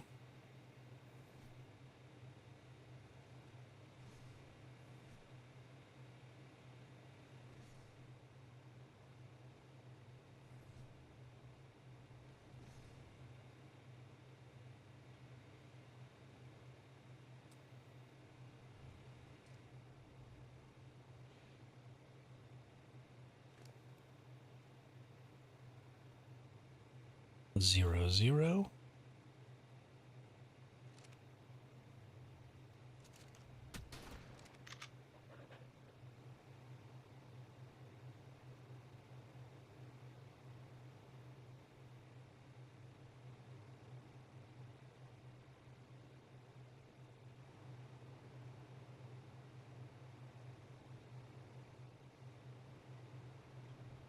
What in the holy crap?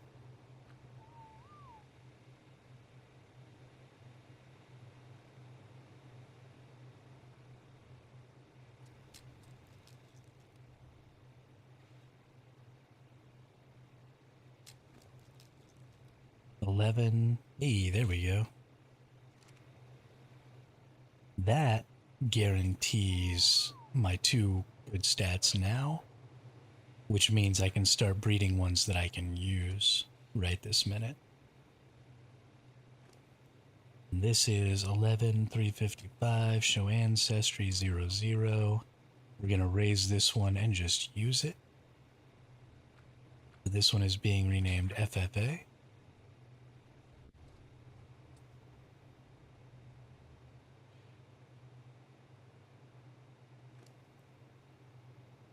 And this female has no mutations, but it's a female. So we're keeping it.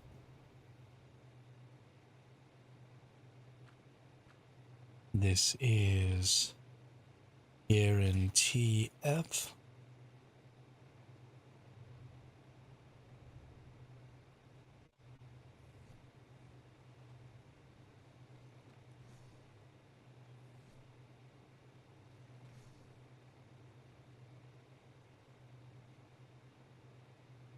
So the ones that come out of this red one will start actually getting used.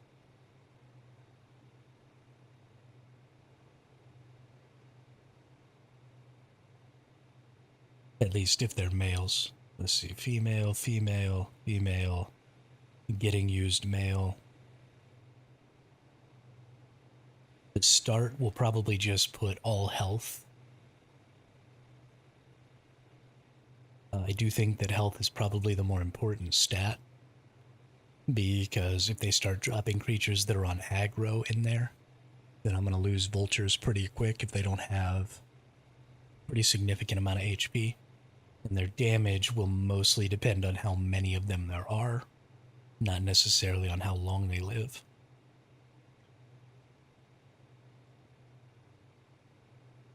Or not necessarily how hard each individual one hits. Sorry.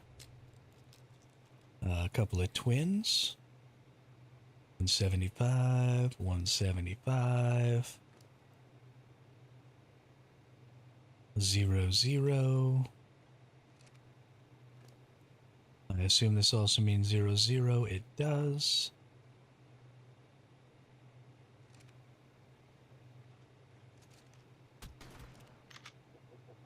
That one's a female, so we keep it.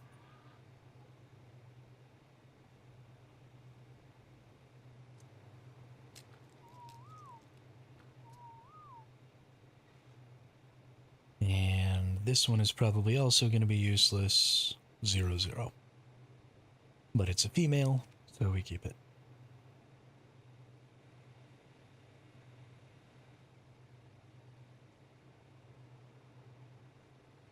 And this male is the only one that we actually need to imprint, because it's the only one that will actually get used at all.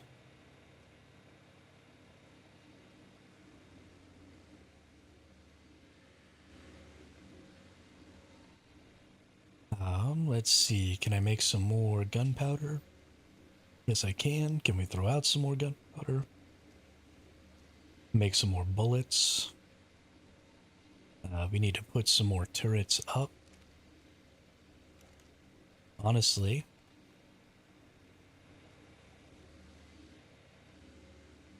we need to put some more turrets up inside the base, I think.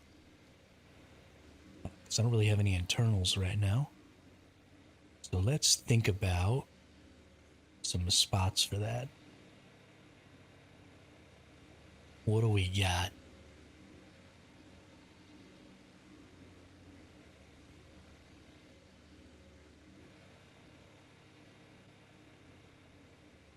Put some over on this wall over here.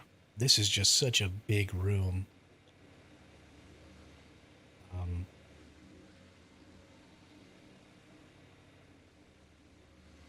Also, don't really want the internals.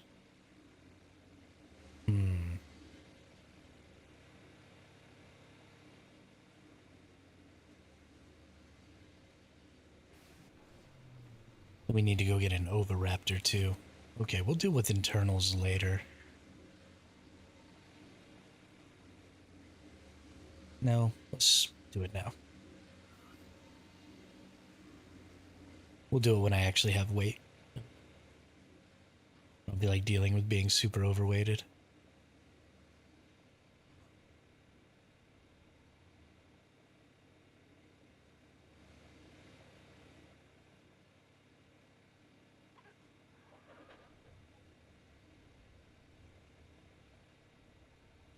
So here's something to consider. This cave here is really tall.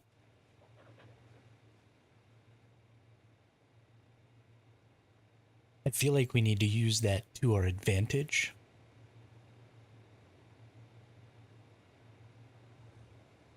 When creating a defensive position here.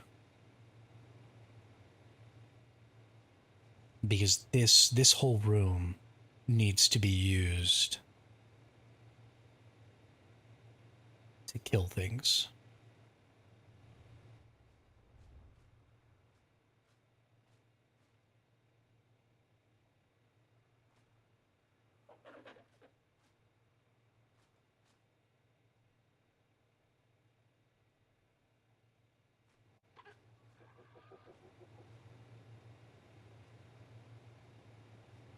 And so,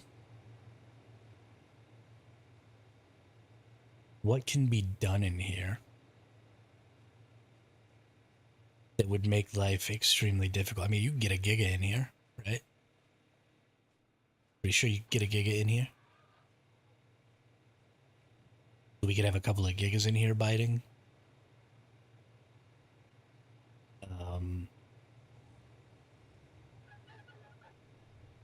You want them to get in that tunnel with not too much work.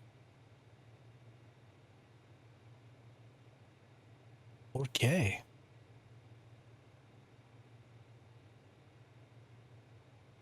That sounds awful. Or do you mean you want them to get down here without too much work?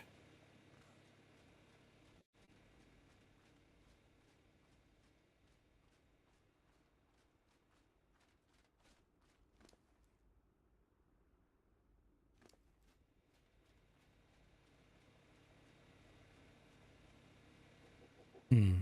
Mm-hmm. Mm-hmm.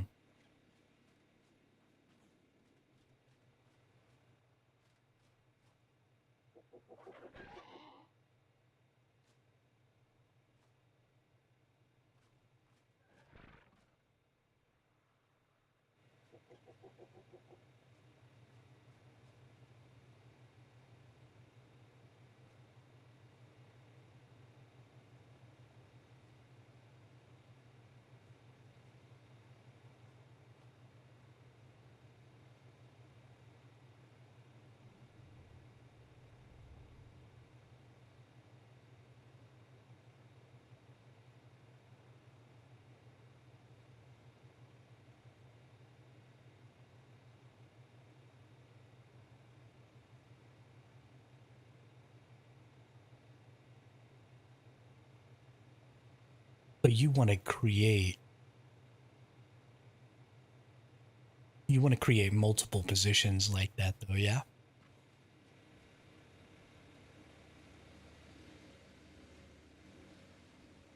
Then you can let your walls do what they do while you do with the fob outside. Mm-hmm. Mm-hmm.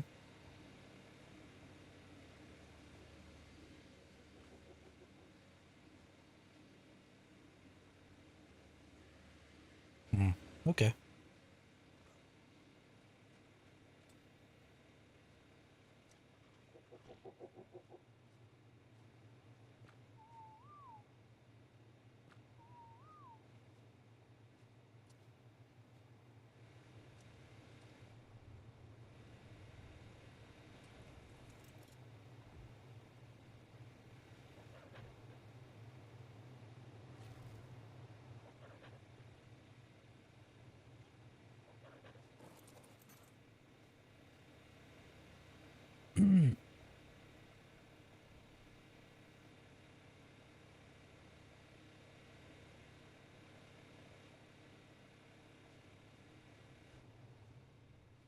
So the other thing is that,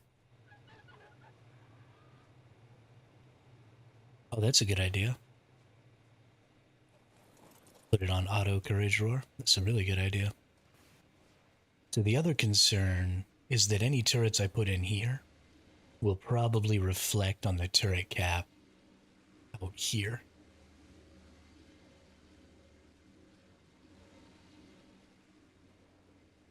And so I also want to be careful of that because I honestly think that this entrance is one of the most defensible locations probably in the game.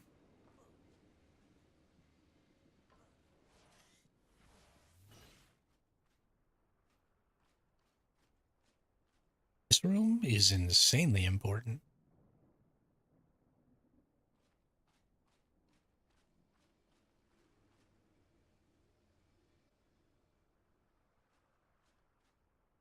I think this is.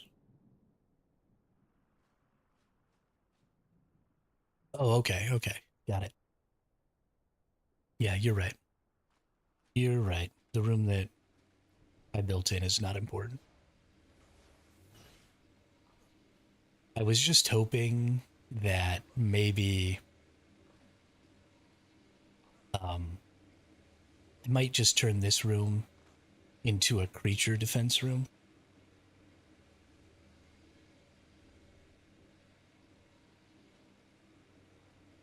and maybe use um, try and come up with some interesting ways to use creatures to defend here because this room is so huge that I mean you could get a lot of stuff going on in here and there's a lot of elevation, you've got tall ceilings and stuff. So I just really want to try and find some way that I could use creatures and then I'm going to cap out 100 turrets into the main entrance.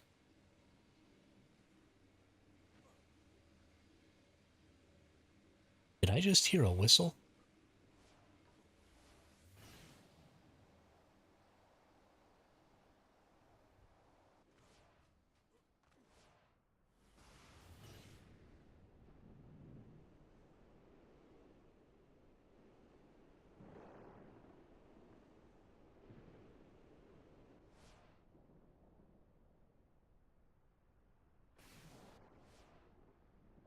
Okay, I think we're good.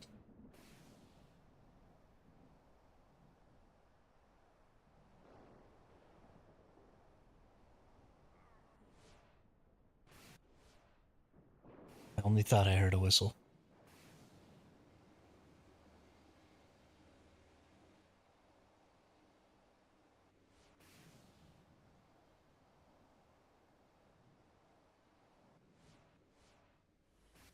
You mean these windows in the back here?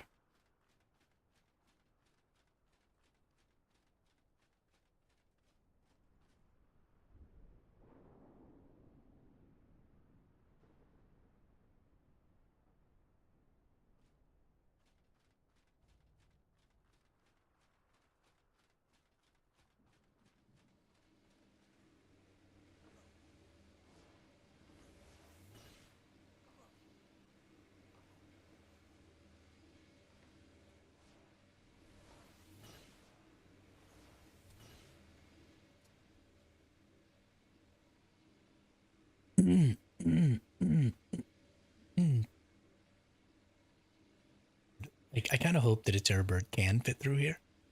Um, because the crafting area isn't going to stay here. Eventually, it'll get moved further into the cave. And if someone would be silly enough to run a terror bird past this and into the next room, which will have the very minimum, like some vultures and stuff, and some gigas to defend it, then it's pretty unlikely that they're going to be able to effectively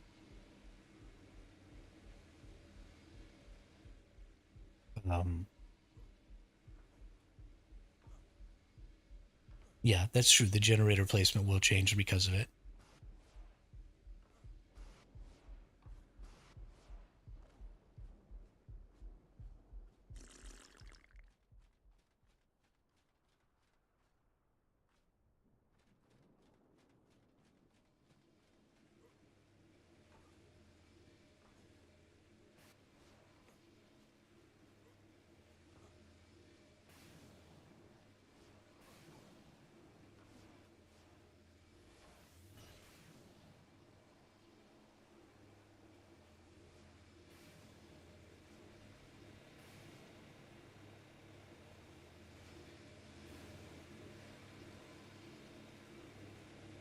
Nice. Very nice.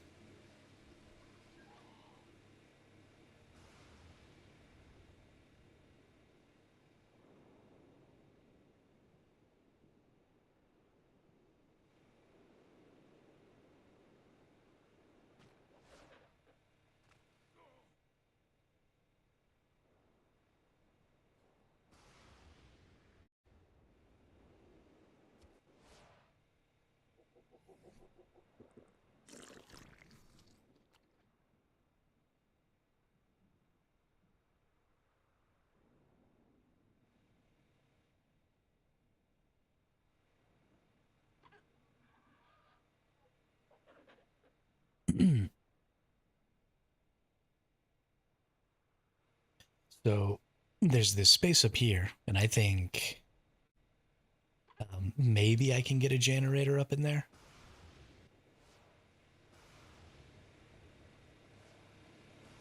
But there's another space even further inside of there.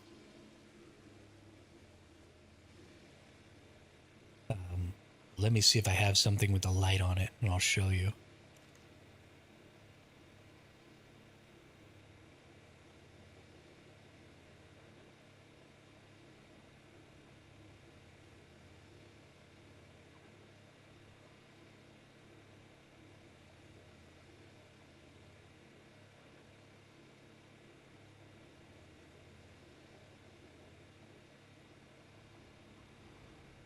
I don't think I have a light.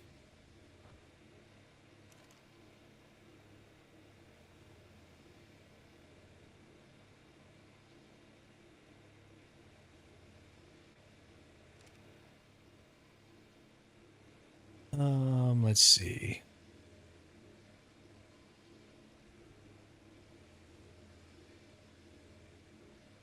Where is Diana?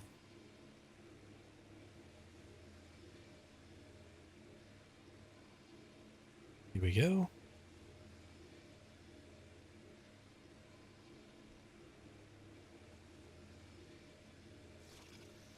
Control C. Control V.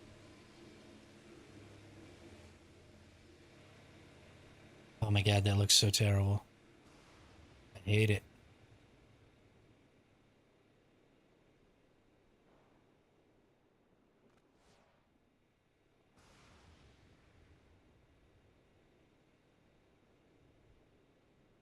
Yeah, so here's the little hole. It's not very big. I honestly don't even know if a tech generator will fit in here.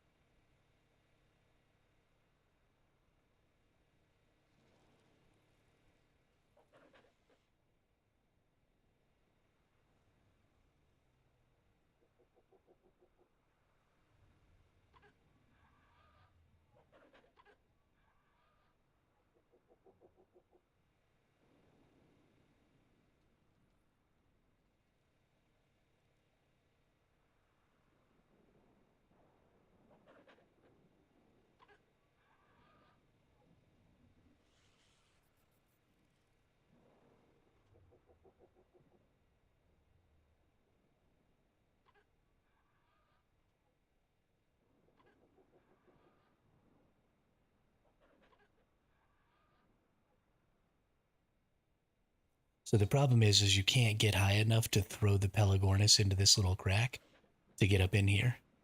But you can fit a generator and a cryo fridge in this little area here, I believe. So if you could manage to get a Pelagornis up here, you could get a generator and a cryo fridge up here.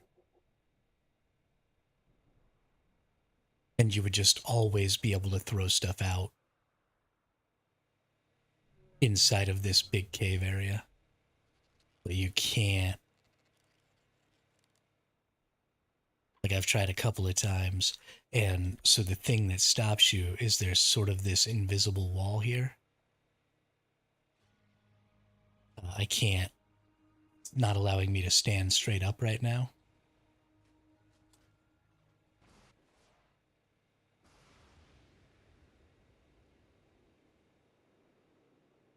By using hover? Ooh, that's not a bad idea. Oh, yeah, I might be able to do that. Hmm.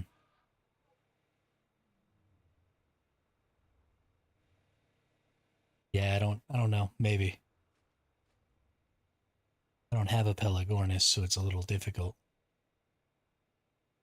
to think about right now. But it bounces weird because there's like an invisible wall here. But if you can get a Pelagornis in there, you would be. Ooh, okay, that kind of did something.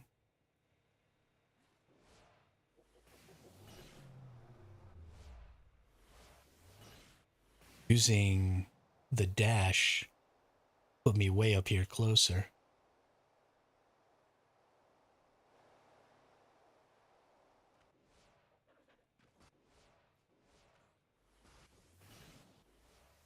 Maybe from there? I don't know.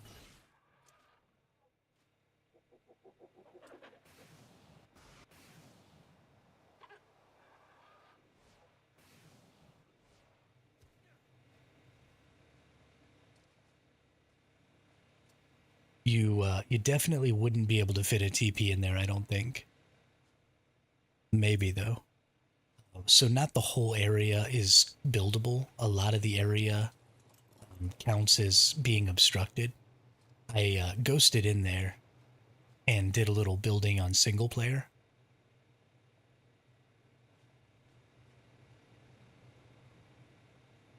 But I mean, just straight up, if you can get a generator in there, that's just insane by itself. Because then you can always come into this room and put down turrets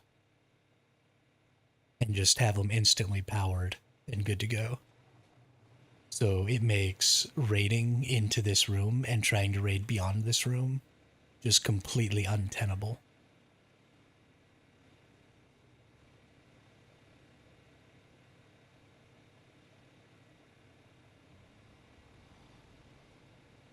Yeah, sleeping bags, there you go.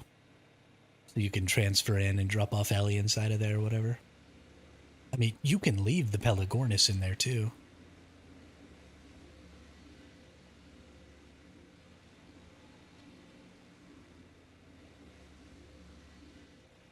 Oh, you're talking about for respawning. But I am changing.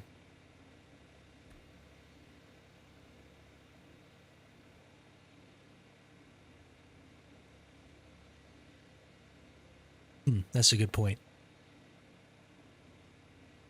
That is a good point.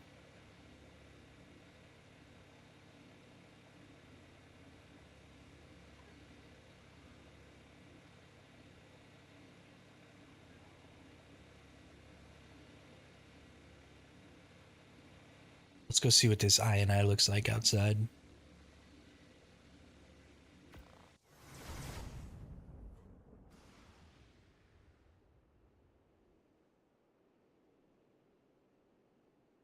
This is what your game looks like all the time.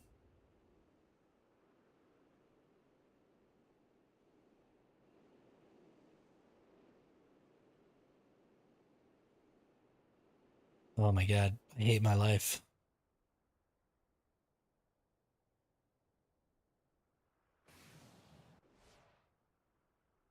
The fact that you can mess with the graphics of this game this much is stupid.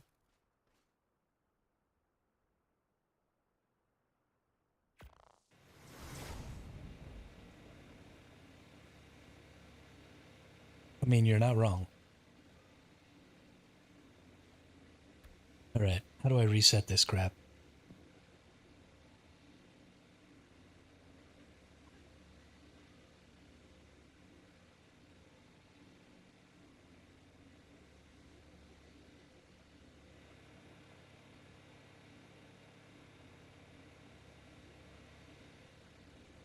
Because I don't want it anymore. It's making me hate my life. It can get worse. I got one that puts holes in the map to see inside. Oh no. Oh no.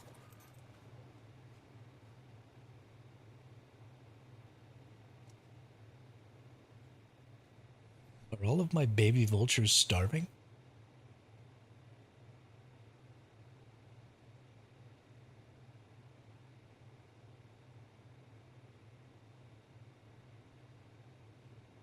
No. Why do I only have a few then? Oh, because they're in the freaking Maguana. I'm losing it, dude. I'm losing it. Let's go to main menu. Okay, thank goodness.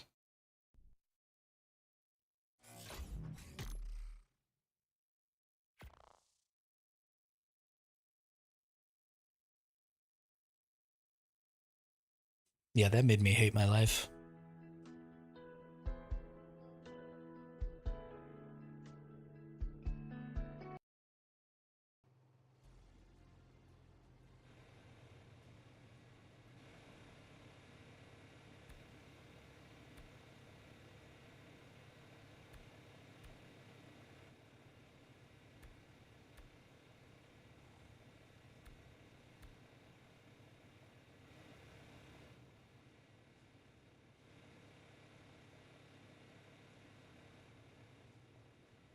Ah, now I look like I'm actually in a cave. Isn't that nice? Of course, I guess things are a little darker for you all than they are for me. So I might want to gamma up a little more. And that'll help y'all see a little better. Yeah, that looks better over there on my preview.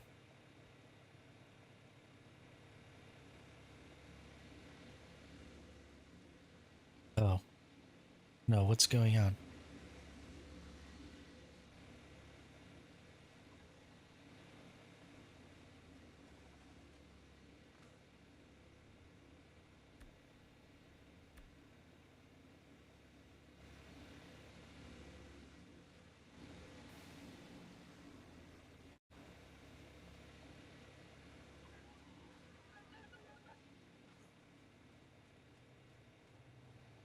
Okay, not going over there, I guess.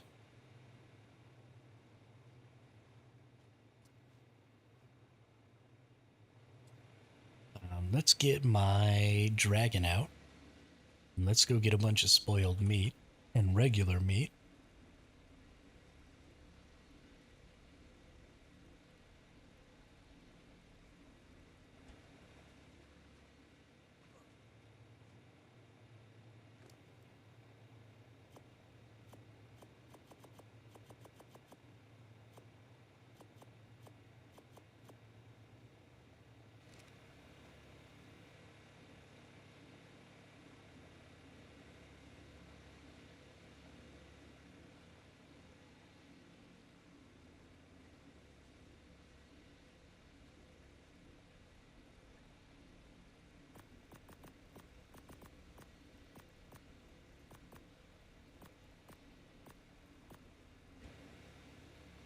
So that we can feed these babies. The babies.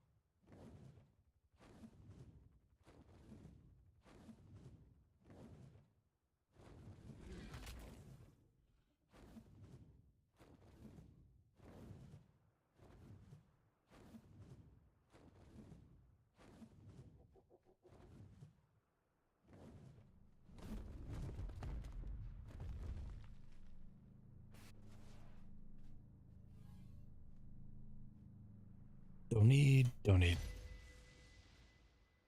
Respawn?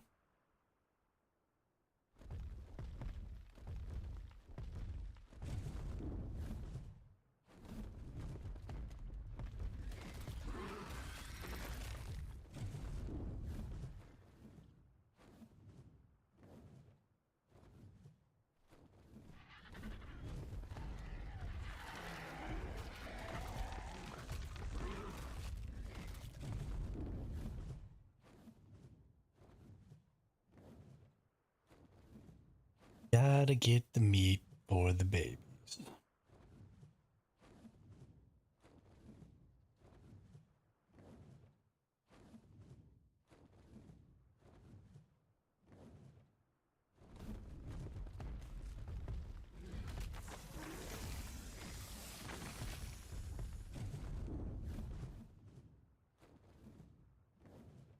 Titan boas are surprisingly good for meat.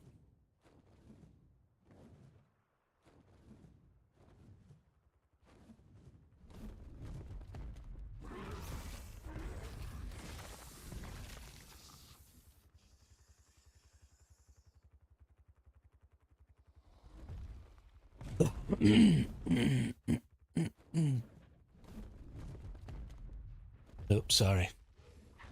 I think I just cleared my throat really bad into the microphone.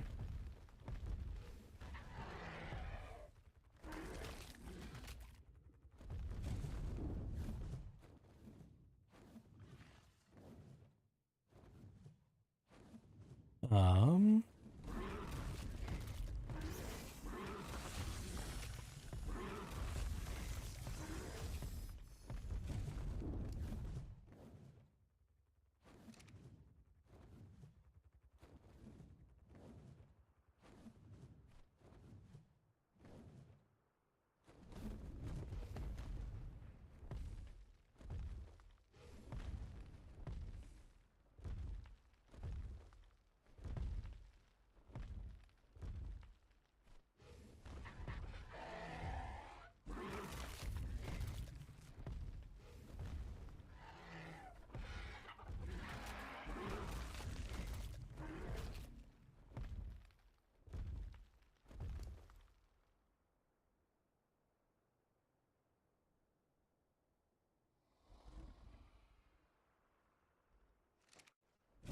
the vultures are so delicious to eat.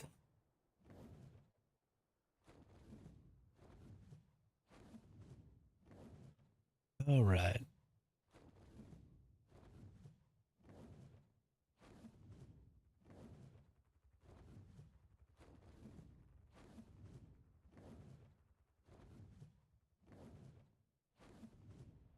Ooh.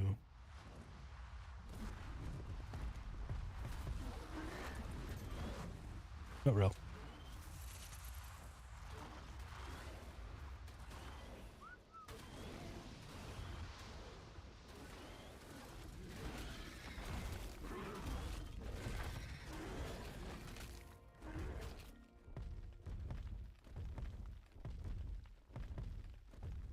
That was maybe a bad idea.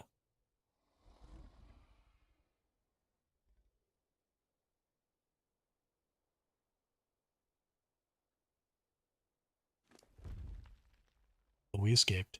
It's fine.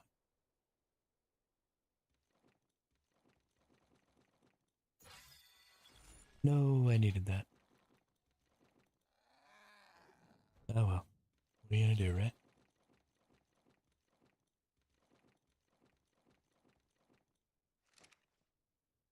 I did not hop off. It automatically dismounts you. Whatever that little maneuver is. The Facilosuchus. It does some weird little circle move in the ground. Here, I'll show you.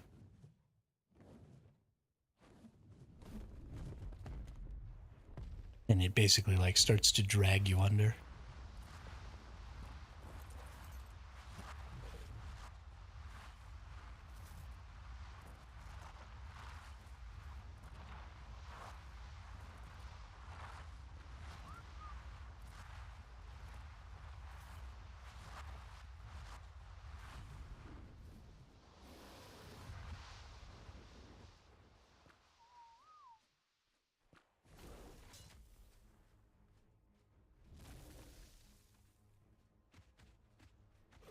Why can't I? There we go.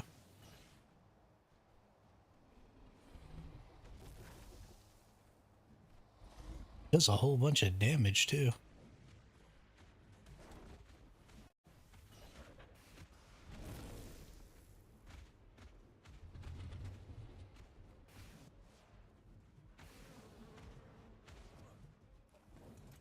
It took like half of my health away. Yo, why are people always shitting on the Facilosuchus? That thing is freaking beastie.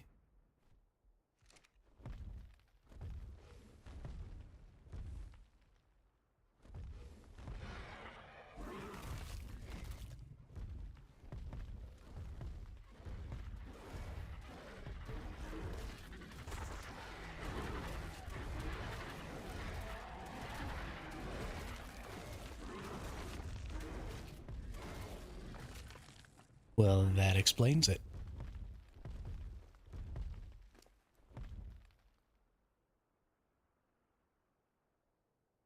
Also, that's stupid. That's incredibly stupid. Like, that's such a cool move. Why can't we use it?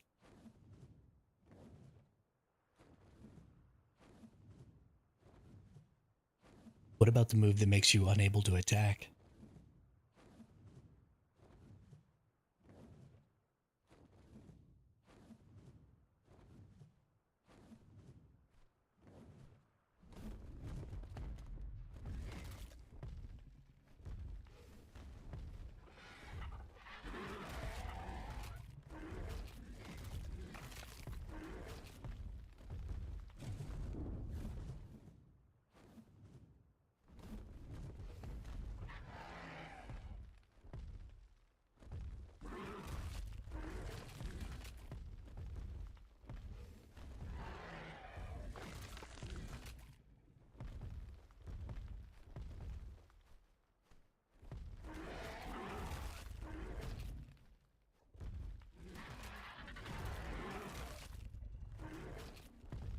Seriously? You can't use the move that makes you unable to attack either?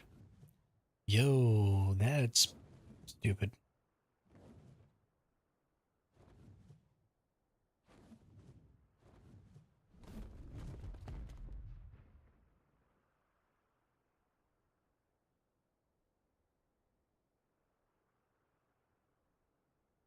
That's really stupid.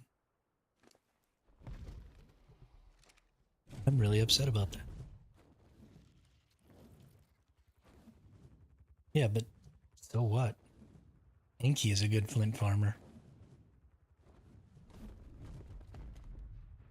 It's so boring.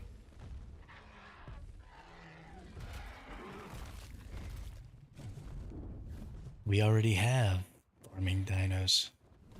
I mean, sure, that's fine, but still.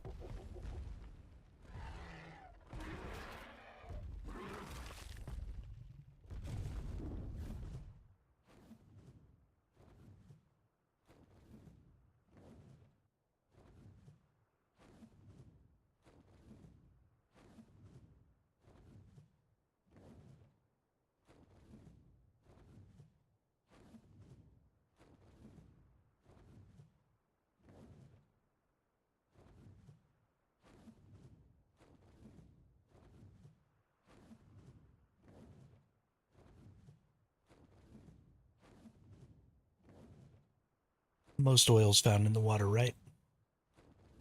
Donkey Farms oil.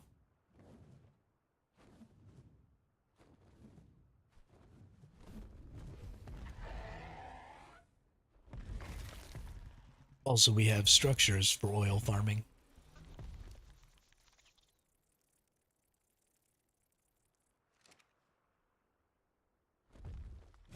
Let's face it, the structures are way better than any dino could be.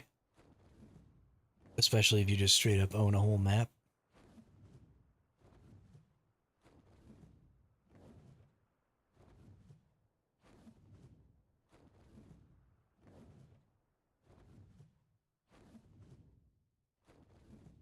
Oh no. It doesn't know. Good as Anki, but Pick's still better. Structure can only be used on scores. Well, for now. Eventually, there's places on Valguera where you can put them.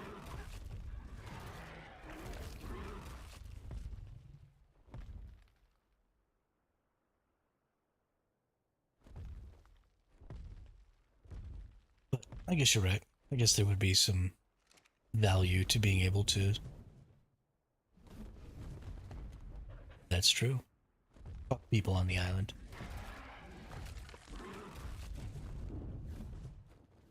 Guess you better get a Bassie farm going. Farm oil that way. Or is it Tusos? One of those two generate oil, right?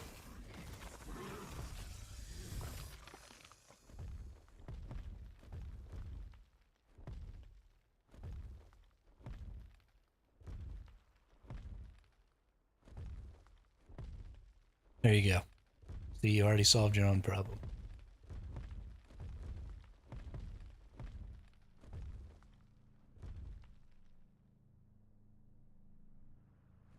Or you just go kill Bassies.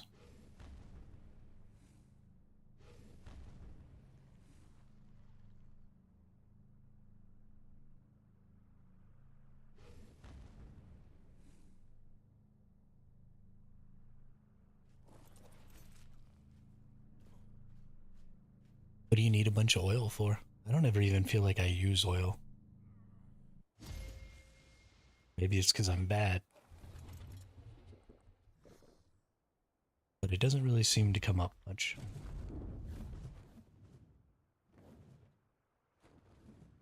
Oh yeah, nice. Yep.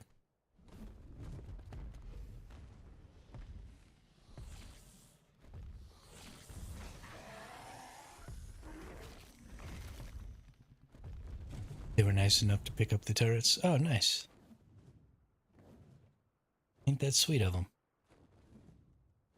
They just realized y'all were gonna get in no matter what, so they picked the turrets and ran away.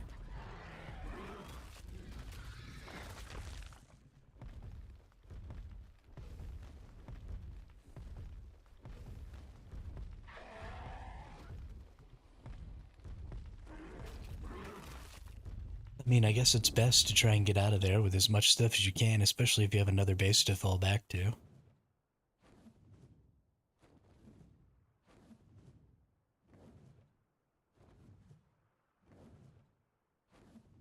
I would fight anyway.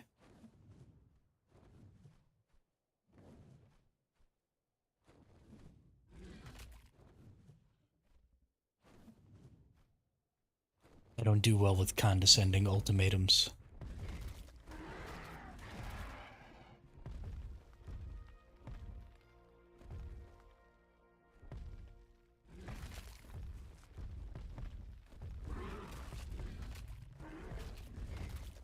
That's possible.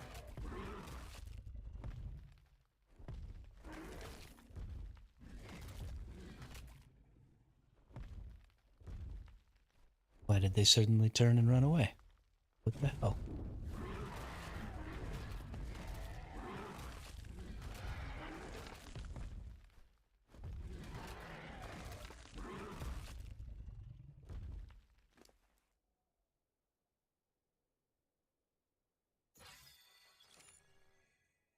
It was a server we went with the mechs the other way. Ah, okay.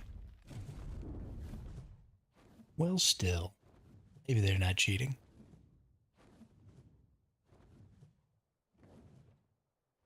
It's not the same tribe. It's possible.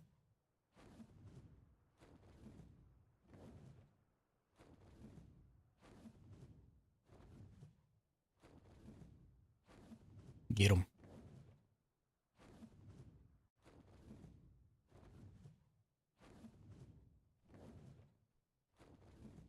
I look forward to the day when somebody comes to wipe my base so that they can use my base as a fob to attack you.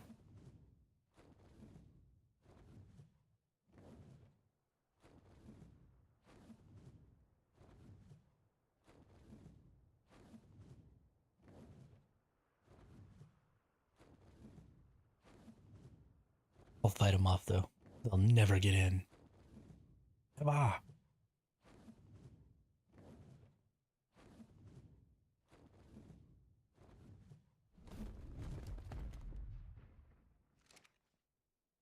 Not worried about a fob in church. Central I'm concerned about.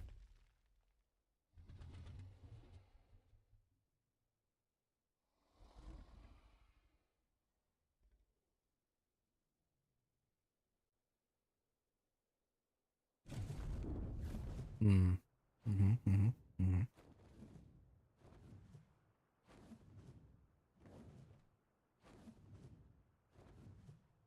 It irks me that that's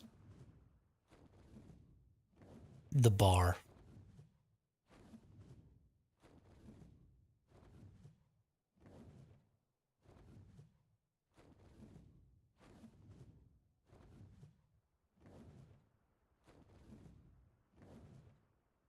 Because that's what everybody thinks. You know, if I can mesh a base, then it's not difficult to get into because I'll just mesh it. It's really demotivating when I know that basically everybody is following those same guidelines.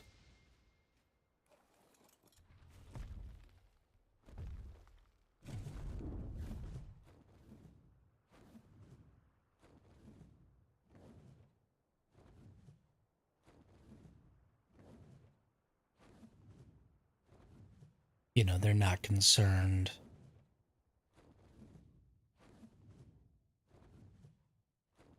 with being able to get into my base because they'll just mesh it. That's irksome.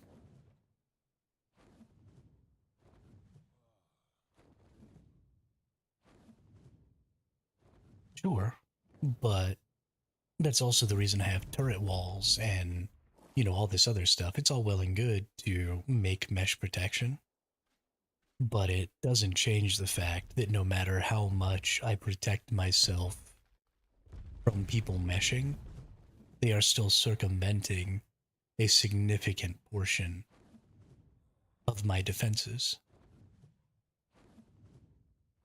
I mean, you literally just said it. The central cave can't be meshed, and so it's a pain in the butt to clear. Because no matter what, meshing is always a net positive. You always at least circumvent some defenses if you do it.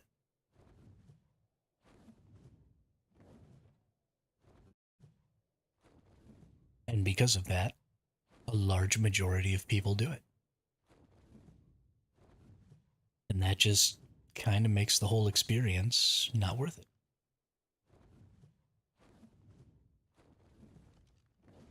Really demotivating.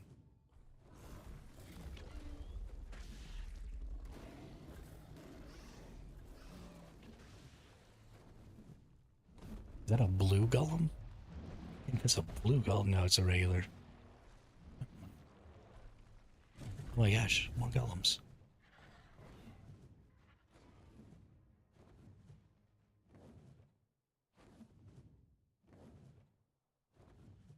Yeah, I mean, it's just silly.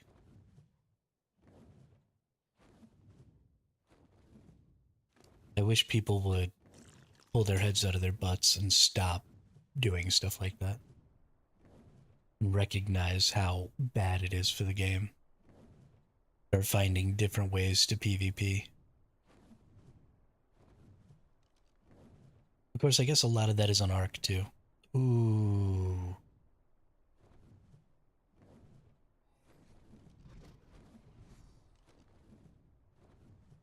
Check that out.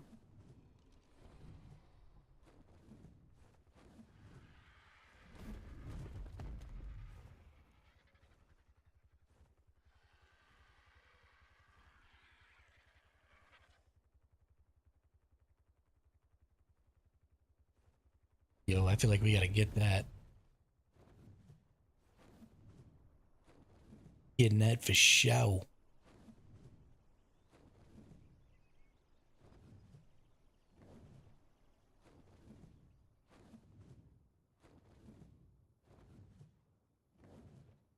It's going to be the dopest RG on Earth.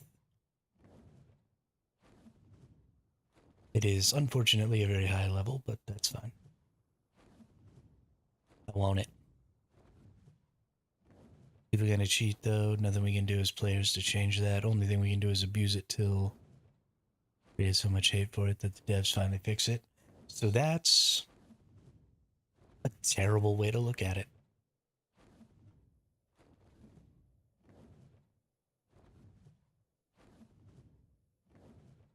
Because it's possible that it can't be fixed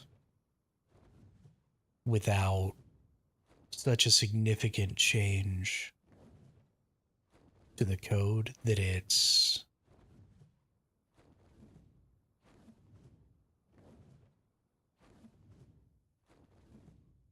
except that, so if everybody plays your way, then the game gets destroyed. If everybody plays my way, then the game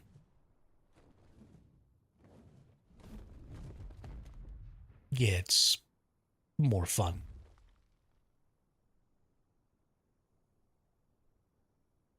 Right, but also not everybody will cheat.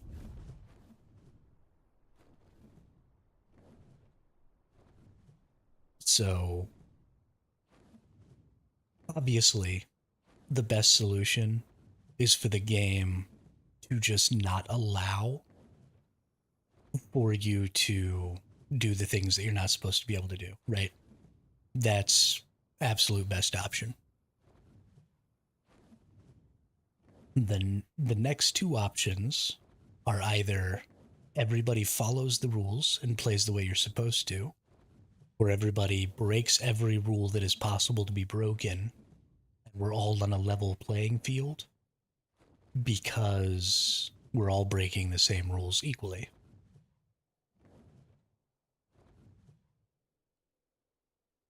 And one of those things is fun and engaging and cultivates a gaming experience that we all want. And the other one is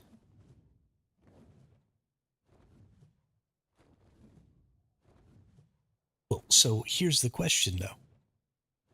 If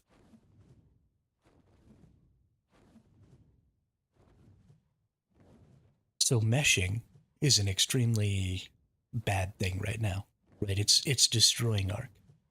And so you say either the devs fix it or if they can't fix it, allow it. So let's say that they allowed it, right? Meshing is now allowed. You won't use your character, and every single person who plays the game starts meshing bases. Do you think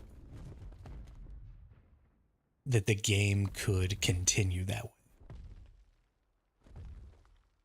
Do you think that new players would ever even attempt to play if they knew?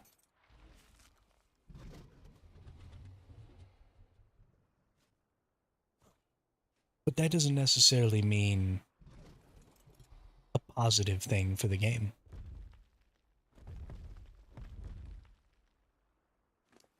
My point is that if it can't be fixed, we can still have the best version of the game. All we have to do is agree to not use the broken stuff. And that's what the terms of service are designed for. They're designed to set up a set of rules that we all agree on. For example, when um, when you play board games, right? A lot of times people or groups of people have house rules that they have for board games, rules everybody agrees to. And board games come with rule sets that you either choose to follow or not.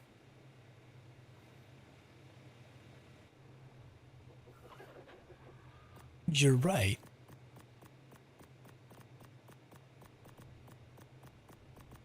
You so you can't get everybody on board. But does that mean that you shouldn't play that way? Because A, it makes the problem less severe and makes it easier for the devs to overcome. And B, it makes the problem less noticeable for new players.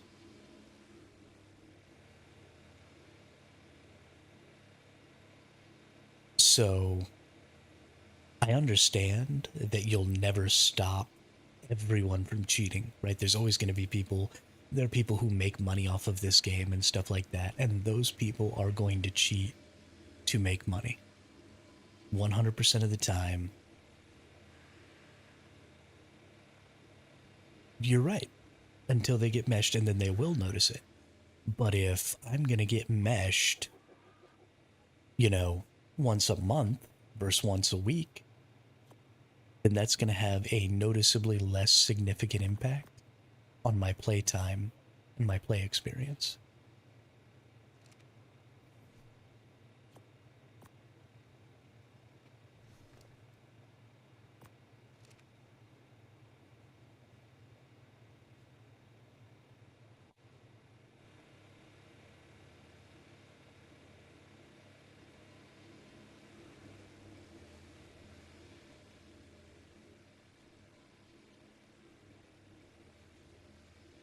I would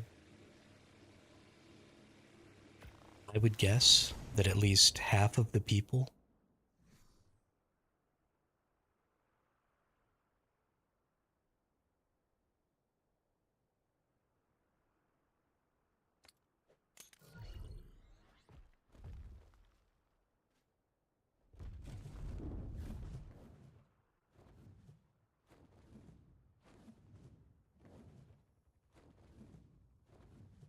I mean, that's a fair way to look at it, but the point of the game is to get as far as possible.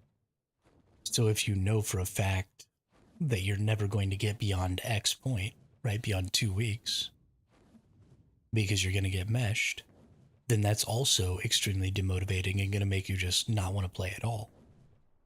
So the difference between getting to play for a month and being more aggravated, or knowing that you're only going to get to play for, a week, 2 weeks, however long, and then just not playing. But why are we trying to introduce things to allow people? So, a lot of stuff, actually, now that we're talking about this, it really makes me realize why so many of the mechanics in ARK have changed over time. Why so many things are so much easier to get to. Why, gathering is so much faster. Why, um, breeding has gotten easier. Why all of this stuff has been made simpler. Why taming is faster and easier now. And it's because we know that people are going to mesh you. And we know that there's a minimum distance, a minimum. But it is faster on 1x because 1x isn't even 1x anymore. 1x is now 2x, which is why small tribes is no longer 3x. Small tribes is now 2.5x.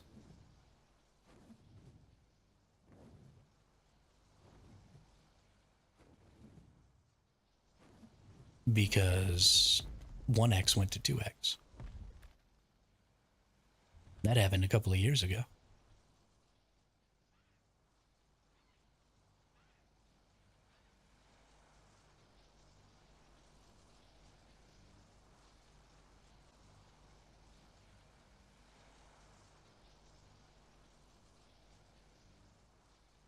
I don't think there are anymore.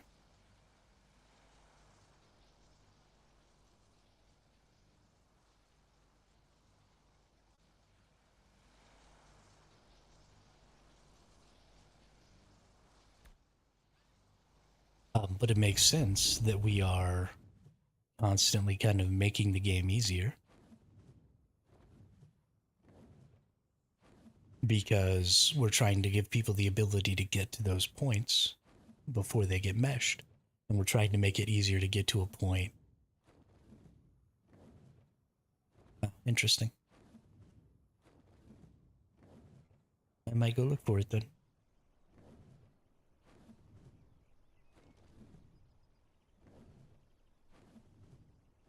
But I'm definitely taming this RG right now. This is happening.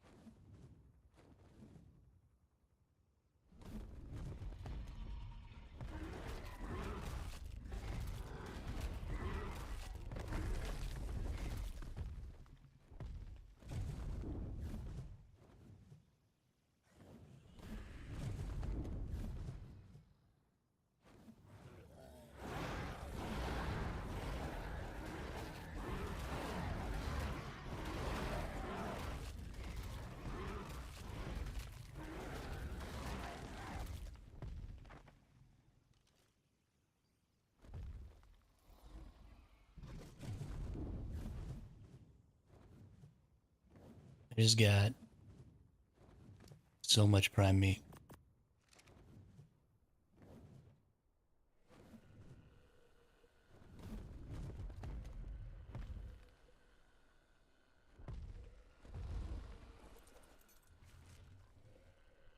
I don't like the red legs. I would like a different leg color. So I'm gonna have to find a leg color that I want. But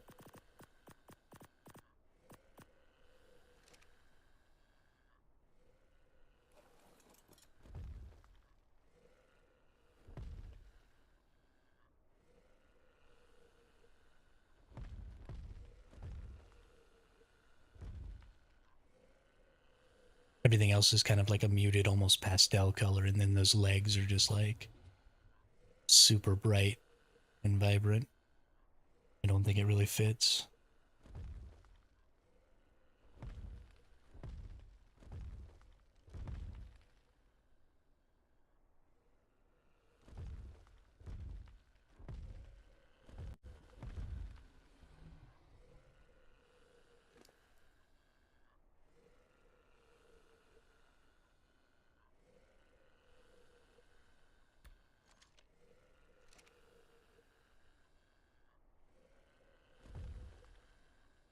I'm very excited about this RG though.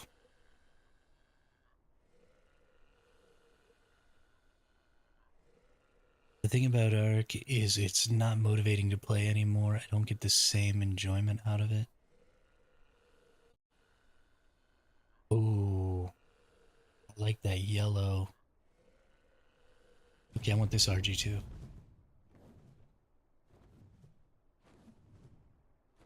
This is gonna be like my signature.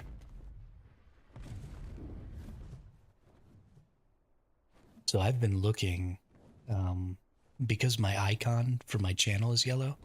I've honestly been trying to look for some good yellow colors, and I really like this like true white with the yellow. I think this looks really good. if I can find some more creatures with similar colorings,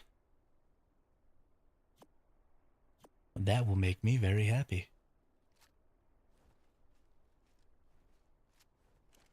Um, Honestly, I think a lot of that comes from the fact that ARK is very stagnant now.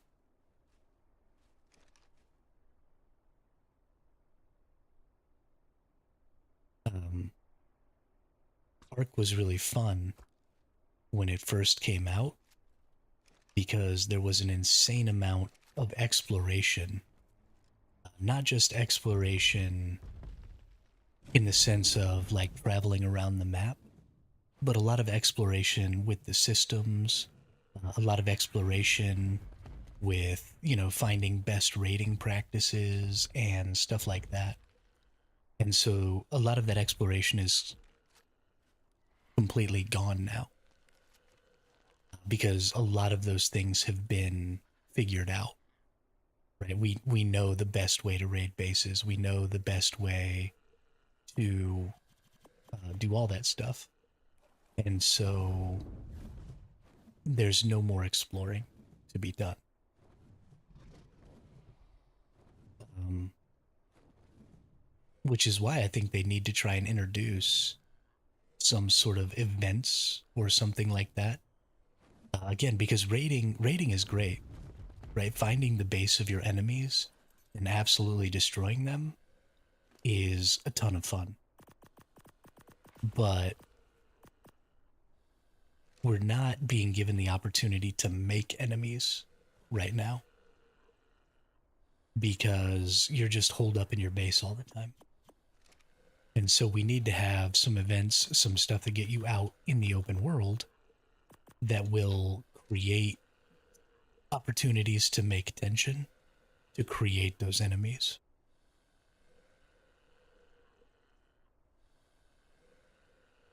And I think that will significantly improve the game.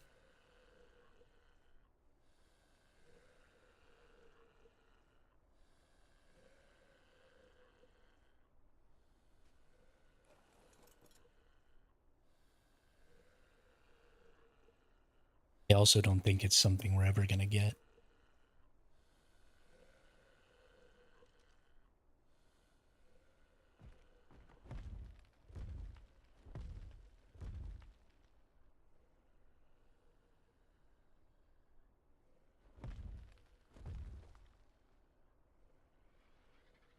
So I actually think that one of the things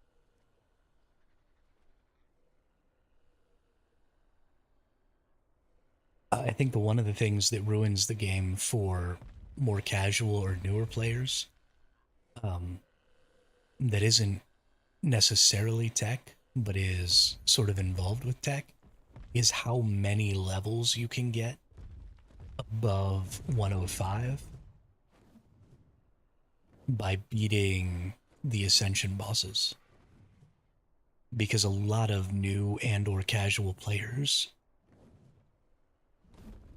haven't done that. And so just your physical player is so much stronger. You can carry such a better kit. You can take so many more hits. And when you compound that on top of better flak, when you compound that on top of all this other stuff, um, it doesn't affect the gameplay of really hardcore players or, players who know a lot and who have characters who have beaten all those bosses. But it's a really, really steep barrier for new and casual players.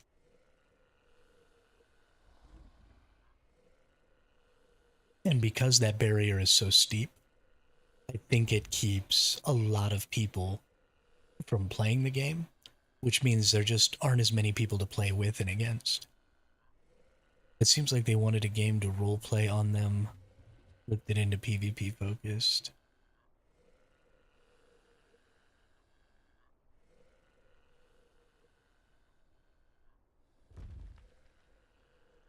I don't understand why those two things are mutually exclusive.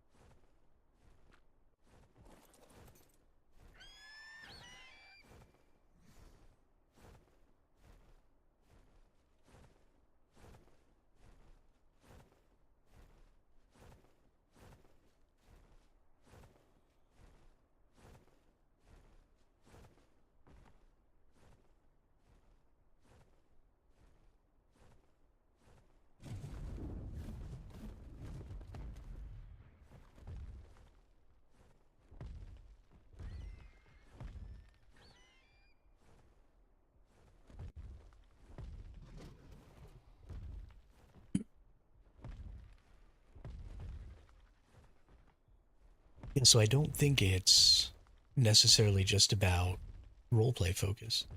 I, I really do believe that all of these games, right? Albion Online, New World, ARK, EVE Online, which, I mean, EVE Online does well for itself, but it still could have a much larger player base.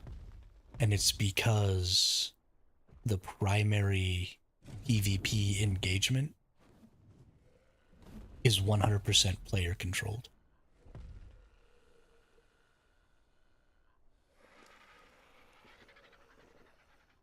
And I think that just destroys those games.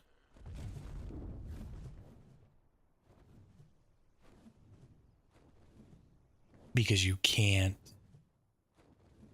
have a player gatekeeping other players.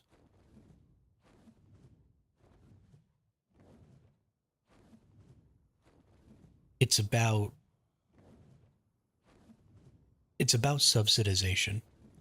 So when you have a game like ARK where PvP is completely tribe controlled, then a couple of things happen. Number one, tribes have a duty to their members to only allow good members in the tribe, right? So people who are playing a lot and people who are good at the game naturally come together because you don't want to allow quote unquote moochers, right? You don't want people to be getting the benefit of all of the time that all of these people spend without returning a similar benefit to all of those other people. Especially if you have a limit to the amount of slots that you can have, the amount of tribe slots or the amount of guild slots that you can have, then it becomes very important to make sure that all the people who are joining your tribe or guild or whatever are of a certain caliber. I'm going the wrong way. And so that already puts a huge strain on new players to need to know a lot before they can ever even join. Right? It makes the barrier to entry much, much higher.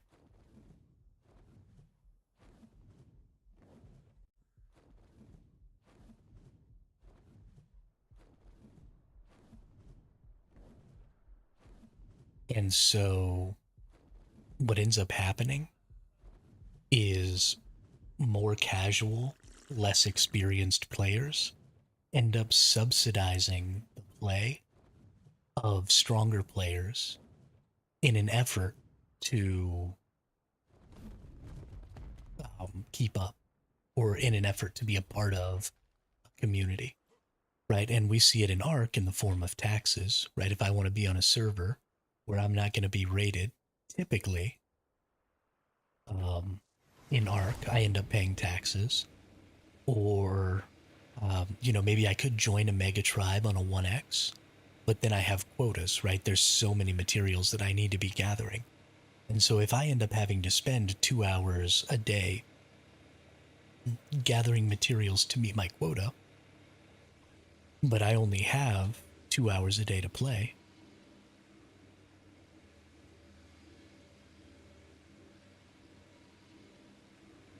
right? But that's not the standard. That's not common. And there are more people who need help than there are people doing the helping.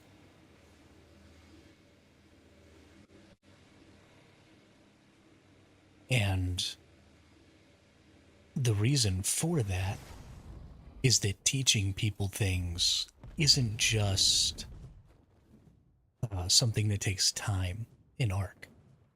It's something that will lose you time as well. Right? If I play a normal MMO and I take somebody through a dungeon on their first run and I show them how to beat the dungeon, then all it takes is however much time it takes to teach that person, and I still get the benefit of the dungeon run. But if I let somebody into my tribe who has no idea what they're doing, and we get raided, and I'm trying to teach them and um, do all that stuff, I'm not just losing the time I'm instructing them, I'm losing every bit of time that we lose when we get raided as well. And so there isn't very much incentive to teach players.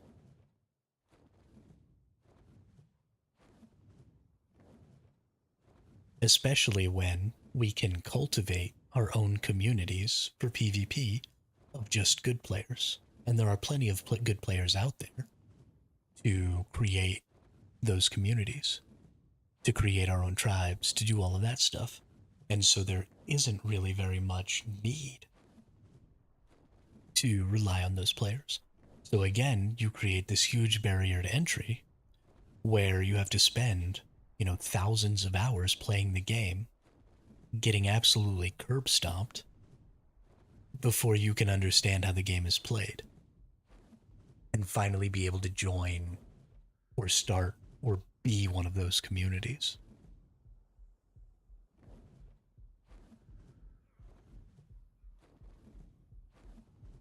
And it's not that I don't think it's fair that spending thousands of hours in a game makes you better, but I don't think it's fair that the barrier to enjoyment has to be that high.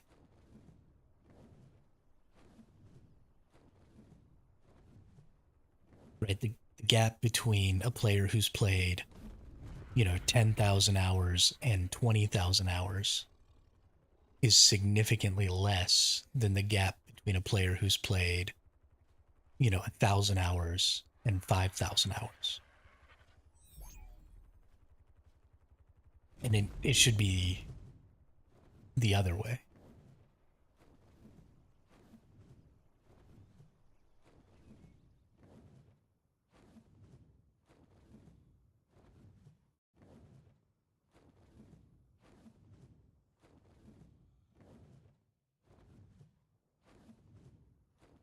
Maybe I got confused with what I was trying to explain. I don't know. But I feel like the barrier to entry is too high. And I think a lot of that is driven by players running the PvP. And there not being a community that you can just join. And I mean, we've talked about home servers and we're just rehashing an old conversation. But I think it's an important one because I think it's the source of a lot of the problem. And I don't think it's something that people talk about a lot. Um, Most of the time, when people are looking to fix games like this, they're not looking to change things like that. They're looking to make stuff easier. And it's not necessarily about being able to rush to the end game. It's about making the journey not suck a huge pile of dicks.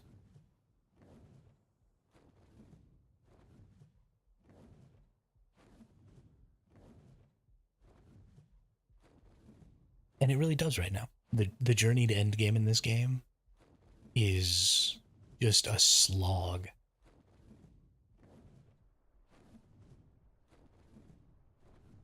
Unless you have friends. And then it's outrageously fast.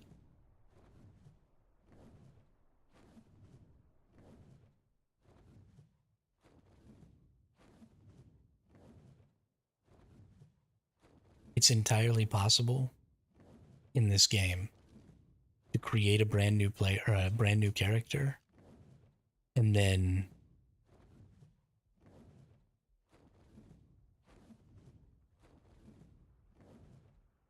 beat every single ascension in a day.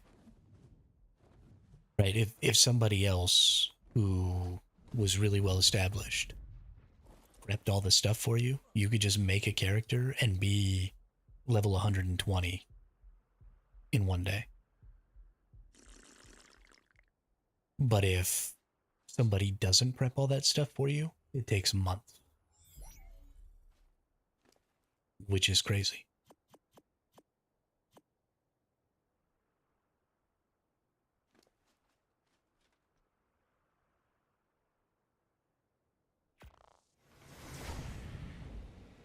But now, I have my RG.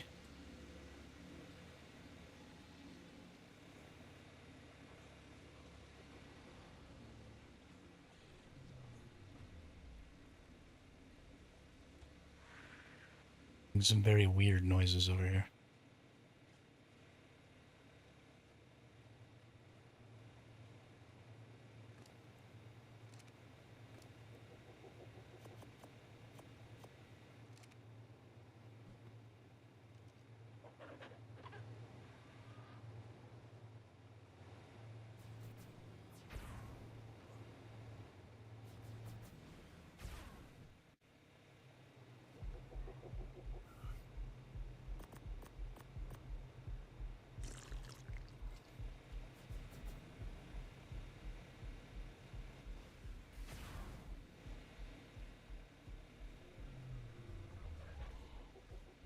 Like Yumi keeps on saying, let's go do Dragon, Brood, Rockwell, Overseer. It's like, you just got Manigore, enjoy the access to your new Ingrams for a little while. Appreciate the other ones a lot more. That's true. Well, and that's a part of why I try so hard not to accept things from you and stuff. Is while I want to be endgame, you're right. The journey to endgame is a huge part of the fun.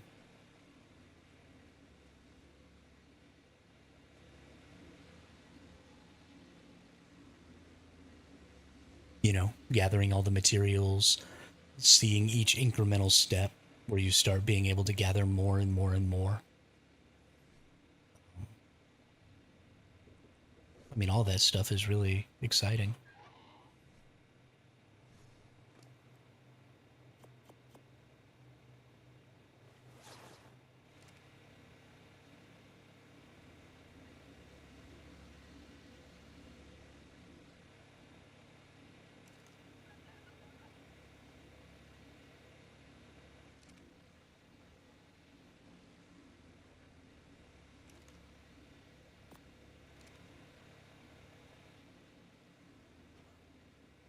But he's also probably feeling that way because he's not.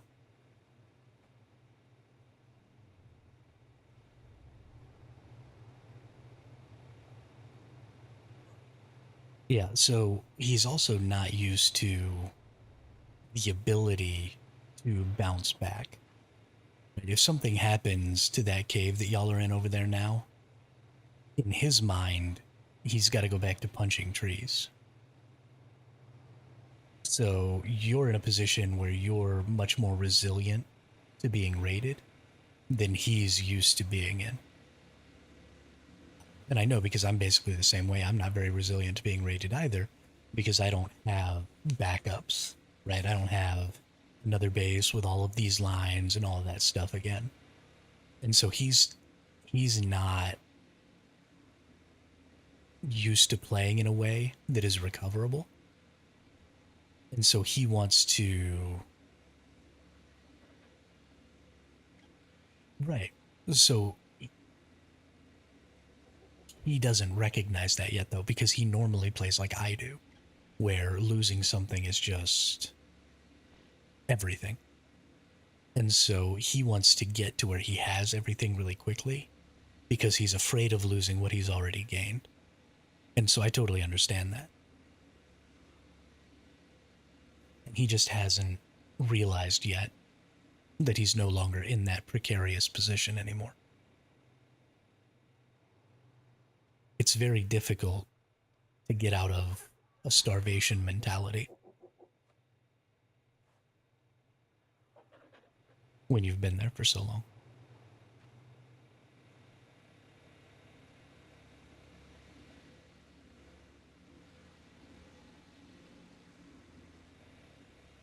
And you never know when, your windfall could go away.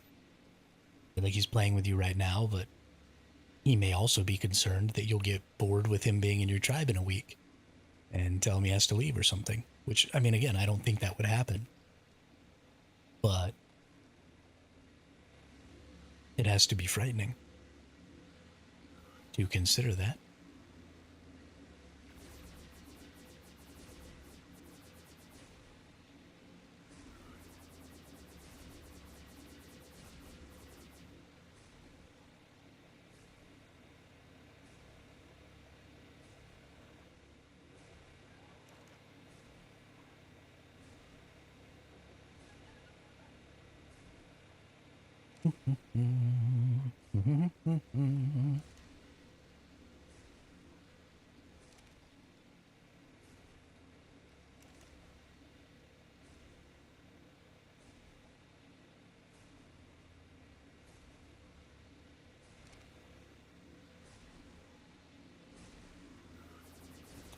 feel like I just got a blueprint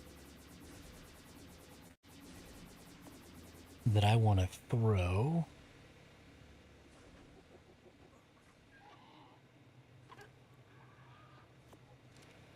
In the Tinker's chest.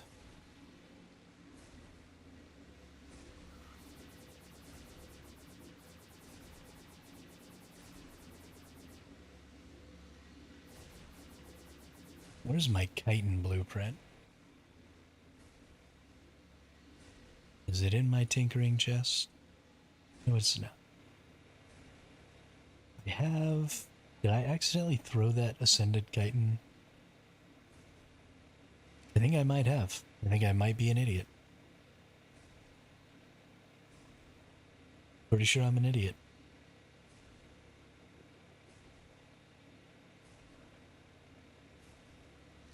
Well, that's too bad.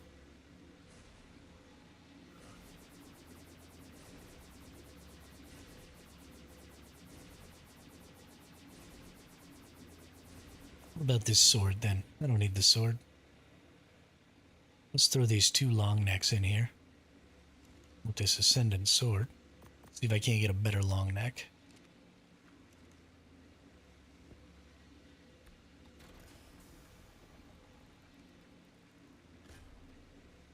Got a shittier sword. Fan-freaking-tastic.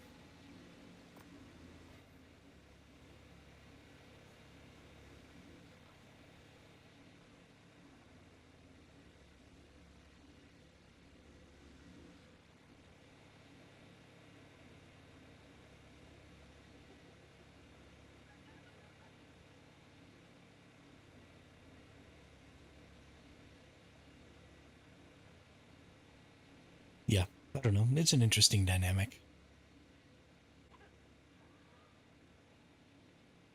Maybe if the game played out in stages.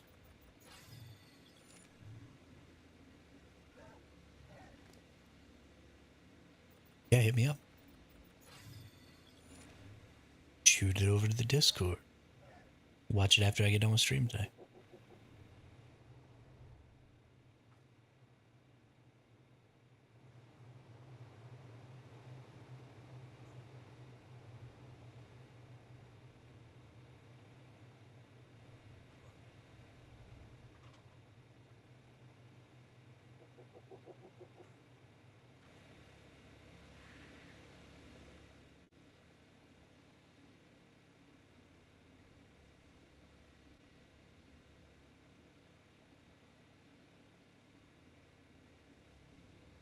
Good old Neebs. I like me some Neebs. Those fools are pretty funny.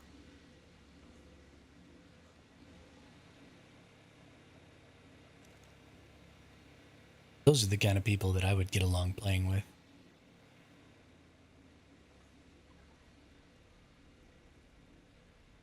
They give no fucks.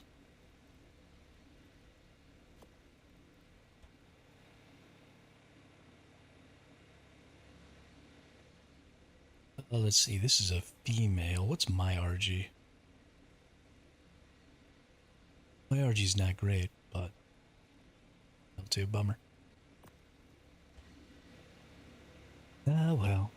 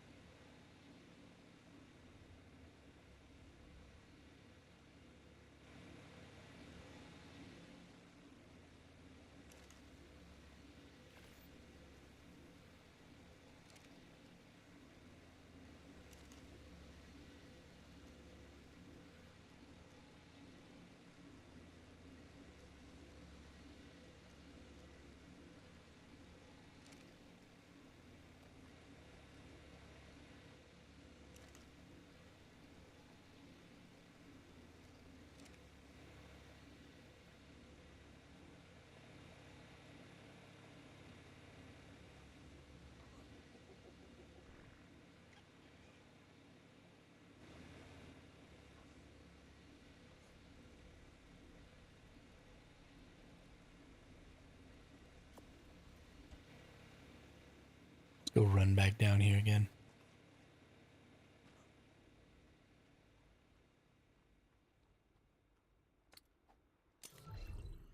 I'm honestly getting to a point where I really want to be able to get down in here. Because I really want to be able to start running some bosses. Get some freaking Ellie.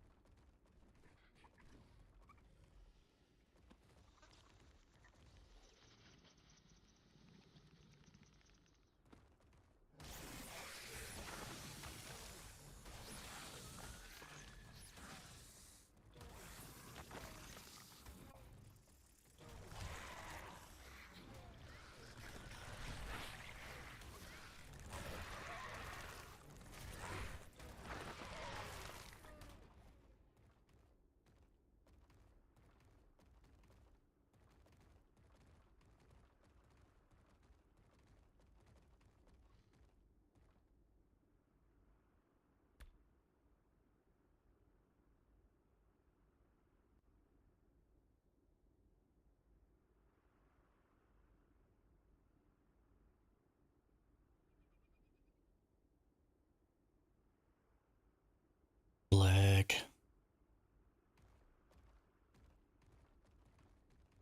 Like, dinos, he's really excited about raising his own dinos. Whereas I'm sick and tired of it. I did at least 100 stegos and 200 carbos today. Yumi was raising 15, and he's perfectly happy doing that. It shows two different mentalities. I'm doing the grind to show them that being alpha and being in a high position on a server.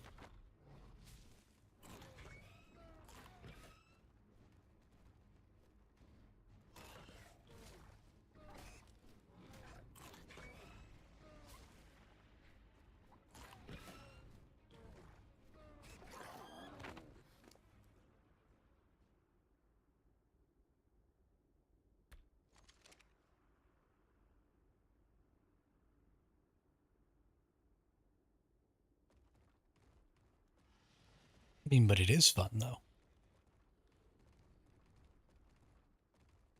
If it wasn't fun, nobody would do it.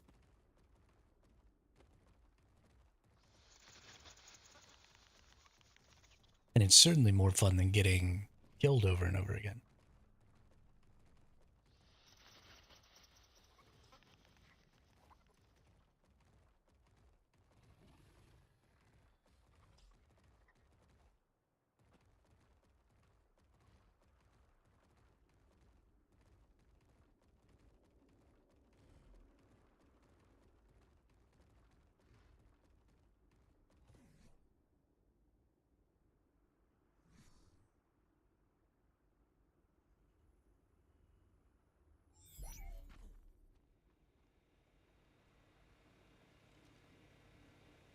Now, by a side perspective, you see the alphas rating having these insane dinos, and you think, I wish that was me. Very few people recognize what goes into being in that position.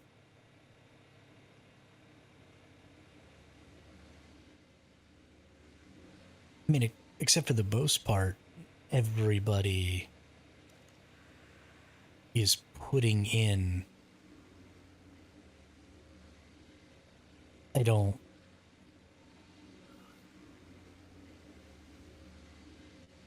Like, I get that there's a lot of logistics behind it, and you're doing things on a much larger scale, but you're not doing those things on a much larger scale for more time. At least not an excessively larger amount of time. Right? I play 12 to 16 hours a day. And while the scale of what I do is fairly small because I'm not in a position to increase the scale of what I do significantly, we're still playing the same hours.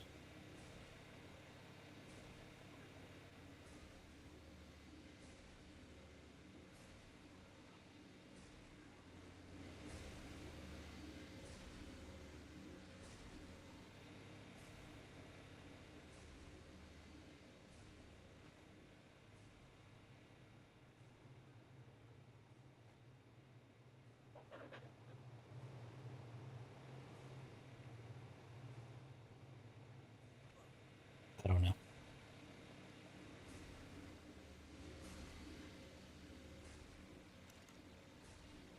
I do understand that there are a lot of people out there who don't realize that the big alpha tribes are full of people who are playing like 8 to 12 hours a day, every single day, for months straight.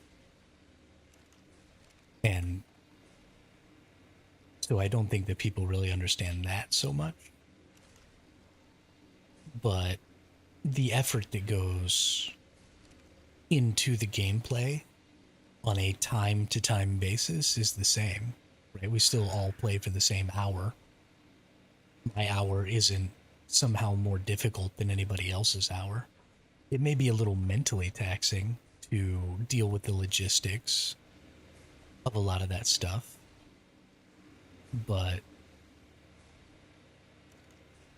I mean, it's still just the same hour of gameplay.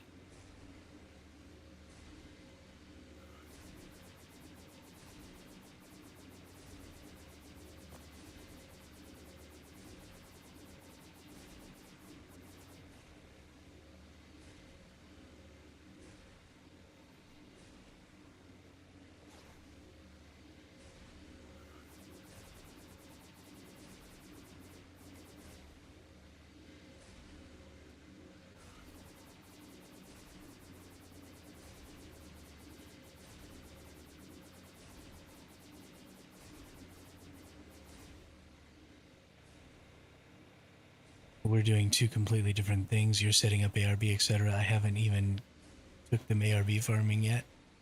Or we're black boxing multiple dinos multiple times, and when it comes to raising, we have to raise 1k plus stegos in a day to go wipe a server. It is a completely different playstyle. It's absolutely true.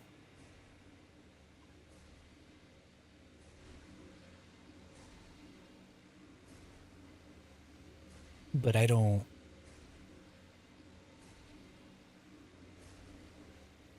know.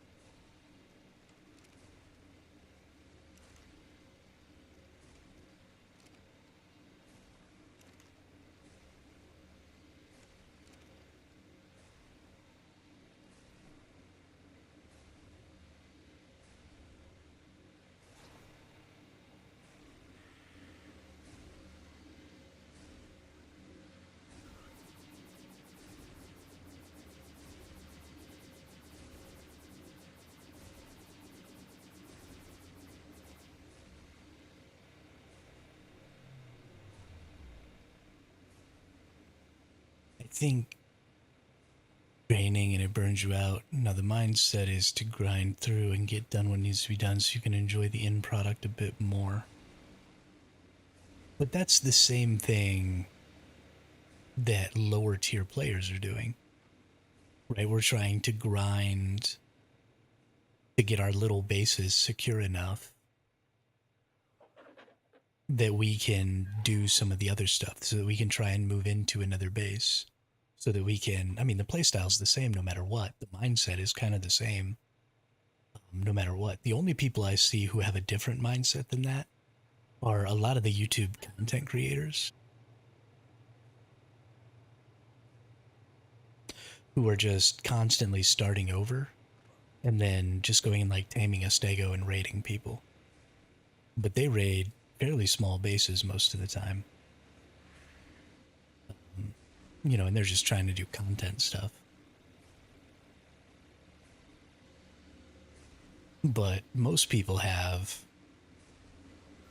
that same, like, you know, try to get my base secure so I can enjoy the game mentality. It's just done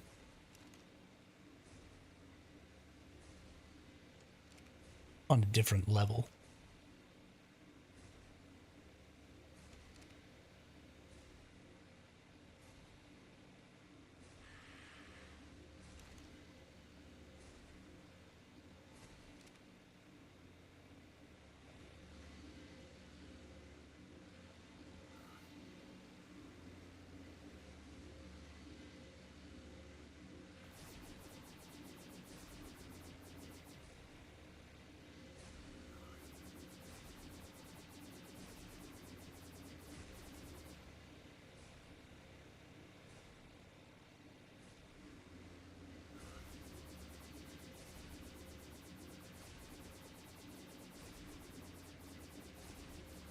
Now, there is some fun to be had along the way if you've never done certain things before, right? If you've never tamed a certain creature, or you've never had a certain creature, or something like that, then there is absolutely some joy to be had in getting access to that creature for the first time and stuff like that.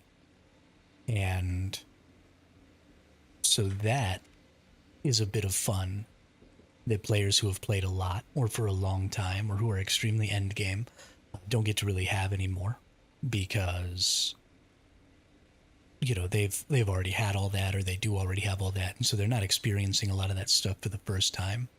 But those firsts aren't the goal, I guess, is what I'm getting at. And you're still constantly, that grind is still always there, no matter what tier of play you're at, trying to do what you can to secure your base.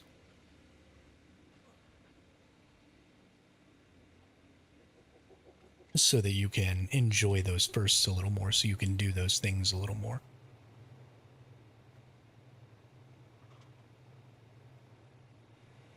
I just got Captusos, by the way. Don't know if there's water in church where you can raise water tames. I haven't seen any, but I haven't been all the way to the bottom yet, so I do not know. Take me to church. I can't believe you have Captusos. That's kind of fucking disgusting, bro. Need to relax a little bit with that. But I'm gonna put y'all on a black screen real quick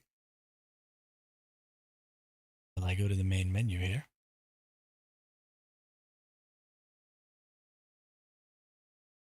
Exit out and restart this. 1.6 melee on pop.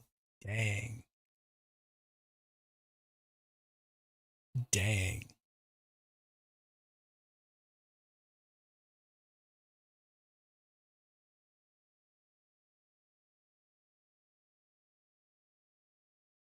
Pretty good, dude. Pretty freaking good.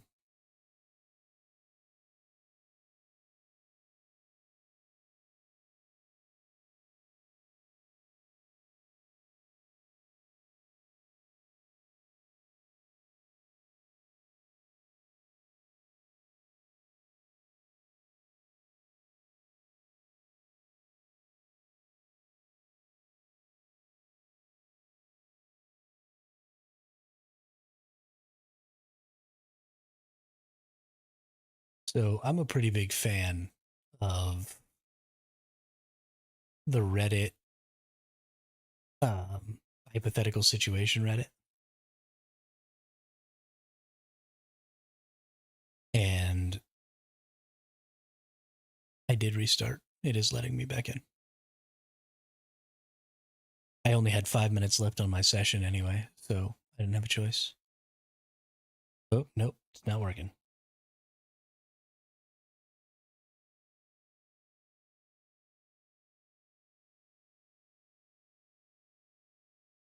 Oh, that's bad. Are you talking about it's going to give you that insufficient system resources or something?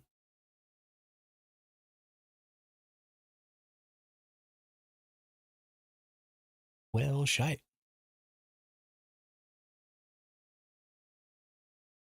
There's a decent to fair chance your Managarmer is going to die.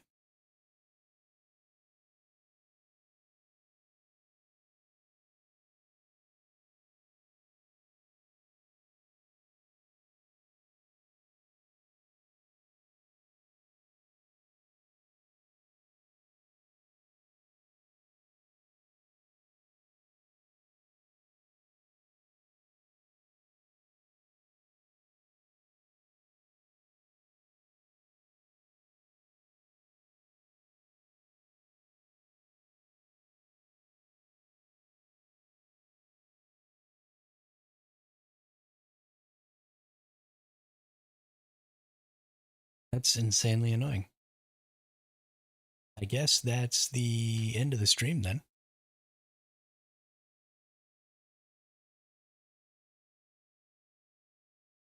I did just put a bunch of meat in that trough. It's like a full trough and a half of meat. So maybe it'll survive until it lets me on. But I'm not 100% sure. Yeah, that's what we're going to call it today then, because I can't get back on the game. So thanks everybody for coming by. Twisty, as always, thank you for being active in the chat. And thanks for all your help. You know, you're always giving me stuff, helping me out. And I really appreciate that. I will continue to try and get on throughout the night and try and make some more progress on some base defenses. And as soon as those turrets come down, I will do what I can to get back in there and get some artifacts so we can start running some bosses and getting some melee. But yeah, sorry for the short stream, everybody. This stuff just keeps happening to us. Every time we get on a roll and we start looking like we're going to have some long streams. Need to let you grind too, though. I think I need to let you have some fun instead of rushing your end game.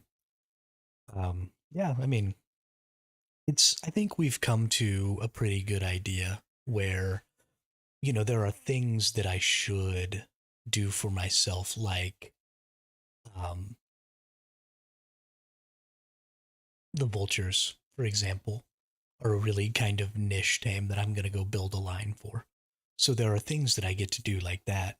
But then, like, for example, if I were to try and generate my own Karcha line, or my own Giga line, or my own Stego line, or something like that, like, that's just an asinine thing for me to do because I'm never going to catch up. There have been over a year of time put into those lines. Um, and they're everywhere, right? Everybody's got Giga lines, everybody's got Karcha lines. They're one of the most important dinos. Everybody's got Stego lines that are capped, right? They're super important dinos, and everybody's just got a mess of them. And so trying to be like, oh, well, I'll start my own Karcha line is fucking dumb. But I am going to do a vulture line, right? And through that, we're going to show, you know, like, this is how you start a line. This is how you start getting mutations. This is how you combine mutations. This is how you do all that stuff. And I can do it on a line that probably doesn't really exist right now. Um, and so I think there's value there. And there are some things that I just like doing. Like, I like grinding materials.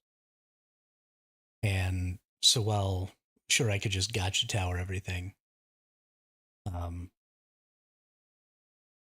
and that's just me being stubborn, right? Like, I should just gotcha tower everything because why would you not do that? You dumb asshole. So I don't know. We'll see. A little bit it is me getting over myself, and a little bit of it is that there's some fun to be had along the way. So I don't know. Um, just the meta that will change soon anyway. I hope. Yeah, I hope so too. Why do you think the meta's going to shift? Do you think they're going to nerf gotchas? I hope they freaking get rid of gotchas. They just need to get the gotcha out of the game. It's such a stupid dino. So useless.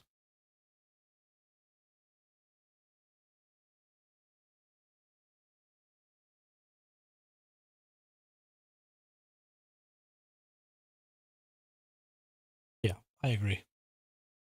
The fact that my shitty black pearl gotcha gives me 30 black pearls per crystal is insane. Like, 2 is the most it should give in a crystal.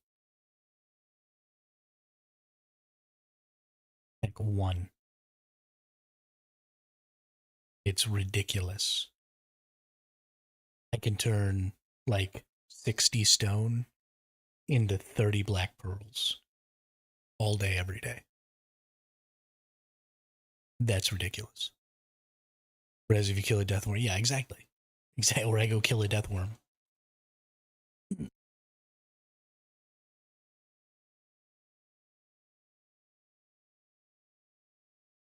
It's yeah, I mean they just need to take those out of the game.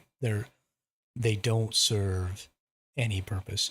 I understand that they tried to make a creature that could help you get maybe difficult to get resources more consistently, and help you just kind of passively build up some of those resources.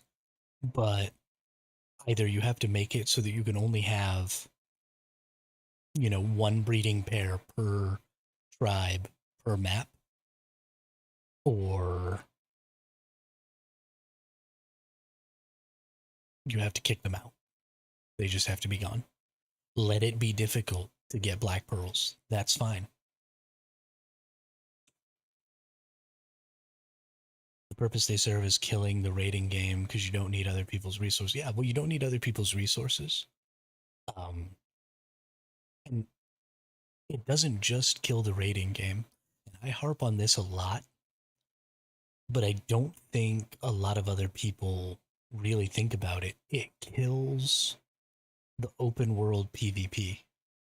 Yeah, you have to have reasons to get the fuck out of your base. And breeding is already keeping you in your base, and it's already a huge time suck. And now gotchas are keeping you in your base, and it's a huge time suck. And building is keeping you in your base, and it's a huge time suck. And so the only reason anybody leaves their base is to raid. But especially in small tribes, you have tons of rules about teaming and stuff like that. So countering raids is an extremely difficult thing to do because you don't want to lose your account because somebody accuses you of teaming.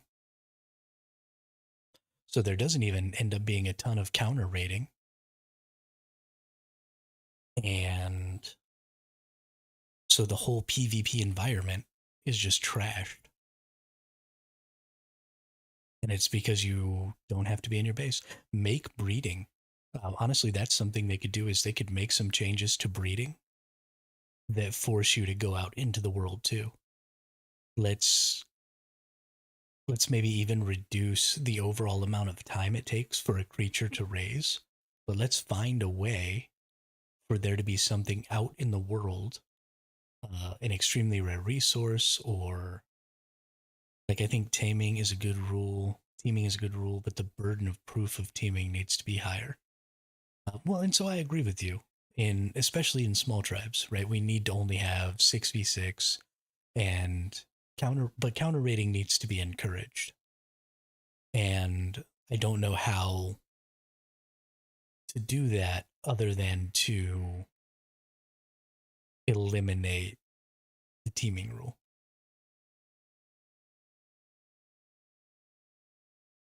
But if you eliminate the teaming rule, then you just have mega tribes, and then it's just 1x with higher rates, and that's trash.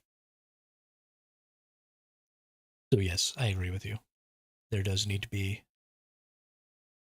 a higher threshold of proof.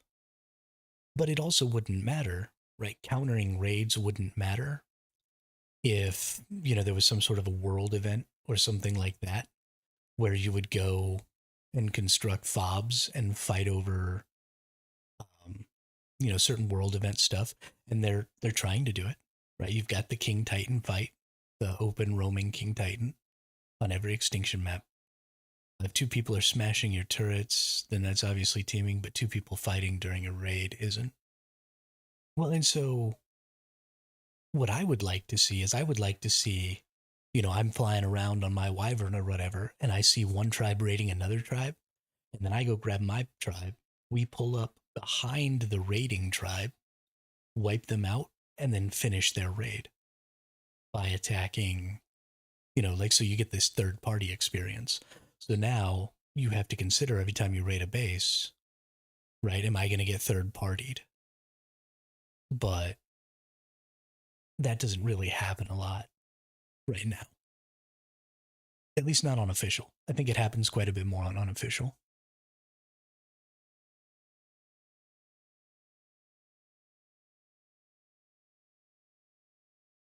But again, if there were open world events where building was encouraged and, there was some sort of something to fight over. And, there would be fobs of maybe 5 or 6 different tribes. And everybody goes, to the event server and they all drop their little fob or whatever. And then they start attacking this objective. Um, and let it be a really long thing. One of the things that really sucks about modern MMOs is world objectives are usually really short because you want everybody to be able to participate. And so, you've got like 30-minute world objectives. But the other side of that,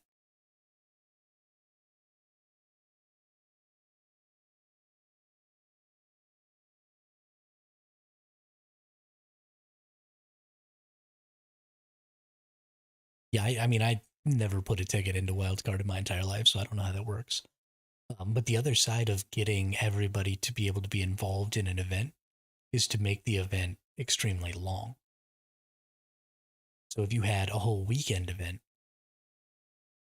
then instead of just having that little 30-minute thing, you could have 48 hours or 72 hours of an event occurring on an event server. And then everybody would be able to get in and get involved. And again, that promotes people being out of their bases in the world doing stuff. It promotes people leaving their servers. And so it promotes, people coming and like starting raids. So if you have a big base, maybe you're getting raided while you're on the event server, and then you come back to your server and there's people there, and oh my gosh, now I have to defend, and um, I don't know. The server architecture of ARK lends itself really well to temporary event servers, and it never happens. We see how much value temporary servers get or locked servers get when new maps show up. We have seen over and over and over again that people flock to the open world PvP experience, the equal and even PvP experience, right? You could put caps on these servers where only creatures of certain levels could be brought in, and that would maybe even only characters of certain levels could be brought in.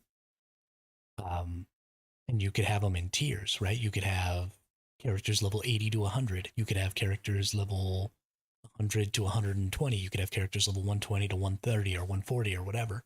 And then you could have dinos, right? No dino over level 250. No dino over level 300. No dino over level 350. Um, or, maybe no dino over level 50. Like, that'd be crazy. And so you could put all these rules in place. And I don't know if their upload download system has the ability to do that, but they already have a system in place that doesn't allow you to throw out flyers and really large creatures on.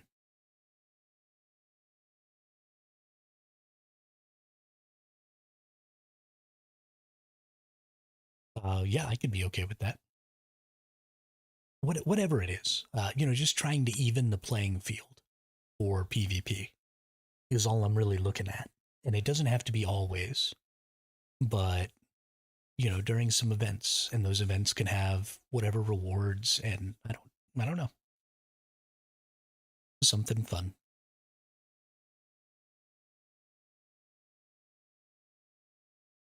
Anyway, we're just sitting here talking on a black screen, and that's not really of any value to anybody.